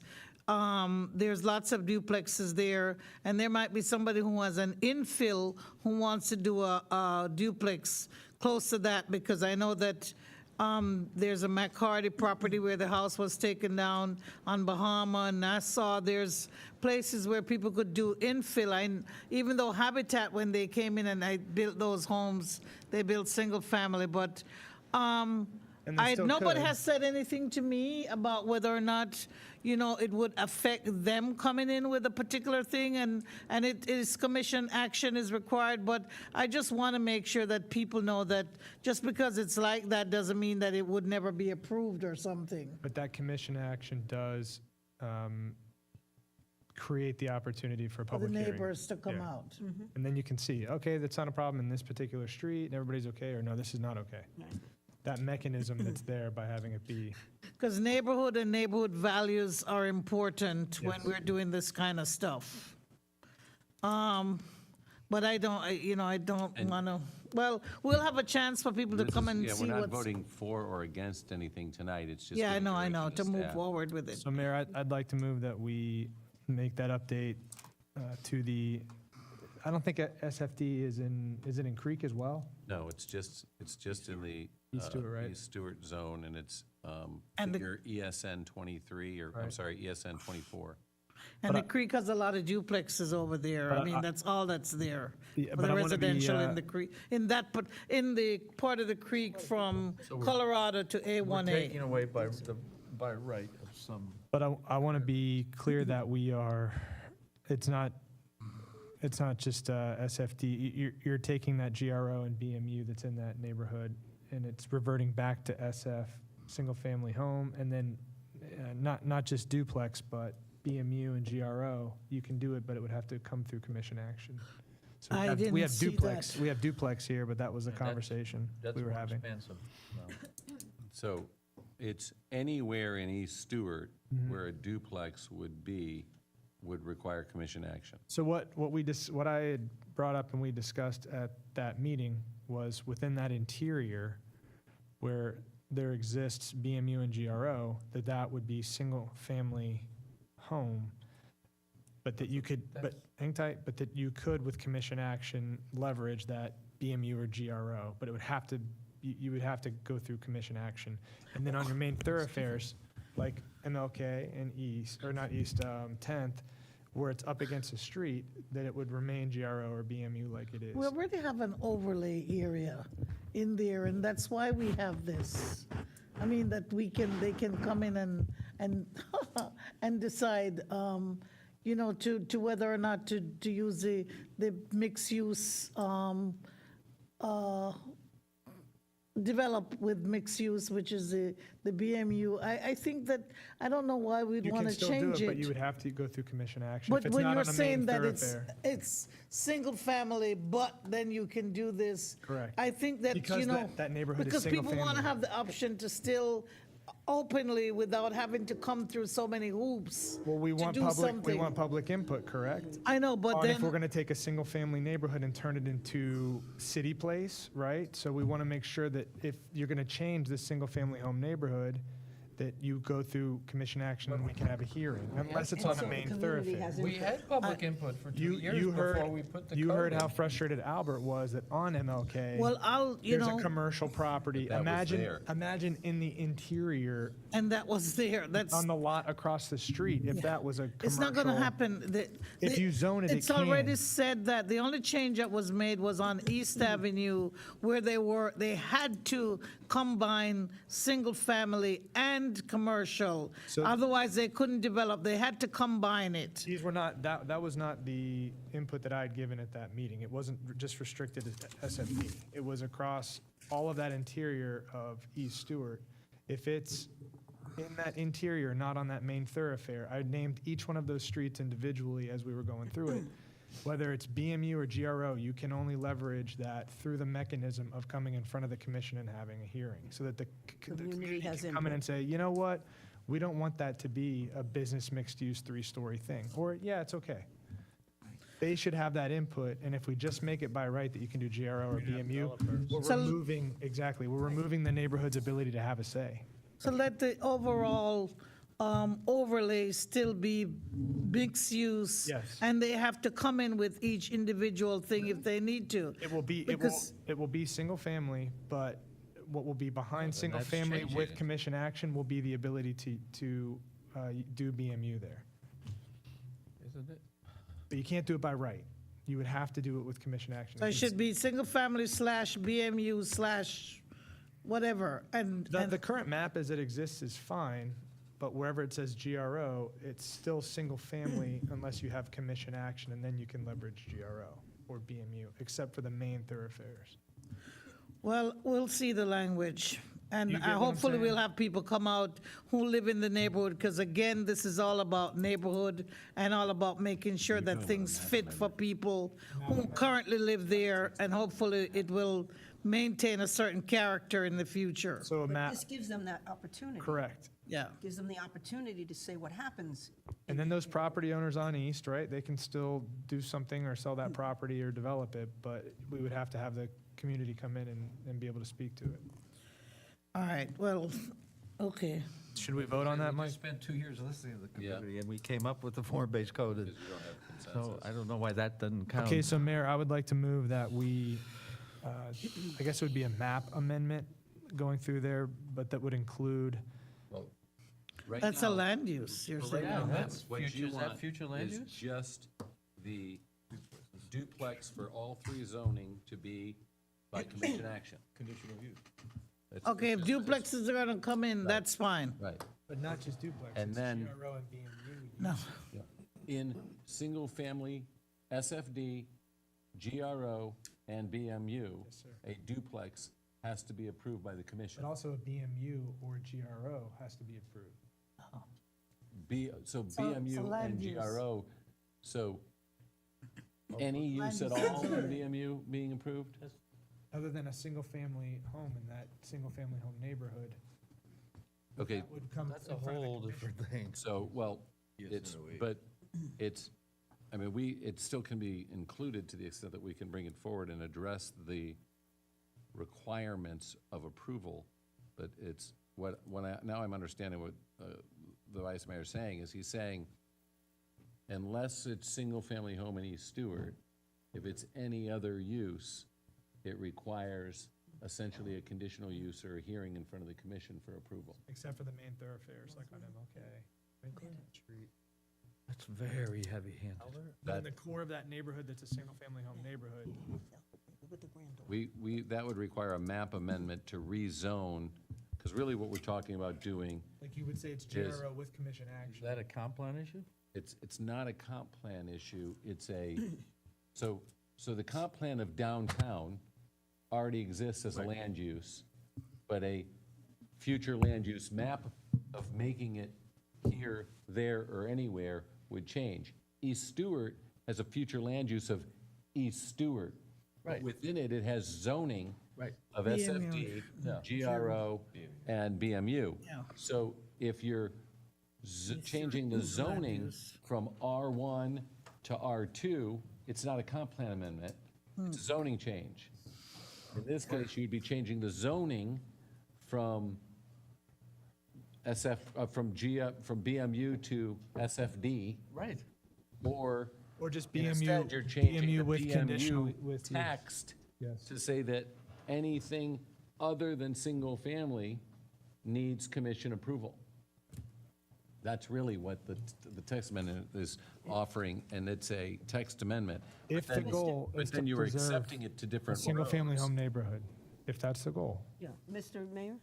Excuse. I don't know if after that you, is I the would goal like of to that speak. neighborhood. I haven't talked to those people. Miss- no. Miss- Yes, I'm sorry, Commissioner The Judy. question is for the city manager.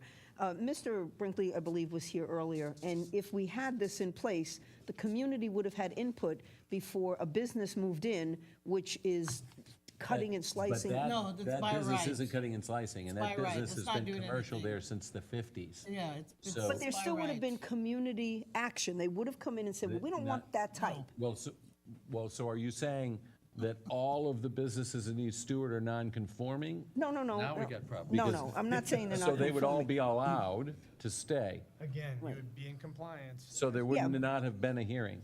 Nobody would have known then under what Albert's saying? Oh, so they wouldn't have known anyway? Right. Okay. And then I had a question, but Ms. we've Joby had- was No, go asking a ahead. question. I'm sorry. Oh, yeah, let me ask Mike one question. We only have 3 more to go. So I Well, had there's a couple sent big an, ones. We don't need to take a break? I had sent a note to Miss Kugler. We don't have and- 3 more to go. I don't know, well, just on this page, on this page, on this page. I'd like to see then, because I hear this idea that East Stewart is a single-family community, but there's all this public housing, and there are lots of, some apartment units and so on. So I'd like to see a true breakdown of what's in East Stewart in terms of the residential types that are there now, both by, For what it's worth. just for my sake, just so that Well, because we can have, like, answer that we question. have direction to staff to come back with an ordinance Right. maybe before March 4th. If we're doing the study for every single parcel in East Stewart, there's no way we're going to do it. I know, I hear you, I hear you. I Eula, just, you know exactly what's over there. I know, There but- was commercial, especially during, during during segregation. Right. before desegregation. Since then, that has not been the case, right? So at But this I hear that point, people want to put back some commercial but it's not going to be there. black-owned businesses. It's going to be Why not? developers that are going to come, because you can't make sure that it's that community. It's going to be outside interests that come in and build mixed use. So unless you want it to be City Place, the only way to protect that neighborhood and maintain its character of what it is not allow that redevelopment of that neighborhood. It's never going to be what it was during segregation. It's not going to be black-owned businesses that own 1 and 2 story commercial along East. That's not going to happen. All we can do by allowing you can say mixed use in there is going to be, as Brightline shows up, that area becomes very ideal to have a nice little mixed use village for Brightline. And now, to Albert's point, you can't live there. Albert's been in here. Mr. Brinkley has come in before you and can't- said he wants us to promote businesses Yes. in East Stewart. But- Okay, we are now saying, no. It's not going to be our local people, though, that are able. How can you say that? Because for 60 years, it's been zoned commercial and nothing has happened. But now that Brightline's there, if All the right, capital let's- was there, it would Now get that Bright developed. Lines, that's opportunity for everyone, To including the sell- people who to live in the sell that community. parcel and gentrify it. They're going to Yes, sell. That is what's going to happen. You know this. Why am I? You're making me like John the Baptist over here in the world. Like, you know exactly what's going to happen. It's going to be City Place. Certainly, And I'm not they doing know it's that. going to Yes, happen. And they're nobody's frightened. confused. And I don't What are you blame talking them. about? If you wanted to maintain that neighborhood and allow it They to don't have to continue, sell their it property. needs to be a single-family home unless you I have think commission action. you're Keep going to their deny properties, them the keep their opportunity community. To sell it to and have it be improve their gentrified? community No. by, okay, This well, is nonsense. Or else it would have over the last 60 years. Come on. Come on. where are we at, Mr. Martell? Who stopped that from You happening guys in the are on last 60 the years? Oh, on duplex. 3. Do you want so the agenda item was the duplexes required commission action, and Vice Mayor Collins has added that BMU and GRO for other than single-family residential would also require commission action. Correct. So, Mayor, I would like to move a Very motion. paternalistic. I'd like to move a motion along those lines, Mayor. Okay, is there a second for that? I'll second it. Roll call, please. Commissioner Clark? I'll agree with it for discussion's sake. Hopefully, we'll get some good responses from staff on how this might work. Commissioner Reed? Yes. Commissioner Giobi? Yes. Mayor Rich? Without having spoken to the community in depth, I say no. Vice Mayor Collins? Yes. Let's take a 10-minute break. Okay. Thank you, Mayor. Thank you. Madam Clerk, so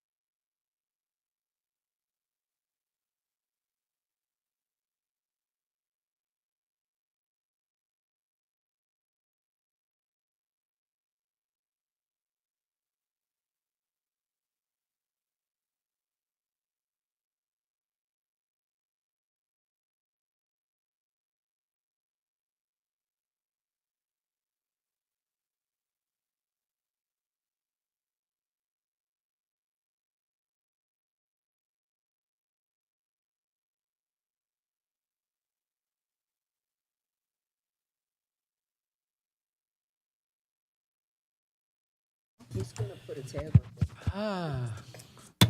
Reconvene this meeting. Mr. Mortel, next item, please.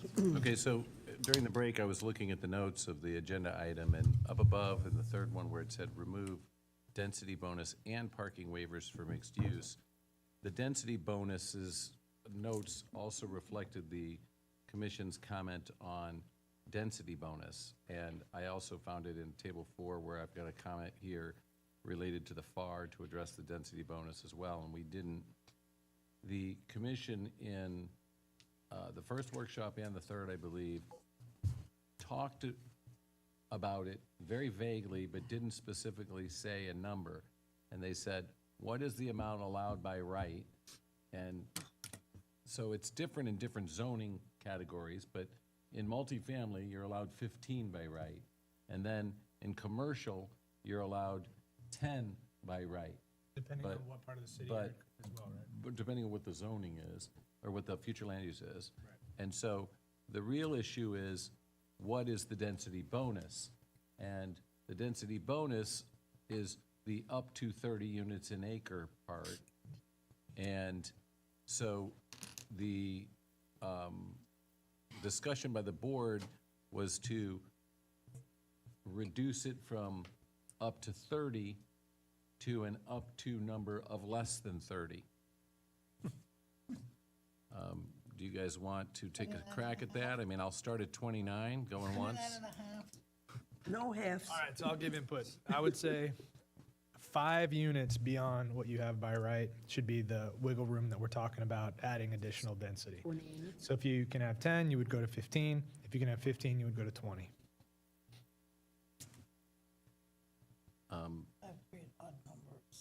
So I can, What section are we in? We're back to it depends on what you're in, 2.0309. because it's all over the place. Right. Because, not for saying- example, section 2.03.07 is a maximum dwelling per units per acre for every single zoning district, R1, R3, RPUD, B1, B2, B3, B4, CPUD, IPUD, right. et cetera. Right. So if I look under commercial where it's B, that would be 10 units. And then under MXPUD, it's got some 15s, and, Right. but that's straight zoning, and then downtown is 15 with up to 30. And so I don't know. So instead of 30, you would be at 20.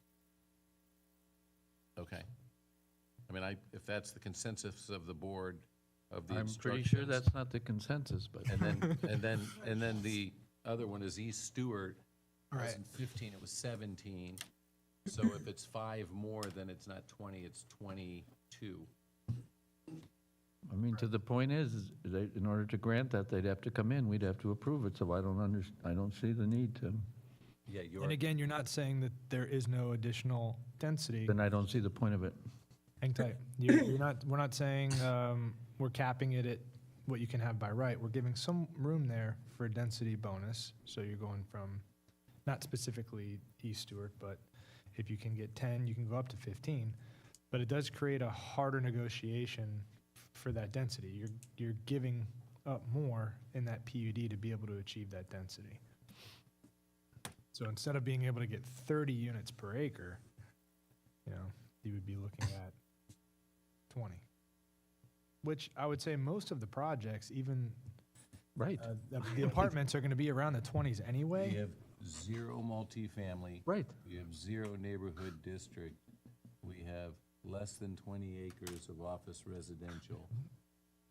What you're really talking about is 2 parcels. You have the, Taylor property. well, I guess there's 3, but you have the Edenmar parcel that's already got an application in that falls under whatever the prior law is anyway. Correct. However, there's a lot of reasons, basis for the commission to vote how it votes anyway.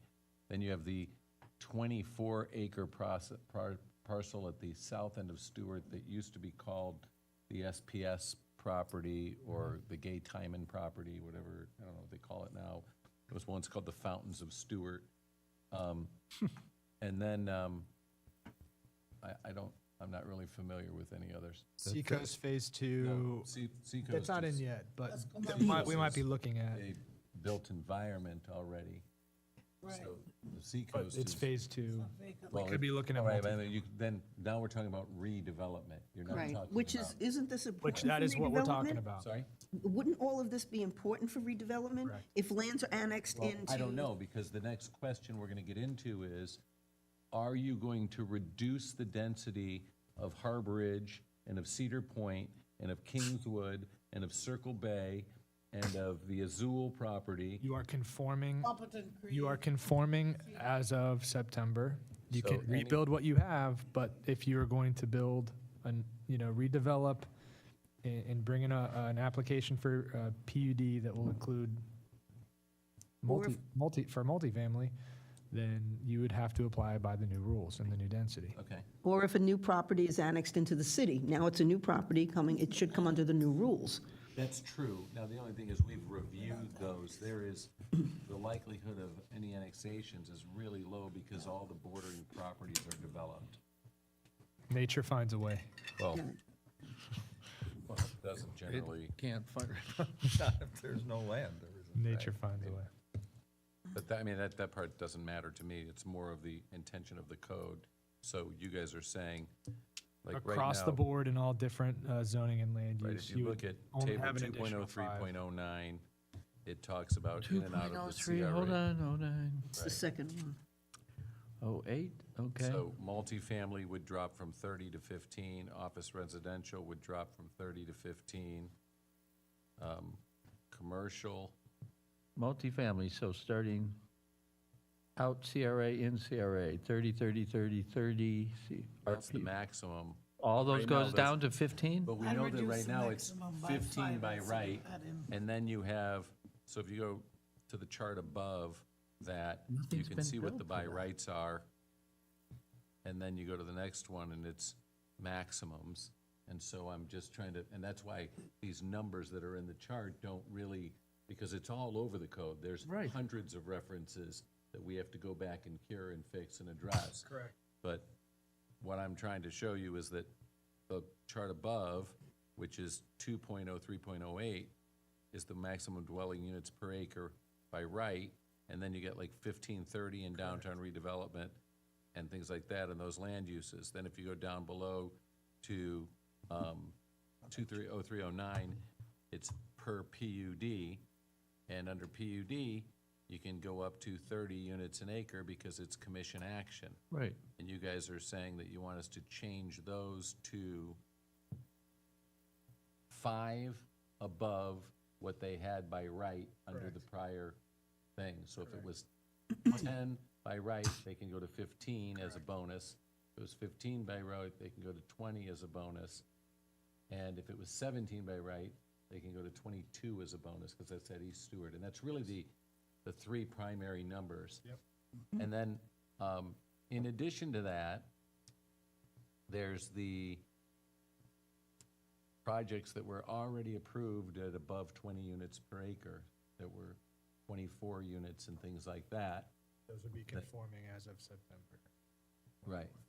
And there's, conforming becomes complicated as well, because like, you have the guy in East Stuart that didn't get the permits, that has the 7 apartments, that we're holding him back, and he has to come before the commission for a conditional use. So we're gonna need to add language that only those that were legally yes. binding on September 4th, 2024 will be carried forward. Those that weren't will not. box him They out, have to, he'll have to still come before you guys, but his density is gonna be limited to 22 units per acre, not 30 units an acre. I don't think He that would it, have to meet the parking requirements. right, oh yeah, all of it. It's gonna be a new application that he has to make. And then I don't know if there's others, the problem is I don't know if there's others. So if we're gonna have this overlaying thing that we adopt everybody that, okay, everybody and everything in the built environment is approved by right, I need to add language that says, unless you didn't get a permit, They have and to make- unless you yeah. weren't if you were cheating by right up front, you're still cheating and that doesn't count. There needs to be caveats. Right. Yes. So I just want to be clear on that. So Mayor, I'd like to make a motion along those lines. So Along that those would be a lines. density bonus to reduce the density bonus from 30 to 5 over Correct. the amount that was allowed by right. Correct. With the caveat. And then all of the properties that are that are caveats. currently built would be not grandfathered in, But deemed but conforming. deemed conforming, But that's different. so If- long as they are not, like, by permitted, that they are actually Or they're in conforming, or they were violation. conforming on September 4th, And that would, 2024. span across all of our Right. code. So Right. if Kingswood had to rebuild some buildings, are they going to have to repark that? No, because they're If- conforming. If the parking is grandfathered. conforming, Like they're conforming not as of 9/4. grandfathering. Grandfathering is where you have to Right. actually bring it up to the new code. So if one of their buildings got torn down or burned down, they'd have to bring up all the parking to build that building back. If you deem them as a legal, whatever their density is, then it's different. And parking, et cetera, too. Otherwise, Mr. Mayor, then I would have to move into your ADU, because where would I go? Well, you don't want to live We'll with my bring son. those examples back at the next meeting anyway, because there's probably going to be a few that do create a Yeah. question. Which we can work through. If I have a second? Sorry, second that motion. Can I confirm that this is for 2.0310.10? It's not. It's No, it's for It's- innumerable It has nothing things. to do with numbering. It's not on the chart. Put it at the bottom. I have some notes at the bottom anyway. Yeah, it's just- off the chart. Call it just say density bonus. Thank you. Boy. Roll call, please, Madam Clerk. Commissioner Collins? Yes. Commissioner Giobi? Yes. Commissioner Reed? Yes. Commissioner Clark? I'm doing a no on this one until I get more information. Thank you. Mayor Rich? No. Okay, so now moving on, the multifamily parking shall be this is 6.01.03. Those other two, the minimum lot size, we have already addressed. That footnote 1 is just a note to me to make sure we don't miss it in the code. Multifamily parking shall be increased by 0.5 for each category and no shared parking. Obviously, the note here was during the thing, staff recommends utilizing the Institute of Transportation Engineers. I would like to remove that part. Yeah, because we're going against it. Correct. Well, that's just, these are the notes. Yeah. Right. So So, I would not include so that. the motion is that, But that also we allow again, the parking for. Conforming. But that we update the multifamily parking to increase it by 0.5 for each criteria. okay, and then conforming properties. Yep. Okay, So, No. this, I forgot the new condition. it's 2.5 units instead of 1.5. It's not by 0.5, because it wasn't 2 before. A 2-bedroom unit was 1.5 units per acre, or per unit, and you guys changed it to 2.5 units per space. The comp plan says we're supposed to, reduce heat island reduction, and all this excessive parking is just crazy. It's just crazy. And all the studies now show. It'll be really nice when that SB 102 project comes in and they can't park it, though. It'll be a nice So day, do we nice need to day. discuss this? I think we've touched on almost all these issues, so we have a motion and a second. Unless you, Well, I just need clarity. Is it 0.5 for each category, or is it? 'cause there was- 0.5. Okay. So we need a motion, we need to call roll on that. Yeah, we already had a motion, right? It's on I don't 6. believe we have a second. Did we have a second on that? Yes, I- do we have people complaining about this? Okay. Commissioner Giobi was a second. Commissioner Okay, Reed? we have a motion and a second. Roll call, please. Commissioner Reed? Yes. Commissioner Giobi? Yes. Vice Mayor Collins? Yes. Mayor Rich? No. Commissioner Clark? Which one is this, 3.02? 6.01.03, the increase for parking No in mixed use. multifamily units. full parking for, Okay, I voted against that before. yeah. The next one, this is, we've talked about this already. This is the mixed-use full parking, and commercial full parking, so we'll go on Oh, to I shade thought we were talking about trees. This was to increase the shade trees to 60% of the property, and I think it's currently at 50%. This creates problems. Does it? apparently. I mean, Trees? Well, it's, so it doesn't, it's not a significant thing to me, one way or the other. Shade trees are good. yes. It does create a situation where they would have to come before the commission to deviate from the 60%. And if they said to you, well, look, I put too much cement in, I can't grow an oak tree. Right. You'd have the discretion to remove some of the cement or let them have a waiver on the oak tree by asking them to plant oak trees in Memorial Park. Oh. It's What's that called? banking, some kind of What's that called? banking- A lot of Mitigation? communities- It's a lot of mitigation? communities, yeah. Where you- I mean, again, it's not huge, but it's just a tool when it comes right down to it. Or in a deficit area where. Well, obviously, where it's not they need Memorial Park. I don't trees. need more trees in Memorial. No. So it's- They don't have to conform to it, right? Obviously. Well, it's, Always. the commission can deviate. This That's is right, just the for com- straight zoning.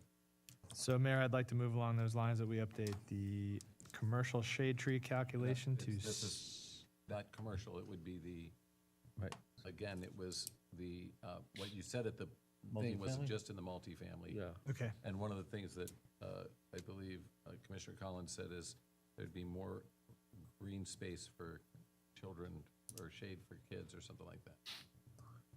But we're actually, But this is, The- this would the be limited to reason- multifamily.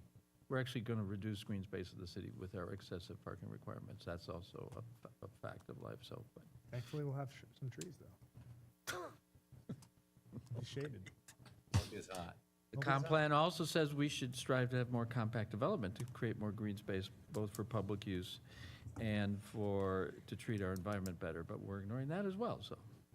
Less cars. We're moving, oh no, more cars. You think so? Less density, more cars? I'm not allowed to quote studies, so I don't know where that leaves us. All right.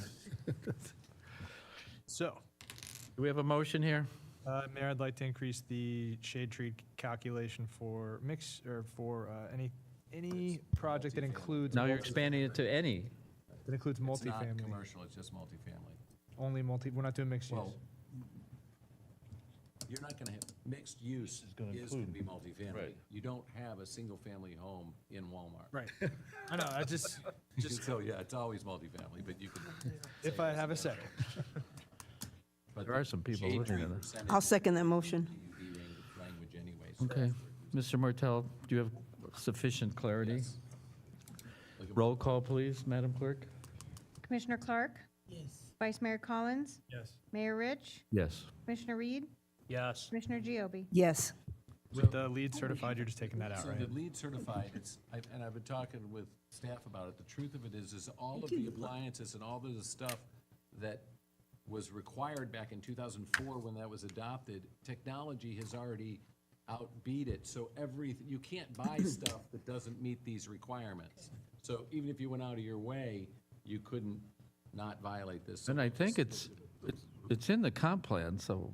But we'll look to clean this up, but we don't actually apply this portion of the code to anybody anymore. We used to give rebates, but now every single stove and every single air conditioner and every single window already meets the criteria. take it out. And the light bulbs Yeah. all meet it. Is that true? Can we just remove it? Every commercial development?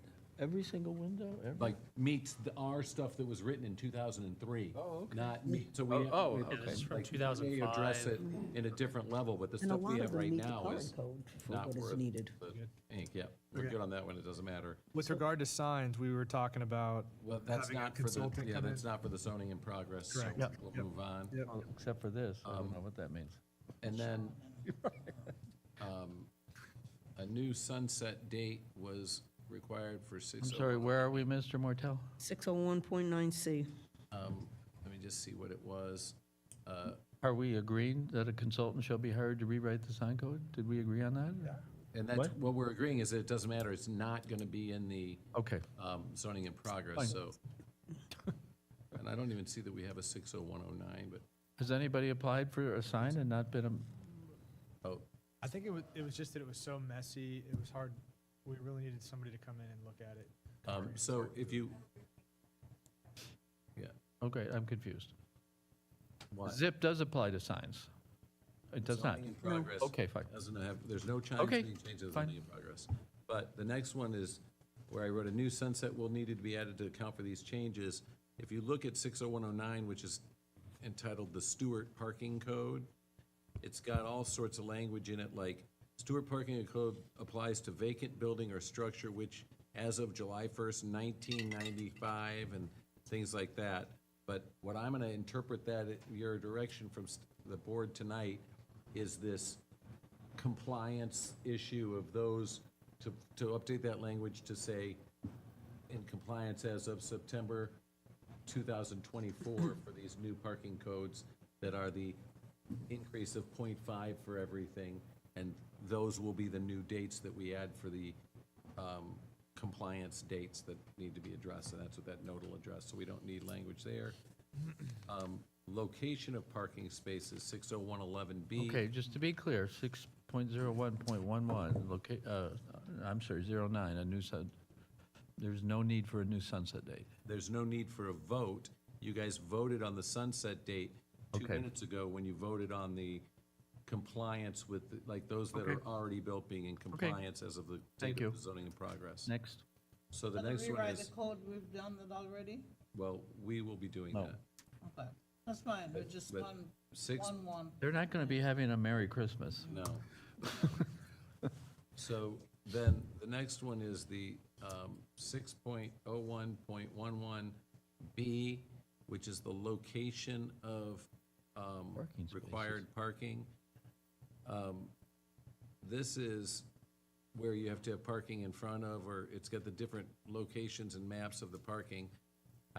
This is really applies to the commercial parking spaces, so I don't think we need to really address it. It doesn't, we didn't get into it. I think they came from the first workshop and we moved on. You're talking about the off-street parking schedule, Mike? Or no? Yeah, Yeah, we never, yeah. The 601.13? all of it. Yeah, we never discussed that. What we talked Yeah. about was not applying it Correct. because it applied to commercial. Right. And limiting this zoning in progress really to the multifamily issues, and as a Mixed use, result, multifamily not mixed mixing use. it. And you can always come back later and change it if you want to anyway.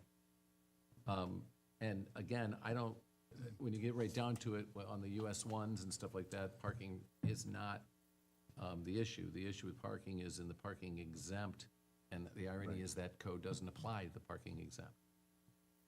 Okay. So then. Are we agreed? 6.01.10A, I don't know Yes. why I wanted Okay. a whole number there. Let me just see. So, in the event the computation of the number of required parking spaces 6.01.10. resulted in a fractional space, the number of required spaces is the nearest whole number. And that would be rounding down or up. Right, So before it if was it's rounding up. 5.4, that means 5 spaces. Right. Not 6 spaces. Everybody agrees, no change needed? Okay? We're all agreed on that? Okay. Yeah, So that's not good. a big Yes. All new development must comply with minimum landscape standards. I think that we all in agreement there anyway. The public right-of-way should not be modified by homeowners. These were Oh, comments that this were made, is- but don't forget, this is not zoning. We own public right-of-way. Right. A homeowner can't come get a permit to make a parking spot on public Right. right-of-way anyway. Right. So we don't need to rewrite code to address that. And then In the future, non-conforming no uses of gravel. lots. So Right. so on 19, what is the existing, is this what it is existing, or we're changing it? Let me see what you have. On the right-of-ways, you're talking about? Well, what I'm saying is, you guys brought that up at the workshop, but the city owns the right-of-way. Correct. Right. So you don't have zoning on right-of-ways. Right. Like, no one's gonna apply to build a building on the right-of-way. zone It's our ourselves. land. If somebody builds a parking space on it, we have the right now to say, no, Violate 'em. take your parking space off. All I'm and- asking is we're not changing anything, Well, correct? Right, it's not, we're not, we have the issue on that one street where we're giving licenses. But this We have is new not a change. policy. This is not a change of our code. Right. There's no text amendments related to it, right? Do we have to add, though, in no future, the gravel situation? We don't have it written down anywhere because the code is designed for people to apply for permits. Oh, If we even okay. put that gravel language in the code, it would infer that they could apply for the permit in the first place. And the reality is, we can grant licenses to people to do it, but we really discourage it because it creates all sorts of problems. Because the truth is, if you really wanted to be annoying to your neighbor, you could go park your car in their parking space that they built because it's still public right-of-way and we can't give it to you exclusively. And then we'll okay. have neighbors fighting over who parks in which one. Okay. And I'm I so don't- glad you said that publicly, Mike. Right, that room wasn't full of those people. This is not interesting Please don't enough for fight over people to get parking this far spaces. into the meeting. Please don't fight over parking spaces, right? Remember, we had a little issue over on North Carolina Yeah, just recently that we were dealing with. but, and that policy we've adopted internally with staff is that there will be no gravel, it'll be a hardened surface, and we will be, limiting, and it can't be storage and other stuff. And then. So no action? And then, right, no action. Okay. And then the others are just notes to me. A reference to table 4 is in the code before the reference to table 3, and to me, it should be in order. And the last the other page thing was says the Sean non- Reed and Laura Giobbe. I have no idea what you Well, want. but what that did is We're it moving wrapped, into your ADU. what it did is those were, for whatever I reason, know what it they was. wrapped them around the top. I'm That's s- it. I'm slap Unless happy. anybody else has anything else they'd like to No, change. we do have. We haven't done enough. We do have something else. Well, we have another item. Right.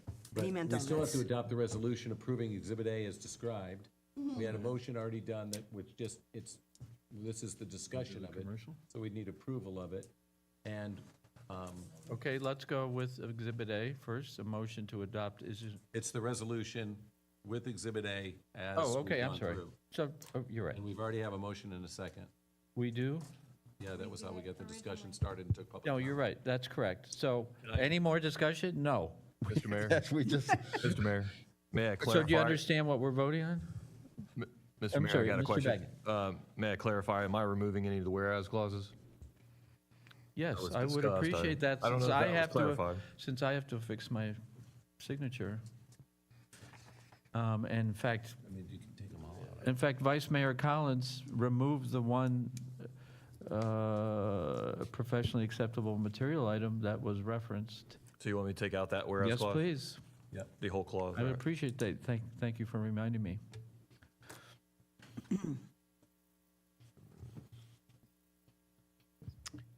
Is that the only whereas clause that needs to be removed?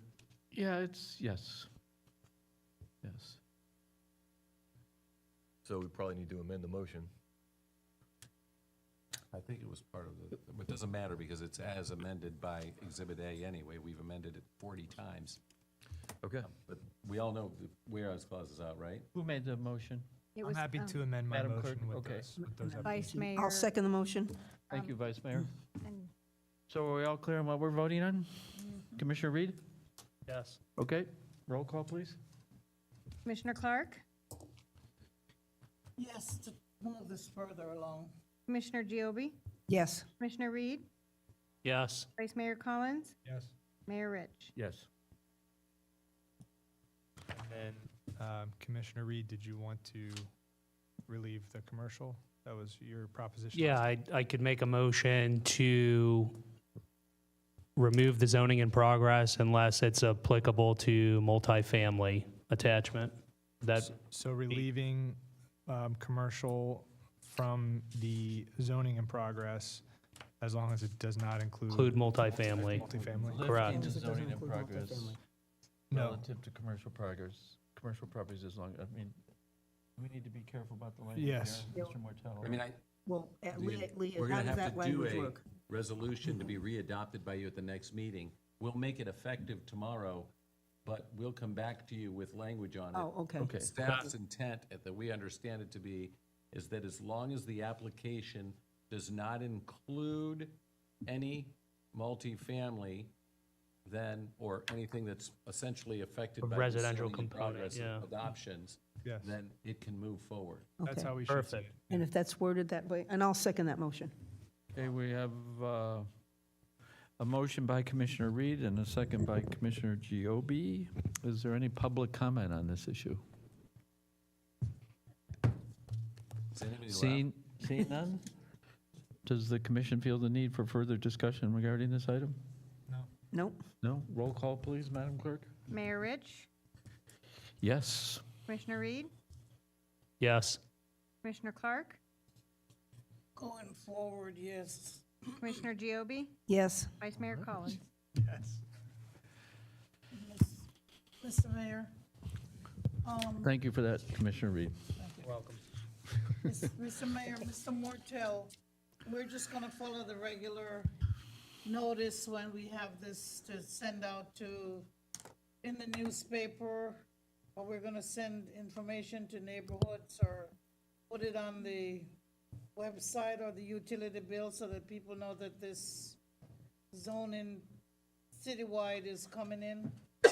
Keith Burbank's here. I'm sure you're going to see it on TC Palm. I'm sure pretty sure people are aware of it, but I haven't been instructed to do any additional notice other than the same required notice that we do for every other ordinance. Right. If you want additional or some other type of notice, please tell us what that is and we will follow it. But we will comply with the state law as it relates to the notice. When we come up with those days in January, I'd like to at least put it on the marquee on 10th Street. Okay, you're talking about the day for the LPA meeting and the? Yeah. Okay, absolutely. I'll make sure that, that happens and You think I we'll see be able to Nelson get here. this all done before the end of the zip? Gonna be tight, but it depends on the board. I mean, the staff is gonna bring it back to the boards and bring it back to you guys in time to do it. Yep. It's just, if it doesn't get voted on, I don't know. But we'll have some language back. And did we have one more item? Is that it? Yes. We do. We So do. Sure. can we move on to the East Stewart Historical Advisory Committee bylaws review? Do we have a staff making a presentation So I on this? called it advisory bylaws review, just because I didn't want to offend or alienate anybody or whatever you want to call it. But the reality of it is that when the when the East Stewart Advisory Board was originally created, it sunsetted after 3 meetings, and it was over with. And then after the 3rd meeting, the chairman of the board came to a budget workshop, and at the budget workshop, asked the commission to make it a full-time board, and the commission accommodated, made it a full-time board, and directed the CRA to have 4 meetings a year. The intention for the board was to give input on projects in East Stewart and give historical information or legacy-type things to the project. But multiple times last year, there were meetings when there wasn't anything in East Stewart pending. Right. And so the CRA had to create agenda items, and then the board actually started requesting special meetings. And they were requesting special meetings on stuff that was way outside of their authority. scope, yeah. And staff doesn't have the ability to say no. And so the bylaws are where that's driven. And what we were proposing is that we bring back bylaws that say meetings as needed. Correct. Rather than 4 times a year. And then anytime there's a project in East Stewart, we obviously will still bring the board together and get the information. But if there's no projects pending, there's no need to have that meeting because there's nothing really for the board to discuss. Plus, we had multiple meetings that we didn't make quorum. So we spent the money on the advertising, we put the agenda together, did all this stuff, and then no one showed up anyway. Because the board members knew that it wasn't for anything in East Stewart because there wasn't anything pending. What if, Mike, what if we did in section 2.121, if we got rid of the B, special meetings may be held at the discretion, but if we just did regular meetings shall be held on their discretion, basically, but not to exceed 4 times a year or more than 1 per quarter? I don't care how many meetings they have. It should be as needed. So As if there's, Ad if hoc. there's They- 12 they are what projects they in are. East Not Stewart, they can quarterly, meet 12 but as times. Okay, let's try to have an organized I mean, but discussion. that's your guys' call. Why have a meeting if you don't have anything to discuss? You should have a meeting when you have something to discuss. Yeah, but if you have it as needed, do you want it to not exceed a certain number or no? You just want it as needed for every fiscal Minimum year? of at least 3 times a year. Well, that's what I was No, saying, that- like keeping it at, Minimum was what we were trying to avoid. Yeah. Gotcha. A minimum of meetings. Oh. It should be as you need to have a meeting, if you have a meeting. not to We could say exceed, you don't, We could do a maximum of 12 because it would be, or 11 because it'd be monthly, Okay. and then, And Not the- to exceed a monthly And the meeting. discretion is the discretion is staff, right? I mean, that's your. oh, it's gonna be, I'm as cons- described in the bylaws, if it's related to if there's an East Stewart project or East Stewart PUD coming forward, You need it historical. has to go before them. And so they'll have a meeting to hear that presentation. All right. But it's only, it's a nuance because the CRB addresses the art. Right. And so it's actually creating it's making it Extra more expensive for a project in East Stewart to go forward. Because the project in East Stewart still has to pay to go to the CRB board and do the advertising for the CRB, but they also have to pay to do the advertising for the East Stewart board. Now, this they didn't, be it didn't invited to affect the them last CRB? year because we did the meetings were based upon Guy Davis and then based upon the Willie Gary property. So the applicant was the city of Stewart in both times they were necessary. But now the city's out. Moving forward, the applicant is gonna be a private person. So they're gonna have to pay for the advertising, and they're gonna have to pay for the notice, and they're gonna have to pay for all the stuff. And they're gonna have to pay for it again to do the CRB on it. But the scope is to procure historical information, correct? It's not just to review any project in East Stewart? It's just but it's still for every project in East Stewart to give historical information related to that project, related to the East Stewart, so that if they have to do, because they have to do 1% of vertical cost as public art, the board is recommending, here's some historical data to include in your public art, or a mural, or to include in the construction, or whatever it might be. Okay.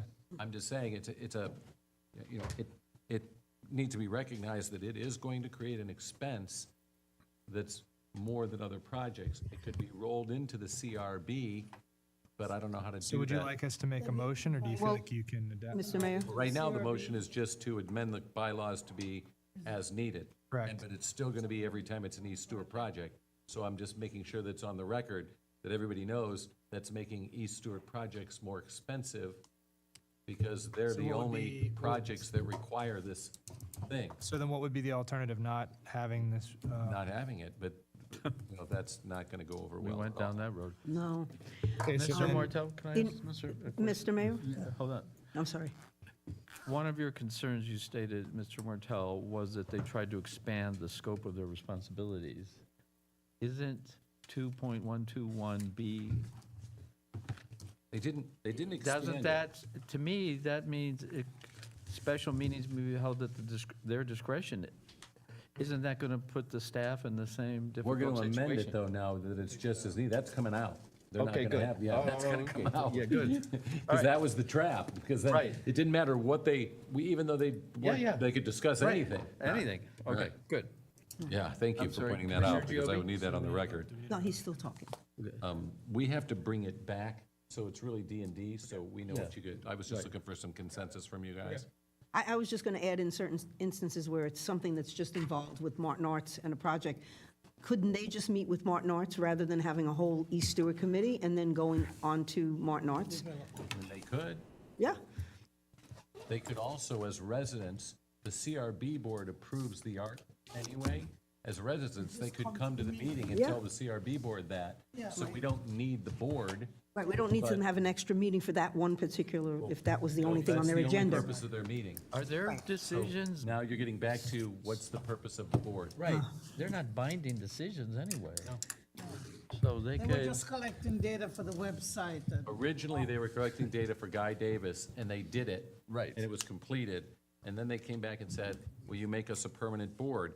And the board kind of said, okay, no problem, like, there was no reason not to, like, everyone was happy or whatever, and said, okay, great. But then what happened was, there wasn't a regular pattern of needing for them to meet. No. And some of them were disappointed by that and were having higher expectations. and others got disenfranchised and stopped coming. So the question becomes, do we sunset it and move on like we did, or do we We just got, amend those bylaws to? we got some pushback when that was mentioned, so. Right, that's Keep the it, but problem. limit the meetings.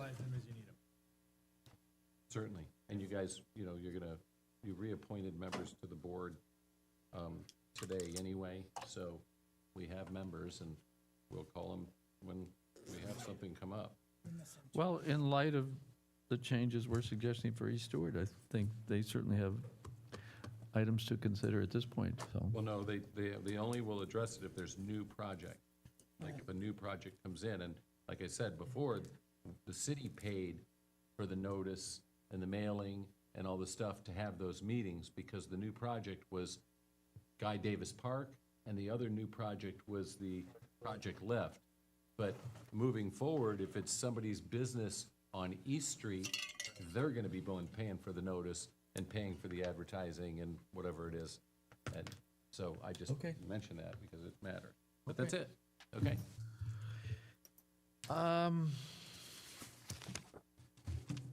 Seeing no other items for our consideration, I congratulate you, Vice Mayor Collins, on your new position. And congratulations, Mayor. I thank the board for giving me 1 full year to figure this out. And this meeting is adjourned. Thank you. There's a test at the end.